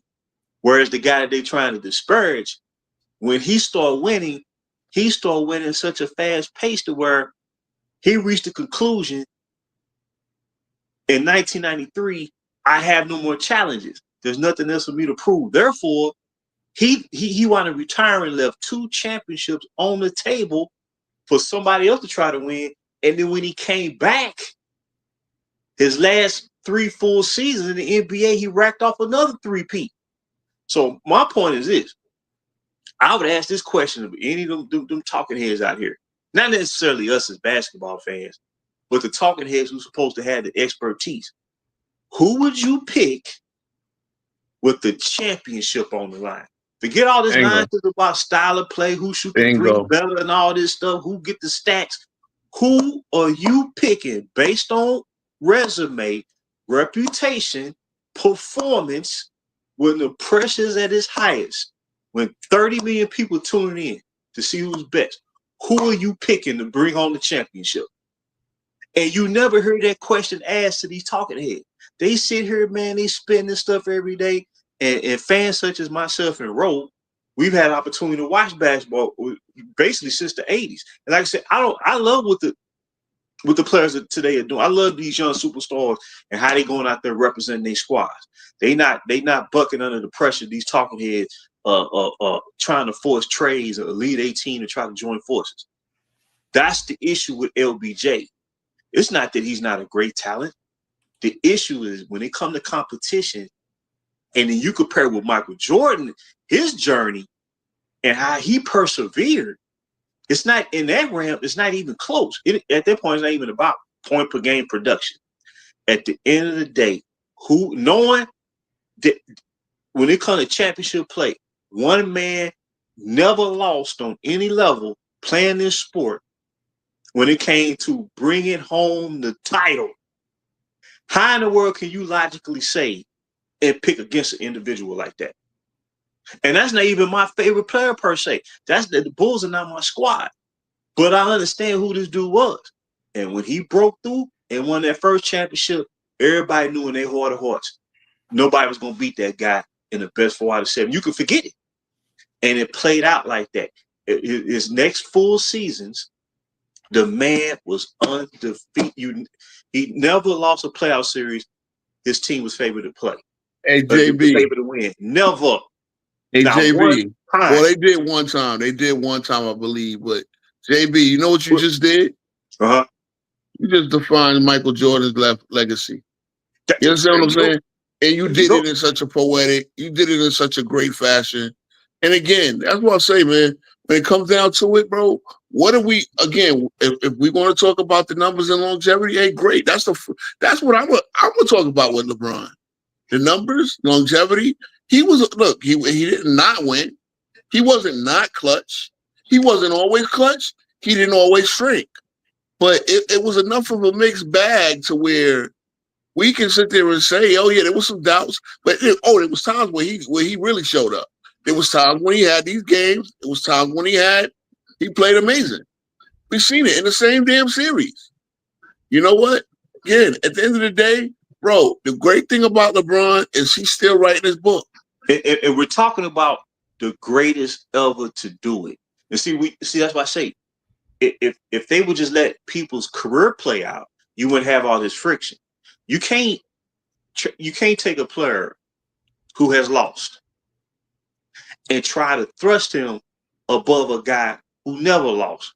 It's not even logical. Like Kobe Bryant has been my favorite player since his high school days. I love Kobe Bryant, but I cannot sit here and I won't sit here as a fan of the history of this game and say he's the greatest player ever when he has experienced defeating the finals. I can't sit here. That's your prerogative, I can't do it. So and again, you're right. But see, it's also our prerogative to speak on what we've witnessed, as I said, and speak on what we've witnessed from LeBron. That's also a misnotion. Assuming that another nigga didn't see as much as you saw, just simply because they don't come to the same conclusion as you. But what I'm saying my logic. I'm saying there's niggas on this earth, on God's green earth, that is older than you, bro. That is older than you, JP. That watched basketball even longer than you, and they came to the conclusion that LeBron James is the GOAT. But see, that's cool. And all I'm saying is y'all are speaking in the sense as if you can't. See, this is the problem. This is the problem. Hold on, time out. Okay, y'all are speaking in a sense as if y'all don't know how they come to these conclusions. That's a lie. Y'all know exactly. Y'all know it. Y'all know exactly how we come to these conclusions. Y'all just don't like it. No. Say that. I can comment older heads than that. But I really haven't said anything tonight. This is the pattern. I'm finna break this pattern down to you. Okay. So this is the pattern when it comes to these two players. Okay. First of all, Jordan is long retirement. They talk about Michael Jordan more than any other basketball because all reality, Michael Jordan is the cash cow. In reality, Still is 2025. They're gonna tell you that LeBron's the cash cow, but they continually bring up Michael Jordan as the measuring stick. He is the cash cow. If they stop talking about Michael Jordan, this whole thing is the fact that, as you said, I know one of the first things Cass said when he came up here, he said, we speak on the reason why Jordan is still relevant because we bring him up to compare to LeBron. Actually, No, I did one not. of the That's things not what I said, bro. you okay, because I don't quote you word for word. Don't mean I don't quote what you said. Here's Well, the bottom line. you're not quoting what I said, bro. Okay. So no, you're not. All right. But check this Here's out, the bro. bottom line. I want to The share this real quick. reason why LeBron, this has made LeBron so much money. He's the next guy up for Michael Jordan. And you also said Kobe, right? I know you did say this. Kobe was a carbon copy who didn't win as much. Again, I didn't say one that. thing I say, all right. You Nah, said it I hours brought up ago, and I'm Kobe. supposed to quote you word for word. Here's the But bottom line. you're not even using what I'm saying. You're not even using what I'm saying All right. in the right context. I will tell you this: LeBron has made a lot of money because Jordan was Jordan before he That's played. right. The fact that they associated him with Jordan is a money. Not only does it make him money, it makes all and hopefully us one day, if we get monetized and all this shit, it makes all of us fucking money. It makes ESPN billions. They have made billions off of this fucking conversation. See, this is how you know Let's this keep is it real. manufactured. This is how you know this is manufactured. Because logic, if you pull out a calculator and you divide 6 into 6, you're gonna get 100%. If you divide 10 into 4, you're getting 40%. So what I'm trying to say is this. This is the pattern. Every year, whatever team you on, they make a round of moves. This is just stone cold fact. And then this is July right here. August finna hit. Then they'll start drumming up the Jordan talk. And they'll start saying, well, if he does this, he surpasses Mike. He become the greatest ever. Then they hype it up. They gym it up. Meanwhile, Jordan on the other end of the world, enjoying his post-career. For a while, he wasn't even associated with the NBA. He disassociated himself from the NBA. Okay. And then the season starts. And then the team kind of underperforms and hit a snag. And then they start talking about, oh, man, they need to make a move. They need to get this. They need to get this. And then when it comes to money time, when it falters, they revert right back to Michael Jordan, and they remind you what that man did when he played, and then he's the standard. This has been the pattern. And a lot of people, see, when it comes down to there is a greatest basketball player ever, when they say there's GOATs of like this era, they're saying that now because they want to keep on perpetuating this debate. But when Jordan set the standard, there was no, well, first of all, there wasn't even the term the GOAT. Really, the acronym GOAT applied to Jerry Rice. That was the first time the term GOAT was part of sport. When they said Jerry Rice was the GOAT receiver. You know what I'm saying? So Ali? Well, I'm talking about terms. I'm just talking about terms of like sports talk. Like Ali would say, I'm the greatest. But I'm talking about the acronym GOAT, GOAT. The first time that you really saw that applied to okay. See, that was Jerry Rice. So what I'm saying is this. They go through this every year. Like Colin Cowherd, he's a master of it. He'll gas you up, then he'll talk about what Jordan needed Pippen. But if you really think about it, Jordan only needed one prime player. Pippen wasn't no ready-made franchise player.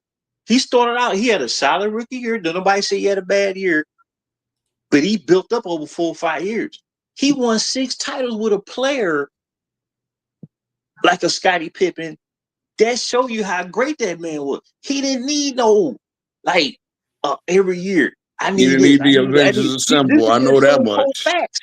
This is just facts. So what I'm saying is, I think what it is that really by this point, Jordan is really taken for granted. And when you all I can say is this: you go back and watch Game 7 of the 92 Eastern Conference semifinal between the Bulls and the Knicks. And the Knicks was giving the Bulls the business. They was on the verge of eliminating them because, the Bulls were trying to repeat. And that series, man, Scottie Pippen kind of backed off. He didn't really, that defensive pressure, that intimidation was kind of getting to him. And that's why Jordan had to stand up to X-Man and say, we ain't finna have none of that. So at that moment, the onus was 100% on Jordan to perform, not Scotty, not BJ, not Horace Grant. And the way that man played in that game 7, that's the essence of Michael Jordan. And when you saw that game, I remember saying, I said, I said, dude, you a balling MFer. And at that point, you just realized he wasn't gonna be beat. See, what I'm saying is like you can watch, like there's been times where you seen LBJ play, man, and you can tell, man, a L is coming. You can just tell, you can feel it. So what I'm saying, when Jordan broke through, when Pippen matured, when Horace Grant matured, when the Bulls broke through, you knew wasn't nobody finna beat them, because it was only one team that was really holding them back, and that was the Pistons. It was really only one team holding them back. And then every year, they would inch closer and closer to beating the Pistons, 5 games, 6 games, 7 games. Whereas if the Bulls had home court in 90, they probably beat Detroit. But that's how important home court advantage was back then. It was very important. And Oklahoma City having home court this year, that's what led them to that championship. Home court is important, especially in the Western Conference. What I'm saying is, when he broke through and won that first championship, the whole league knew wasn't nobody finna beat him. That was it. You don't get that feeling when you see this dude play. What I'm trying to say is, like, if you constantly need an overhaul change, roster change, the media be saying, oh man, they got to get him help. The front office not doing enough. You didn't hear that talk with the Bulls. You didn't hear that talk, because they knew he had it on lock. Because they had the best roster structure in the whole league. But what I'm saying is, they didn't. The best roster structure in the league. No, they didn't. What I'm trying to say is, hold on. Sir, casual. They realized their starting point guard averaged 7 points in 4. And as soon as they got an opportunity, they swapped him out for a player and Ron Harper. Okay, what did Ron Harper average 7 points a game in Chicago while playing at an all defense while playing at an all defensive level. He was playing great defense, but the onus Gary Payton was playing at a defensive identity. What the hell does Gary Payton have to do with this conversation right now, bro? What I'm saying is they played him in the finals. That's number one. Number two, see, you just said, hold on. What does Gary Payton have to do with this conversation? When did I mention the NBA Finals? Did I mention the NBA Finals? Did I mention the NBA Finals? Bro, did I mention the NBA Finals? First of all, in that one statement, hold on, Casual. Let me show you where you just got cooked. Let me show you where you just got cooked. Because you went from, in one swoop, you went from 91 to 95. Do you realize before Jordan came back, you realize before Jordan came back, that Ron Harper was struggling in his role mightily in 94, 95. And that's why he started to focus on defense, because his offense wasn't there no more. So what we trying to say is this. A large reason, if you go back and look at it, the large reason why the league started to emphasize defense more in the 90s, quite honestly, I think was because you want to go outscore the Jordan per se. So the philosophy was we got to amp up the defense to try to deal with this dude. So what I'm saying is, this dude was so great that defense became more of a, how can I say this? You've always had great defenders in the league. What I'm saying, to stop this dude, it wasn't about trying to outscore. It was about, man, we're going to try to come up with a philosophy where our whole team going to try to shut this dude down. And he was still beating them. So I'm saying, if you took that mentality and put him in, and I'm not trying to compare eras. I just think a lot of fans today, a lot of these new talking heads, they don't understand what this dude was about, man. Like, when you watched them play, there was no evidence or no conclusions to just say, man, someone going to beat this dude. But yet he was unbeatable. But yet the majority still have him as the GOAT, though. A lot of people, and that's why a lot of people would try to. Here go a perfect example: Isaiah Thomas. For the past 5-6 years, he been saying LeBron the GOAT, right? They go back and forth with it though. See, they be flip flopping when it come to money time. And what is that? What's the issue with that? And what's the issue with that? And by the way, I ain't gonna lie to you. The nastiest shit is not. You are typing your own shit, putting it on the big screen. Yeah, because you putting shit on the big screen and niggas talking about beating me. Okay, I ain't bro, gonna lie to you. You done lost. I ain't gonna lie to you. You lost your mind tonight, nigga. bro. You done lost your mind. You're really going about what I This nigga highlighted. went on big- You realize that I he went highlight on almost big every screen. bro. He went on big screens of niggas beating me, bro. Bro, that was like an hour and a half ago. That was You like an got it, hour and a nigga. half ago, and that was up for like Yeah. 12 seconds, bro. Yeah, this your best stream right now, nigga. Bro. No, because Look, because Jermaine was going on, and I wanted to give him. Bro, you just said here's when you cooked yourself, and here's when you really demonstrated how much. I want JB, because I always tell you, bro, we got to learn to catch cats when they fuck up. He just fucked up. He just fucked up royally. He just proved that Jordan was the GOAT, because he said, as I said, you said that the Bulls had the best roster structure in the league. He has a case to be the GOAT. Yes, he does. Okay, but you just proved that he's the GOAT. Because you tell me it's acceptable. That's what you want to take out of that. Hold on, Cass. You just did what you doing right now, nigga. As I was talking, you cut me off talking about, hold on, Casual, you just cooked yourself. I'm gonna cook you. And that's part of the problem with this and whole let me tell shit, you why I cook you. Niggas like this nigga right here makes it a mission to make every single conversation a cook session. That's the problem with the GOAT debate. In all honesty, I don't like to play gotcha. And then they cut you. And then they cut you. And then they cut you I'm not off. a gotcha And then they nigga. cut you. And then they cut you off like he's doing right now, and not let you finish your fucking sentence. And then they just misconstrue what you said, which turns the conversation into a whole disingenuous. See, this is 10 toes down.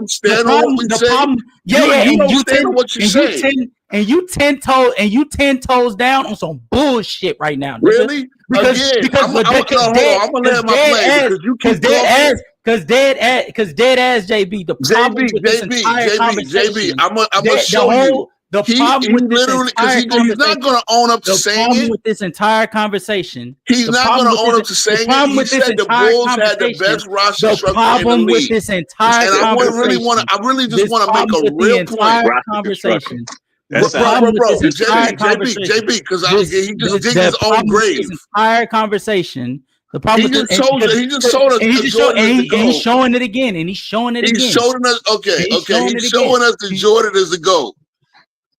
And he's showing it again. And he's showing me again. Nigga. You ain't gotta worry about me ending up here. Because I started conversing. I started this whole type of conversation. This whole deflection. I started with this whole type of conversation with you, JB, for the sake of getting to the bottom of conversing about the GOAT. Not who's the GOAT, but just conversing about who you believe is the GOAT. And he continues to try to make it a big ass MJ versus LeBron fest when it is not even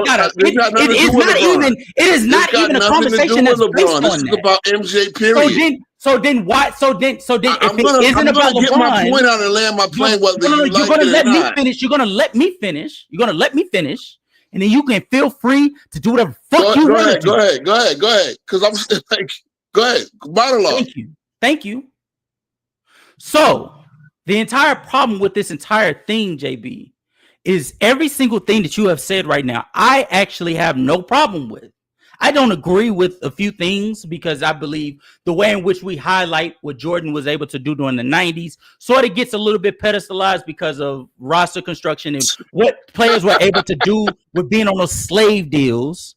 However, I do still believe fucking dominance is dominance. What Jordan was able to do in terms of playoff translation, all-time level scoring, especially for that era where he had no business putting up Wilt-like numbers in terms of scoring and efficiency, being able to finish among the trees with some of the greatest defenders at the rim, and he'll still be able to finish over the top and be one of the only guards to be able to put forth 50% field goal percentage shooting while averaging 30. Like, this fucking unheard of.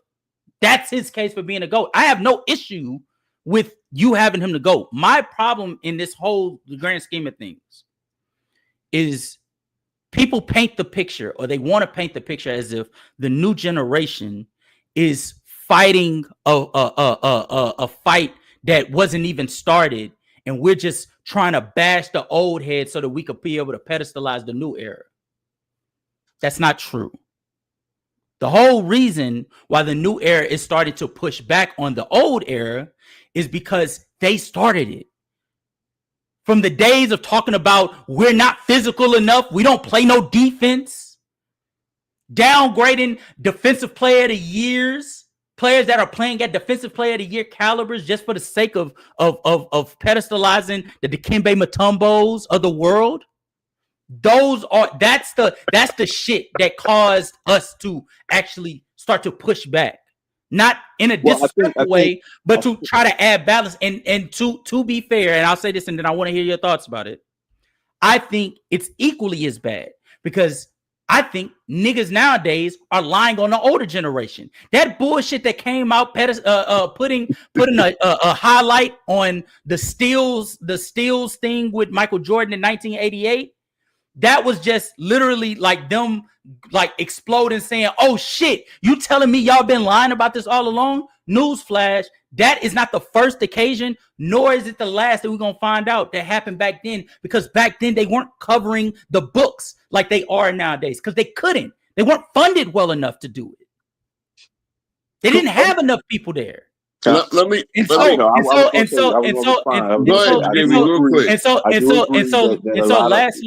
lastly, I just want to say I think the older generation and the newer generation are at a standstill because both feel as if they have all the right in the world for them to be able to say certain things about their era that one side may not believe is true, and both of us don't necessarily be given proof like that. But that's really where I feel like the issue is, like, in all of this. No, I agree. No, I do agree that both sides. I will sit here and say, like, the last couple of playoffs I've been watching this year, like, I had no issue with the playoffs this year. They complete hard, and it's been physical.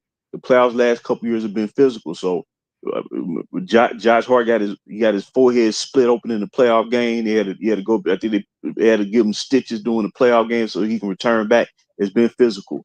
The officials been letting these dudes play. So I think that is an exaggeration that former players do say about today's game. So they need to pull back on that. I do agree. And that is true. I think a lot of the former voices, they're making blanket statements. And a lot of these new talking heads that got the platform, you can tell they really don't have a lot of wherewithal about the past game. That's all true. I think two things start this clash. As far as the lack of physicality, I think the league went overboard in trying to protect offensive play because of that malice in the palace. I think that malice in the palace. I think everybody freaked out, and they took probably too much precaution to try to avoid teams from fighting each other. But that's gonna happen.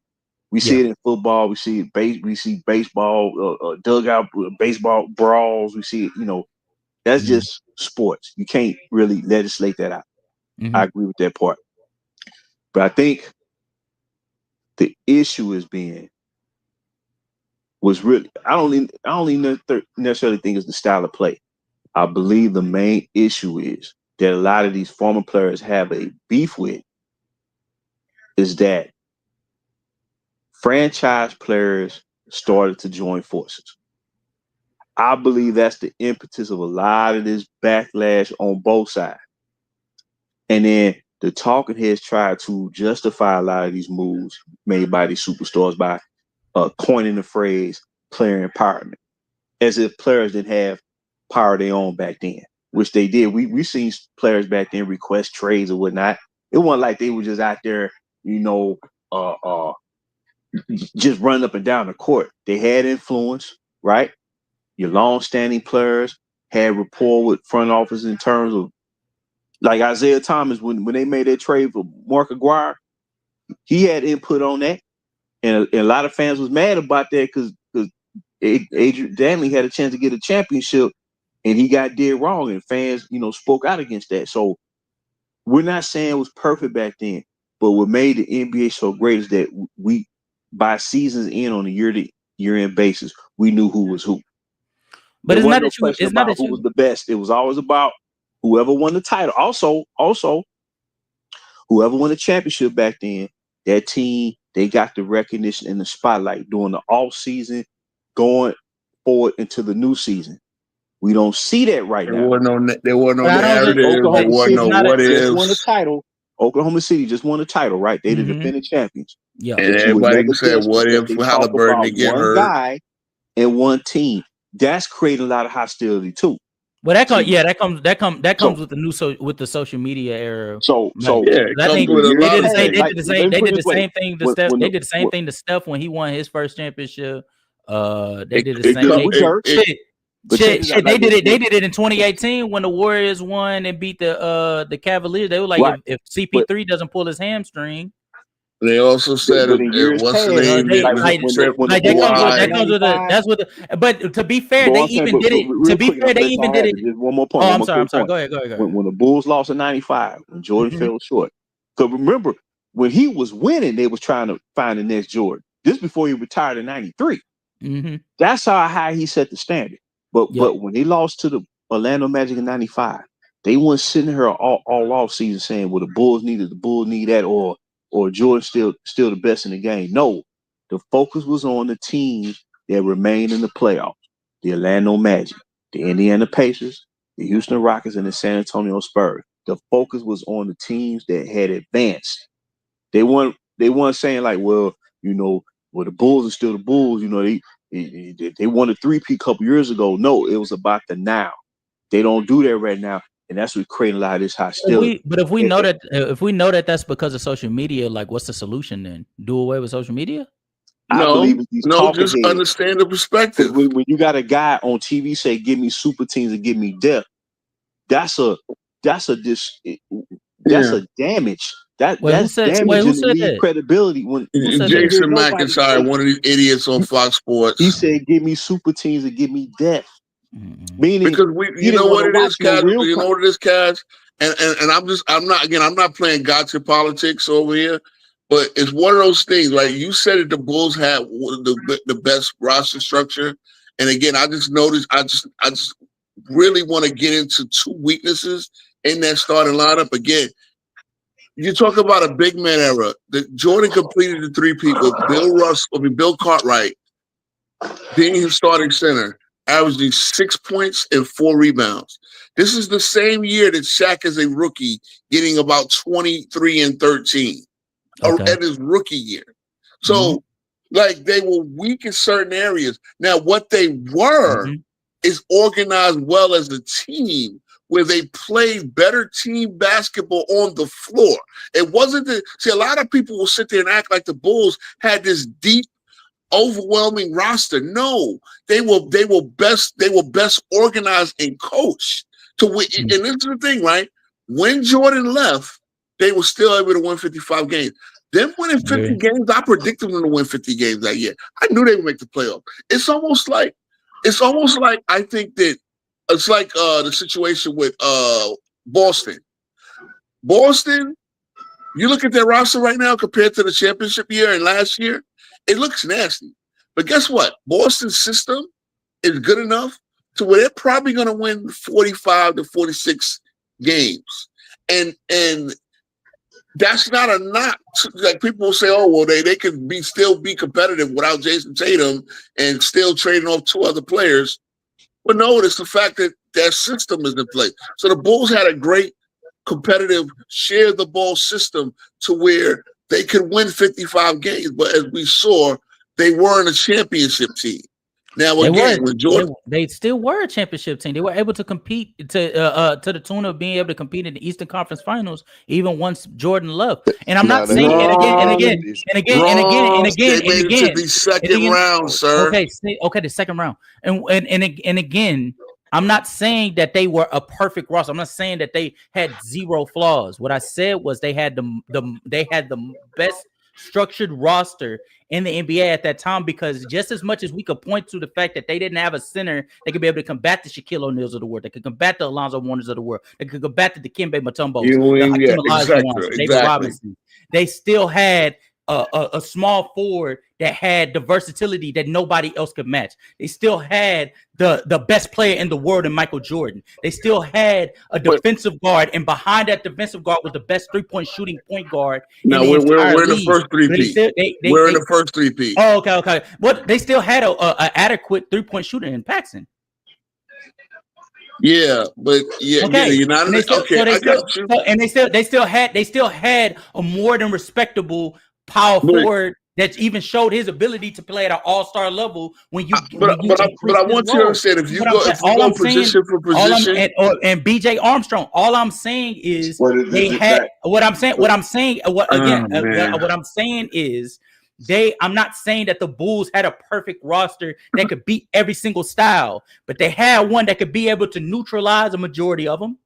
They did, and then to your no, point, JB, what they did was out competed. The Portland and to your and Trailblazers to, had to your the point, most talented Yes, team in the and NBA. I and this is agree. what. Hold on, Cat, because I really want to get on this point because what we do is we go back and look at rosters.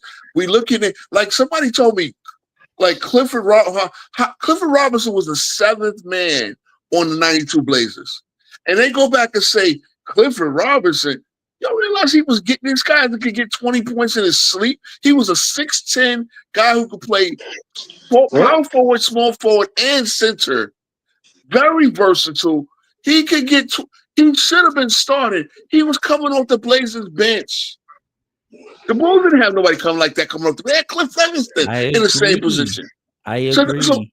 But when people look at the roster, they go and say, "Oh, these teams weren't talented," because they try to count Hall of Famers. This team didn't have 7 Hall of Famers. But even the Trailblazers roster was not conducive to making it specifically in the playoffs. Those teams were built to take advantage of fast breaks. That's why you had Clyde Drexler having career highs each year, topping himself. Because they were the but fastest, I'm just looking at the quality of the roster. They were the fastest team and the most competent team that could be able to translate into the postseason. However, even once they got into the postseason and inevitably the game slowed down, you had to rely on some level of floor spacing. And their best answer to that was Clyde and Terry Porter. That wasn't going to cut it. Wait. Cliff Robinson, again, was a stretch 4. He was a 6'10" guy who could hit the 3, which is very rare in that era. You also had Buck Williams, one of the toughest rebounders. You had Kevin Duckworth, again, another guy who could go out and get 14 and 8 any night. Cliff Robinson wasn't a spacer at that time period, though. Yes, he was. No, he was not. Are you kidding me? So in 92, what do you think he was doing?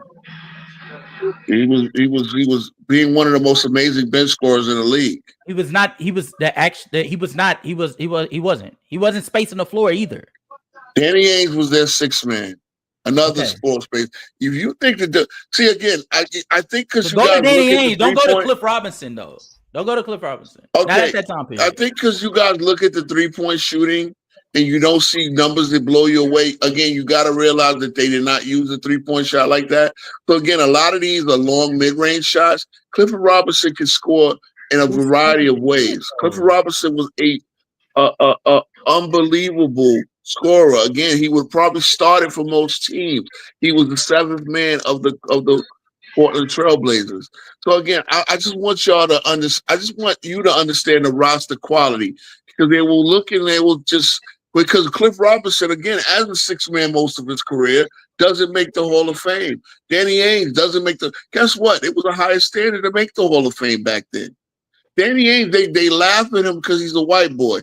Danny Ainge just had a habit of being on good teams. Danny Ainge was respected from his years for the Celtics. He was respected already. Yes, and then he winds up with the Blazers and the Suns. He winds up like he just winds up like. Team pick good coaches would pick up a Danny Ainge when he was available because they know he could guard 1, 2, 3 positions. Again, look, we could go into how good individually these guys are. Again, I want people to understand Michael Jordan's competition was hella stiff, especially in the finals. He played more 60-win teams than LeBron did in the finals. Why is LeBron getting brought up to this? No, I'm just saying because it's LeBron fans who go back and look. It's your generation of fans who go back and look and don't really understand the fabric of these teams. Don't understand. It's your generation too. Okay. Your generation, nigga. All of our generations either misrepresent or misremember shit. That's all of Okay. our shit. Okay. We We all either gotta take miss accountability. That's also an issue. one Nigga, thing. One it's thing not I know. just One thing me. I know It's that not just whoever my got out of side. that It's West. your side. Hold on. All Hold of on. Hold on. Hold our on. side is one side. Okay. Both Okay. our Okay. sides are one One thing side. I know. I don't care. I don't have whether I misremembered it or not. Whoever got out of that West was a hell of a good team because there were about 5 or 6 Agreed. teams in that West. Malone Agreed. and Stockton, they finally got through. Malone and Stockton was knocking on the door of the finals back from the late 80s. Am I wrong, JB? They were knocking on the door to be that West, contenders man. back from the late 80s. They had Jeff Malone and Mark Eaton there. Then they had David Benoit. They had Ty Corbin. Oh, They had Benoit so had many hops too, iterations. boy. They They had had so many iterations Blue Evans. of that Jazz team, but it was always around Stockton and Malone. And they find it, and then when they get there, they're the number one rated offense in the league. They knock off Cope. They knock off Barkley, Olajuwon, and Drexler. Then they knock off Shaq and Kobe in a sweep. Then they knock off Tim Duncan in his rookie year. But then they looked at, look at that. They only had one 25-point scorer. And then we say, this is a garbage team compared to the Warriors. Not understanding the way the game is played, not understanding the way rosters are structured, not understanding that if a team has 6 guys that can score in double digits on average, that's a pretty good, well-stacked roster.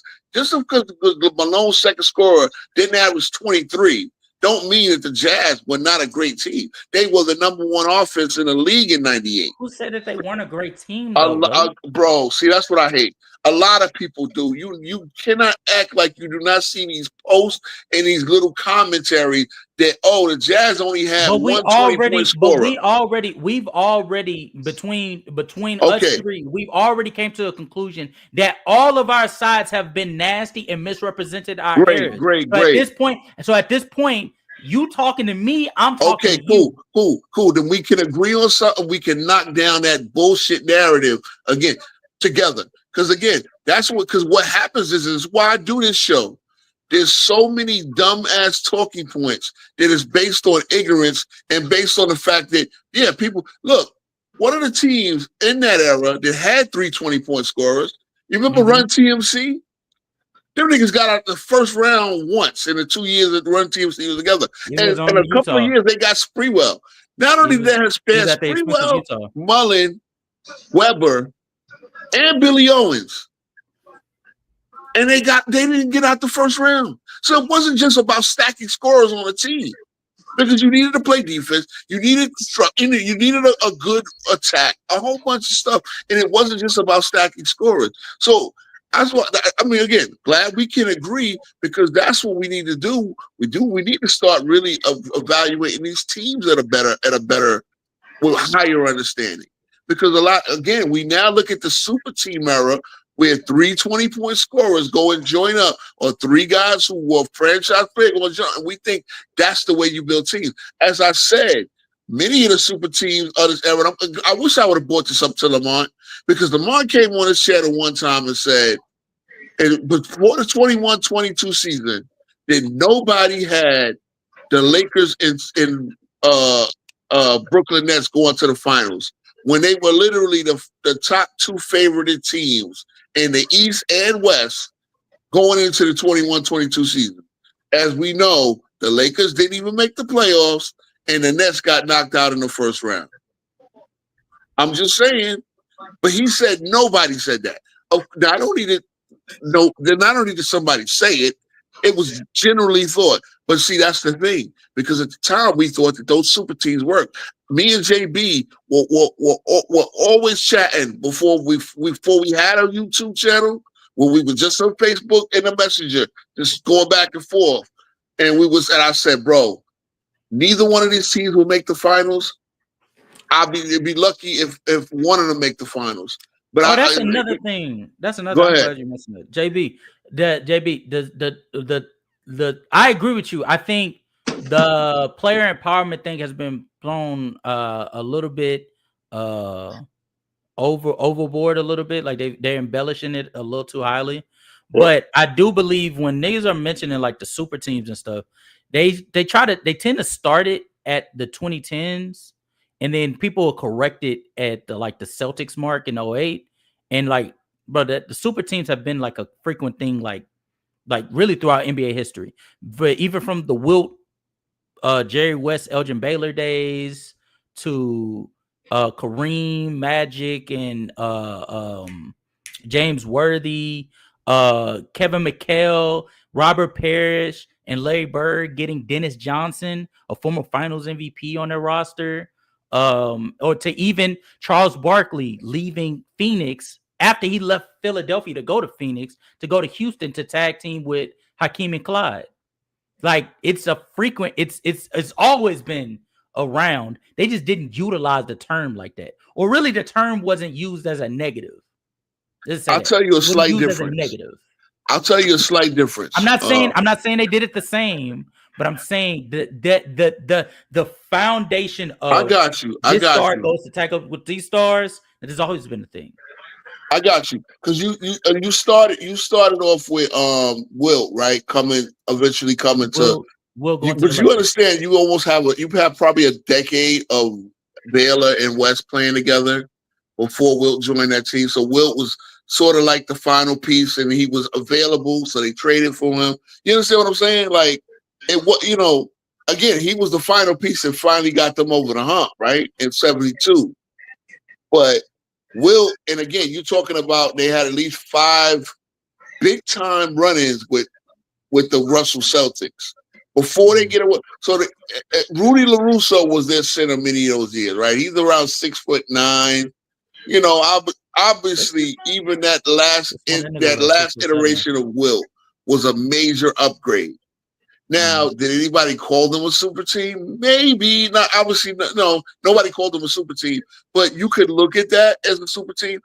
One difference is you didn't have 3 superstars like the Brooklyn Nets, and like what happened with you understand what I'm saying? Like, they had a whole decade of battles with a dynasty before they just added Wilt at the end of his career and then finally get over the hump. And remember, they got to the finals 3 times. They lost to the Knicks twice, right? The Willis Reed one, and then the Clyde Frazier, and and then they were dominant the 1 year in 72 when they won and then you got Kareem winning in 71. So that 4-year stretch, they got to 3 finals, won one of them. West finally got his ring. Baylor technically got the ring. Somebody said they took it away from him. No, why would they take it away from him? Unless he decided. I just want to correct something real quick on Philip Fry's part. Philip Fry said that Baylor retired the season and never played in the playoffs with Wilt. That is incorrect. Not even trying to click you or anything. Back in 1970. 69. They got to the finals. Yes, they were able to get to the NBA finals and they ultimately lost. So no, but I think he might have been referring to 72. I think he's talking about 72. Yeah, I think he's talking about 72. Yeah, but that's what I'm saying. Even Clyde, the Barkley situation. I can skip up to the Barkley situation, right? Mm-hmm. You wanted to bring up Dennis Johnson, which again, look, Red Auerbach was the executive of the Celtics. Red Auerbach was a monument. Go back to the 50s. Red Auerbach was just a G. He fucking traded the circus for Bill Russell. Okay, right? They had the circus in town or whatever. Like the rights to own to host the circus, and St. Louis traded Bill Russell to the Celtics. Mm-hmm. But obviously drafting Bird the year before he drafted Bird, and Bird went back to college. So if Bird would have got hurt, he would have just lost the draft pick or whatever. Auerbach was a genius at getting things. So, okay, he put a great team together. Again, he jukes the Golden State Warriors because he got McHale the whole time. Say again. I said they were just doing under the table shit the whole time. He was just good. He was just good. People don't know. People don't know the way that the Los Angeles Lakers were able to get Magic Johnson was an under the table deal with the Houston Rockets. Well, yeah, we can get into all that, but again, they got to the coin flip because they traded Goodrich. Again, there's a bunch of shit. Yeah, there's a lot of collusion. So, but yeah, at the end of the day, they were playing with the rules. So Mhm. the difference with these super teams is you wind up, and again, Boston will be one that's different.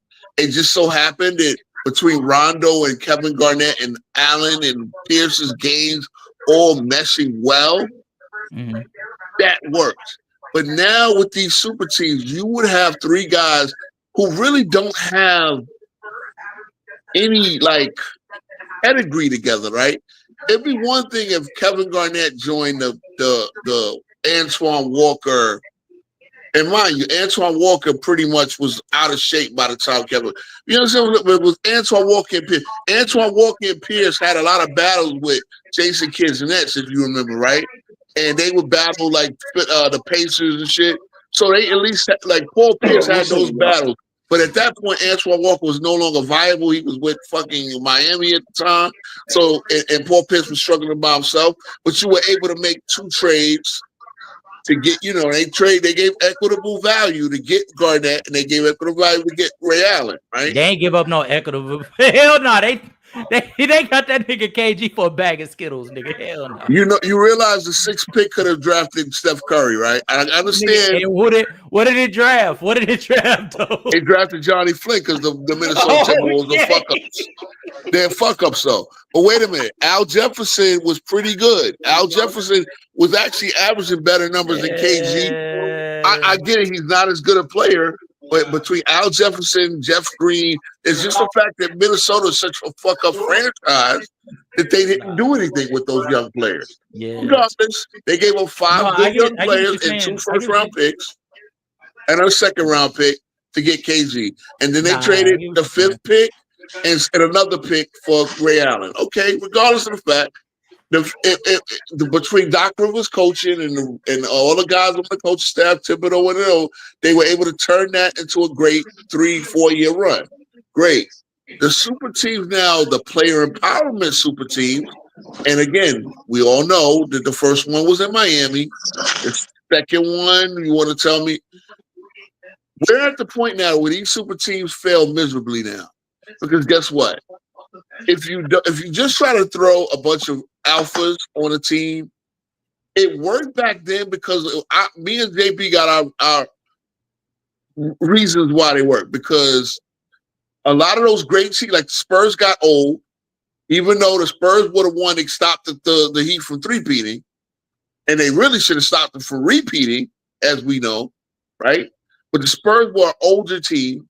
You didn't. A lot of those older stars from the late '90s into like Dirk got old. Dirk stopped them the first year, but then his team around him and himself was old, so they weren't going to be viable to stop the Heat the next time.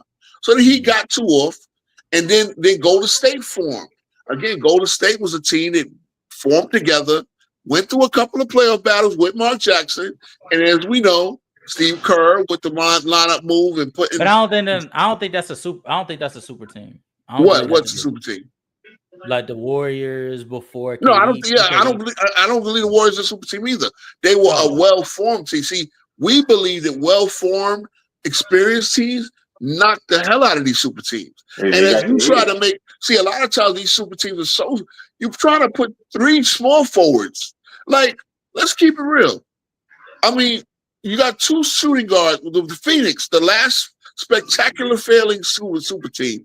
2 small forwards, a center that's not really a rim protector, no point guard, no, like. Wait, who are we talking about? We're talking about Phoenix. Phoenix failed spectacularly because you're putting 2 guys who play the same position and do the same things. It's like Bradley Beal was a 30-point scorer. Booker was a 28-point scorer. Durant is a 28-point scorer. They all can't score 28. It's one basketball. And then you don't have a rim protector and you don't have a point guard. So you can't finish. I thought Devin Booker did a solid job as a point guard in the first experiment, first year's experience. It was that rim protection. Like, nigga, you got Nurkic as your rim protector, nigga. It's not gonna bode too well, you know, bro. You know how many times I've been from the preseason. I realized that they don't have point guards that even like. You need a point guard as a floor setter, as a guy who. I think he's a decent point guard throughout the game, but when you need to run plays, like their offense will go to the shit. And again, you got 3 20-point scorers. That's why they Well, was. you never That's why really they knew were who having was. trouble scoring in the fourth quarters. Yeah, yeah. Well, no, I So- don't think the problem was that them scoring. Correct. Wait, are we talking about last season or are we talking Oh my about? God, Lamar gonna look at forget what Lamar picked. But never mind. But I mean, I just close with this because it's 116 down here in Texas. I'm fucking Yeah, tired. bro. I just It's wanna- 216 yeah, here. I feel. No, you know what? Actually, I that was the appreciate. previous year because last year they brought in Yeah, Tyus Jones.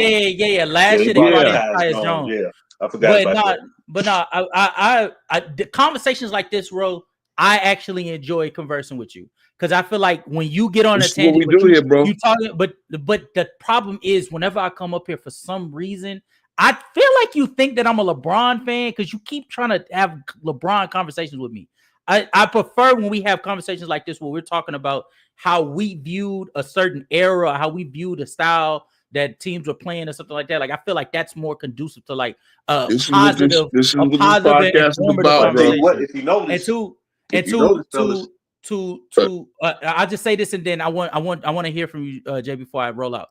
Because I meant to speak about it about an hour ago. Joel said something along the lines of like, then there's no point of arguing. Anyone can be the GOAT. Then that's the point. Anybody that has the right credentials that you value, they absolutely can be the GOAT. Not everything needs to be an argument. Not everything needs to be a debate. To be quite honest with you, Jay, if you believe that Jordan is the GOAT and I don't, that doesn't mean all of a sudden we need to get into verbal fisticuffs about why you're right and I'm wrong. Maybe both of us have legitimate cases and we can both respect each other and our takes enough to say, Jordan, when he mentioned Jordan being 36-6 and nobody being able to reach that record, that's a really good fucking point. That's very credible. Him mentioning what he did in the playoffs, the competition. That's a very credible point. I respect it. It doesn't move me or it's not going to change my mind, but like that's still a respectful conversation. That's how this shit should go. But like a lot of times, especially on, and I'm pretty sure FYF's in the chat, but I don't care. Even on FYF's platform, it turns into a lot of arguing about nothing. Like we're supposed to be having a genuine conversation, which is but how he can go 9 hours and I can go 5. It turns into bad faith conversations that end up spiraling into crash outs and yelling and personal shit. Like it shouldn't get that way. Basketball is pure. But the way that we should talk basketball should be the exact way that we play basketball with a level of love and purity for it. Well, of course, we're going to banter about basketball competitively the way we play. It's competitive banter, right? Mm-hmm. That's what happens. You know, again, you have your opinion. I can respect your opinion. I just want to know where it's coming from, and I want to know it's not based on bullshit. Again, that's why I came up with this platform, man, to knock down a lot of bullshit talking points and narratives and this, that, and the third. And again, I know, like, see, it's like you came up here and you heard part of the conversation and you saw the what's the name. And again, I ain't gonna lie, I clickbaited. I said I swerved because while everybody else was talking about Jeff T's comment, I told JB, bro, I ain't got nothing to say about it, bro. And I said why. But then the Hulk Hogan news came up and everything. I said, okay, look, let me say LeBron Bonds. And I actually C-Dub, he put Bond without the S. And I wanted like LeBron versus, but again, I didn't want to talk about the steroids because at the end of the day, like I said, if we had the smoking gun, again, LeBron couldn't understand. If we had a smoking gun, it changes nothing. The NBA is so protective of its property in itself that we're probably never going to get a smoking gun if there is one. And at the end of the day, guess what? The league will still go on. LeBron's, we're not going to do like they do it. See, baseball, they're at the point, and that's why I kept bringing it up, because baseball is at the point where the people that actually hold their records are not respected, and that's a big fabric of what makes baseball baseball. You got to understand. Play around with their history, man. It's safe. McGuire and Sosa literally saved the sport. The sport was dying. And the fact that they went and chased a record that people thought would not be broken in their lifetime again. But then once see, baseball got so many old head traditionalists that say, oh, I hate the fact that they, and their fan base to say, oh, I hate the fact that they cheated to get records and blah, blah, blah. And it just lets the whole sport a mess. Again, they didn't even want to do it, but the government came in.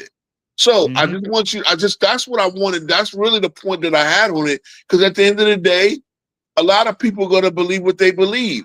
And Lamont comes up here, he plays defense attorney, cool. But people, it's not, you can play defense attorney and we don't know beyond a reasonable doubt, again, in the court of law, that LeBron is guilty. But if he was, for me, it changes nothing. I mean, guess what? If you take something for recovery, that's part, again, that's why are players have longer careers? Probably because there's a lot of natural stuff to help with recovery. You know what I'm saying? Like the fact that we got surgery, as I said, I told Lamont, one of Bernard King before Bernard King, once you tore your knee up, you tore your ACLs, your career was over. You're done. They didn't have a surgical procedure. You just had to let it heal naturally. And once it healed naturally, you were much less physical than you are. Bernard King was actually able to get back to the level of player he was based on him getting the surgery, the reconstructive surgery. And then Dominique Wilkins came. Yeah, Dominique Wilkins with the Achilles. So all that, we have so many advancements in orthopedics now that help the minor player. Everything that's done, everything that's been done in the past has led where we are today. And that's why I always say respect all eras. Because again, not only was Bill Russell playing in pro kids and fucking, he was battling racism in his own city. He was, I mean, come on, man. They were smoking in the arenas. I mean, it was all types of shit. And this was like, you cannot discount past errors and all that. And at the end of the day, bro, the GOAT conversation is subjective. It was they did name the greatest of all time in 1980, but they didn't really call it the GOAT or anything like that. The greatest NBA player of all time.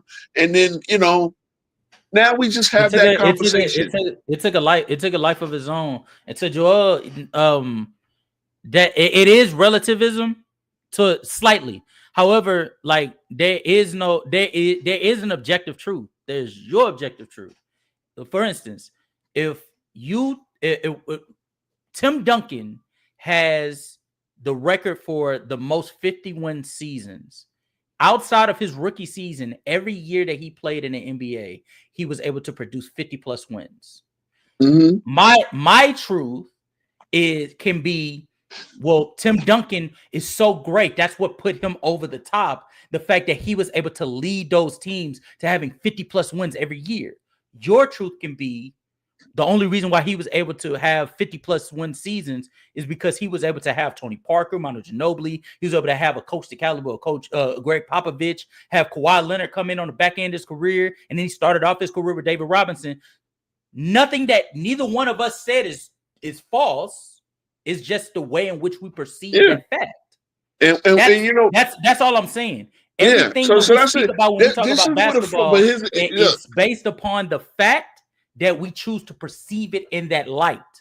And this is where the fun comes in, because now we can have little fun debates. And this is where First Take can have their scripted debate show that brings in millions and makes Stephen A. Smith a superstar and fucking Skip Bayless a superstar and multi-millionaire. And you know what? That's what we do. We'll just speak. I see FYF coming up, but we about to shut down, bro. This is 5 hours. I am not Mr. Marathon Man like you when it comes to these streaming, bro. This was a great show. The show is gonna say LeBron Bonds, but this show is about legacy. And legacies, we have, look, at the end of the day, go out, play your best, make your money, support your family. When you retire, can you sleep at night? I think a lot of the guys from the past can, but this is why I say they have so many podcasts now because they want to get their truths out. And props to them. Because you know what? You know what's great? One good thing about these podcasts, even though they're terrible, most of them are, at least they're getting their own truths out and not letting some guy that writes for a paper tell it for them. You feel what I'm saying? So, some of these guys, they talk too much and they say too much spicy shit, but at least people get their own truths out. And listen, man, we are oversaturated with podcasts, but guess what? We love them still. So I really hope y'all continue to tune in the Minds, like us, share, subscribe, man. We trying to grow over here, but we are about talking about the game. We are about talking about. We're not about just talking about we talk about narratives, but we really try to break down the game, and we really try to show you from a more than these little. They got you thinking it from a very superficial. We really try to peel back the onion layers here and really, really talk basketball, man. So, and all sports, really all sports, but basketball is our main focus. Like, you see, I will go into other sports because I like other sports. I love football. I love baseball and all that. But good night, guys, man. JB, you got anything else you want to say, man? I hope you let me know when you're available next week. We're gonna really try to get this structured. I do the 2 shows a week. Shit, I did 3 shows this week. If you consider my time with Zay. So, well, I just want to finish up with 3 quick points. First of all, only thing I'm gonna say about LBJ in closing is that I believe that if he would have stuck it out in Cleveland, it wasn't like they was gonna stop trying to put together a championship team. I believe he could have led Cleveland to a championship. And if he would have did that, man, I mean, it'd have been one of the greatest stories. I'm talking about doing his first run to where he never would have left. I think a lot of conversations about him now wouldn't even exist. And I'd have been like, man, he actually did it. He led them to the championship. For a great sports town like Cleveland, he would have got all the props in the world. It would be no issue whatsoever. Because nobody really had any issue with him during his first year in Cleveland until he left and went to Miami. That's when the issue started.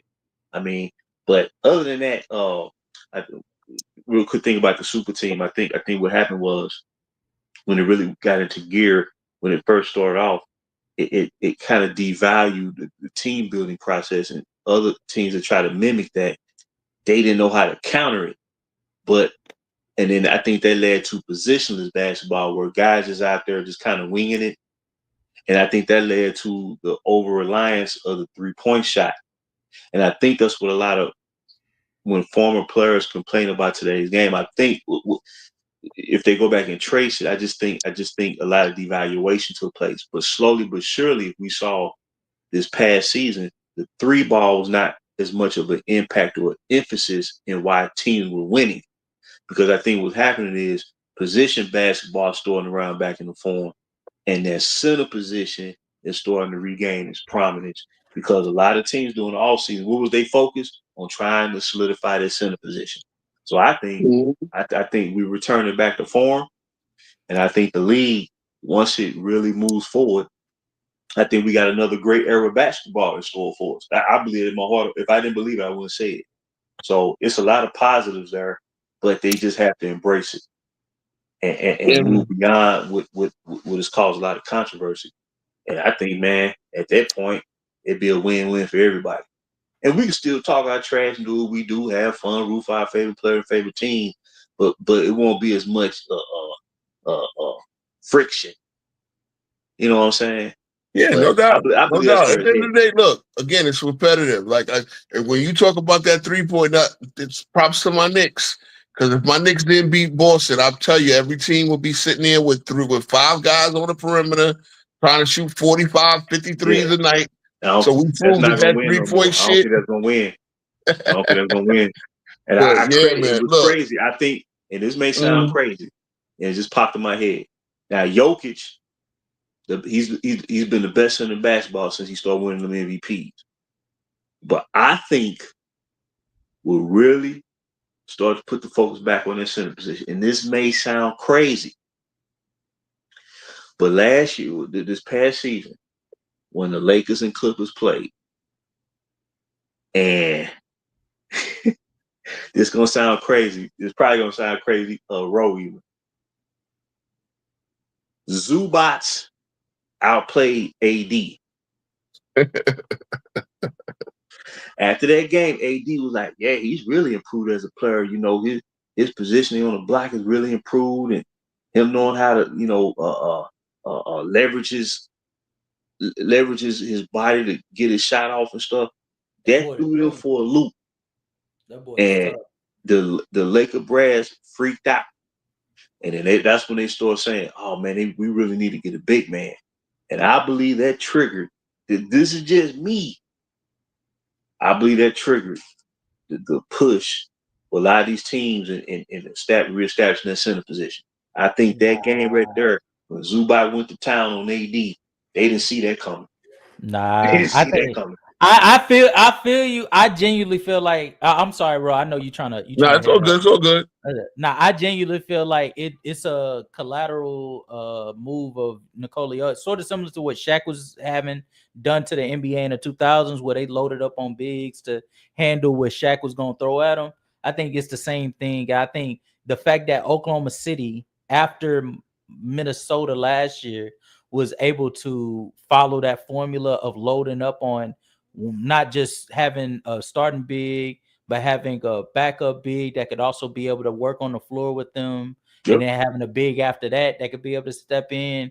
I feel like after seeing that, then Houston stepped up, and then after Houston stepped up, nigga, what's that team? Dallas is like, oh hell no, we need to resign our niggas. They went ahead and resigned Daniel Gafford. You know, Try to win without a big man in this. Try to win without a big man in this era right now. The Clippers looked over. The Clippers looked over down here in Texas. They said, "Oh hell nah. Give me Brook. Give me Brook." Hey, JB. Well, I know you missed my top 100 players, but you know why I had Zubac? Go ahead. Number 24. Number 24, right behind Jalen Williams. That's fair. I can't. He come a long. I can't say 25. I can't say top 25. Yeah, he is. I'm gonna have to see that. rebound. I'm gonna have to see that list. Yeah, I'm gonna repost it. I'm gonna try to put it up on. But yeah, I got him right ahead of Jimmy Butler. It was funny because we had our LeBron bait. That's a solid spot. That's a solid spot. Take.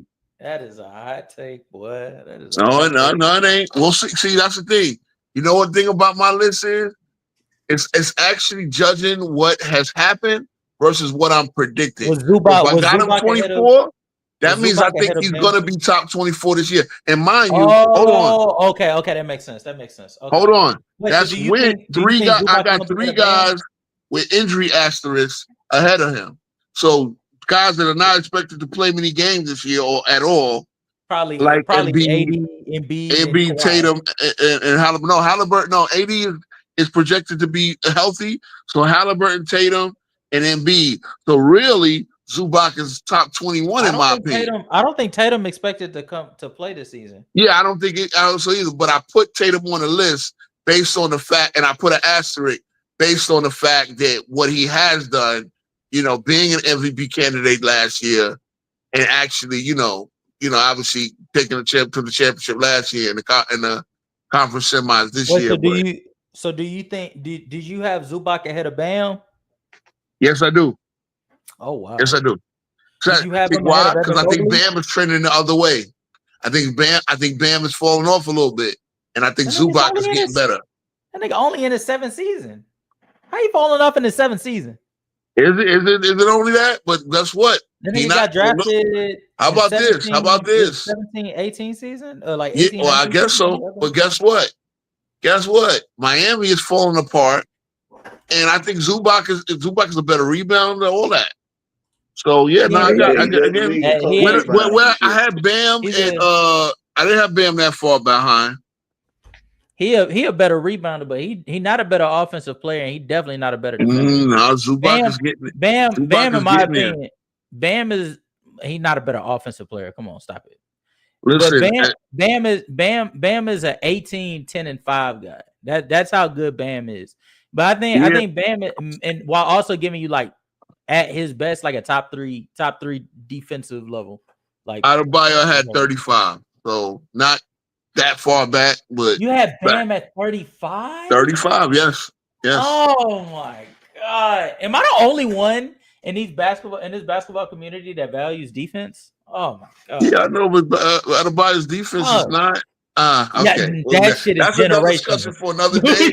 And again, see, we can come up. See, my 100 list, and if people was watching, my 100 list can come up with a million discussions. But you know, again, I'm the first one to do it. Y'all should be coming up with y'all 100 list, and let's see. Nigga, I Top got too 100 much shit players I in the gotta fucking league right react now. to. Nigga, I just reacted to fucking KD, Not KD beefing with fucking Player's Choice. that TMZ shit. I got you. I'm just fucking with you. Dad, that's crazy. I'm TMZ just is fucking with you. See, I like to talk nah. basketball fabric over here. But anyway, man. All right, guys. We have 5 hours, bro. 2:36 a.m. Eastern and 1:36 Central. Yo, guys. I know. Philip Fry. It's still before midnight on the West Coast. But guys, thanks for rocking with me, man. I really, like I said, it's a privilege to come on here and talk basketball, man. I'm glad I have a platform to do it, and just keep rocking. We're gonna keep growing. We're gonna get better. That's All right. right. That's All right. right, JB. Always. Let me know your schedule next week so I can plan out the shows accordingly. I might just do one show last week because there's 10 hours of streaming right now. It's crazy. Most definitely, most definitely. All right. Peace out, All guys. right, all right, fellas. All right, bro. Oh my god.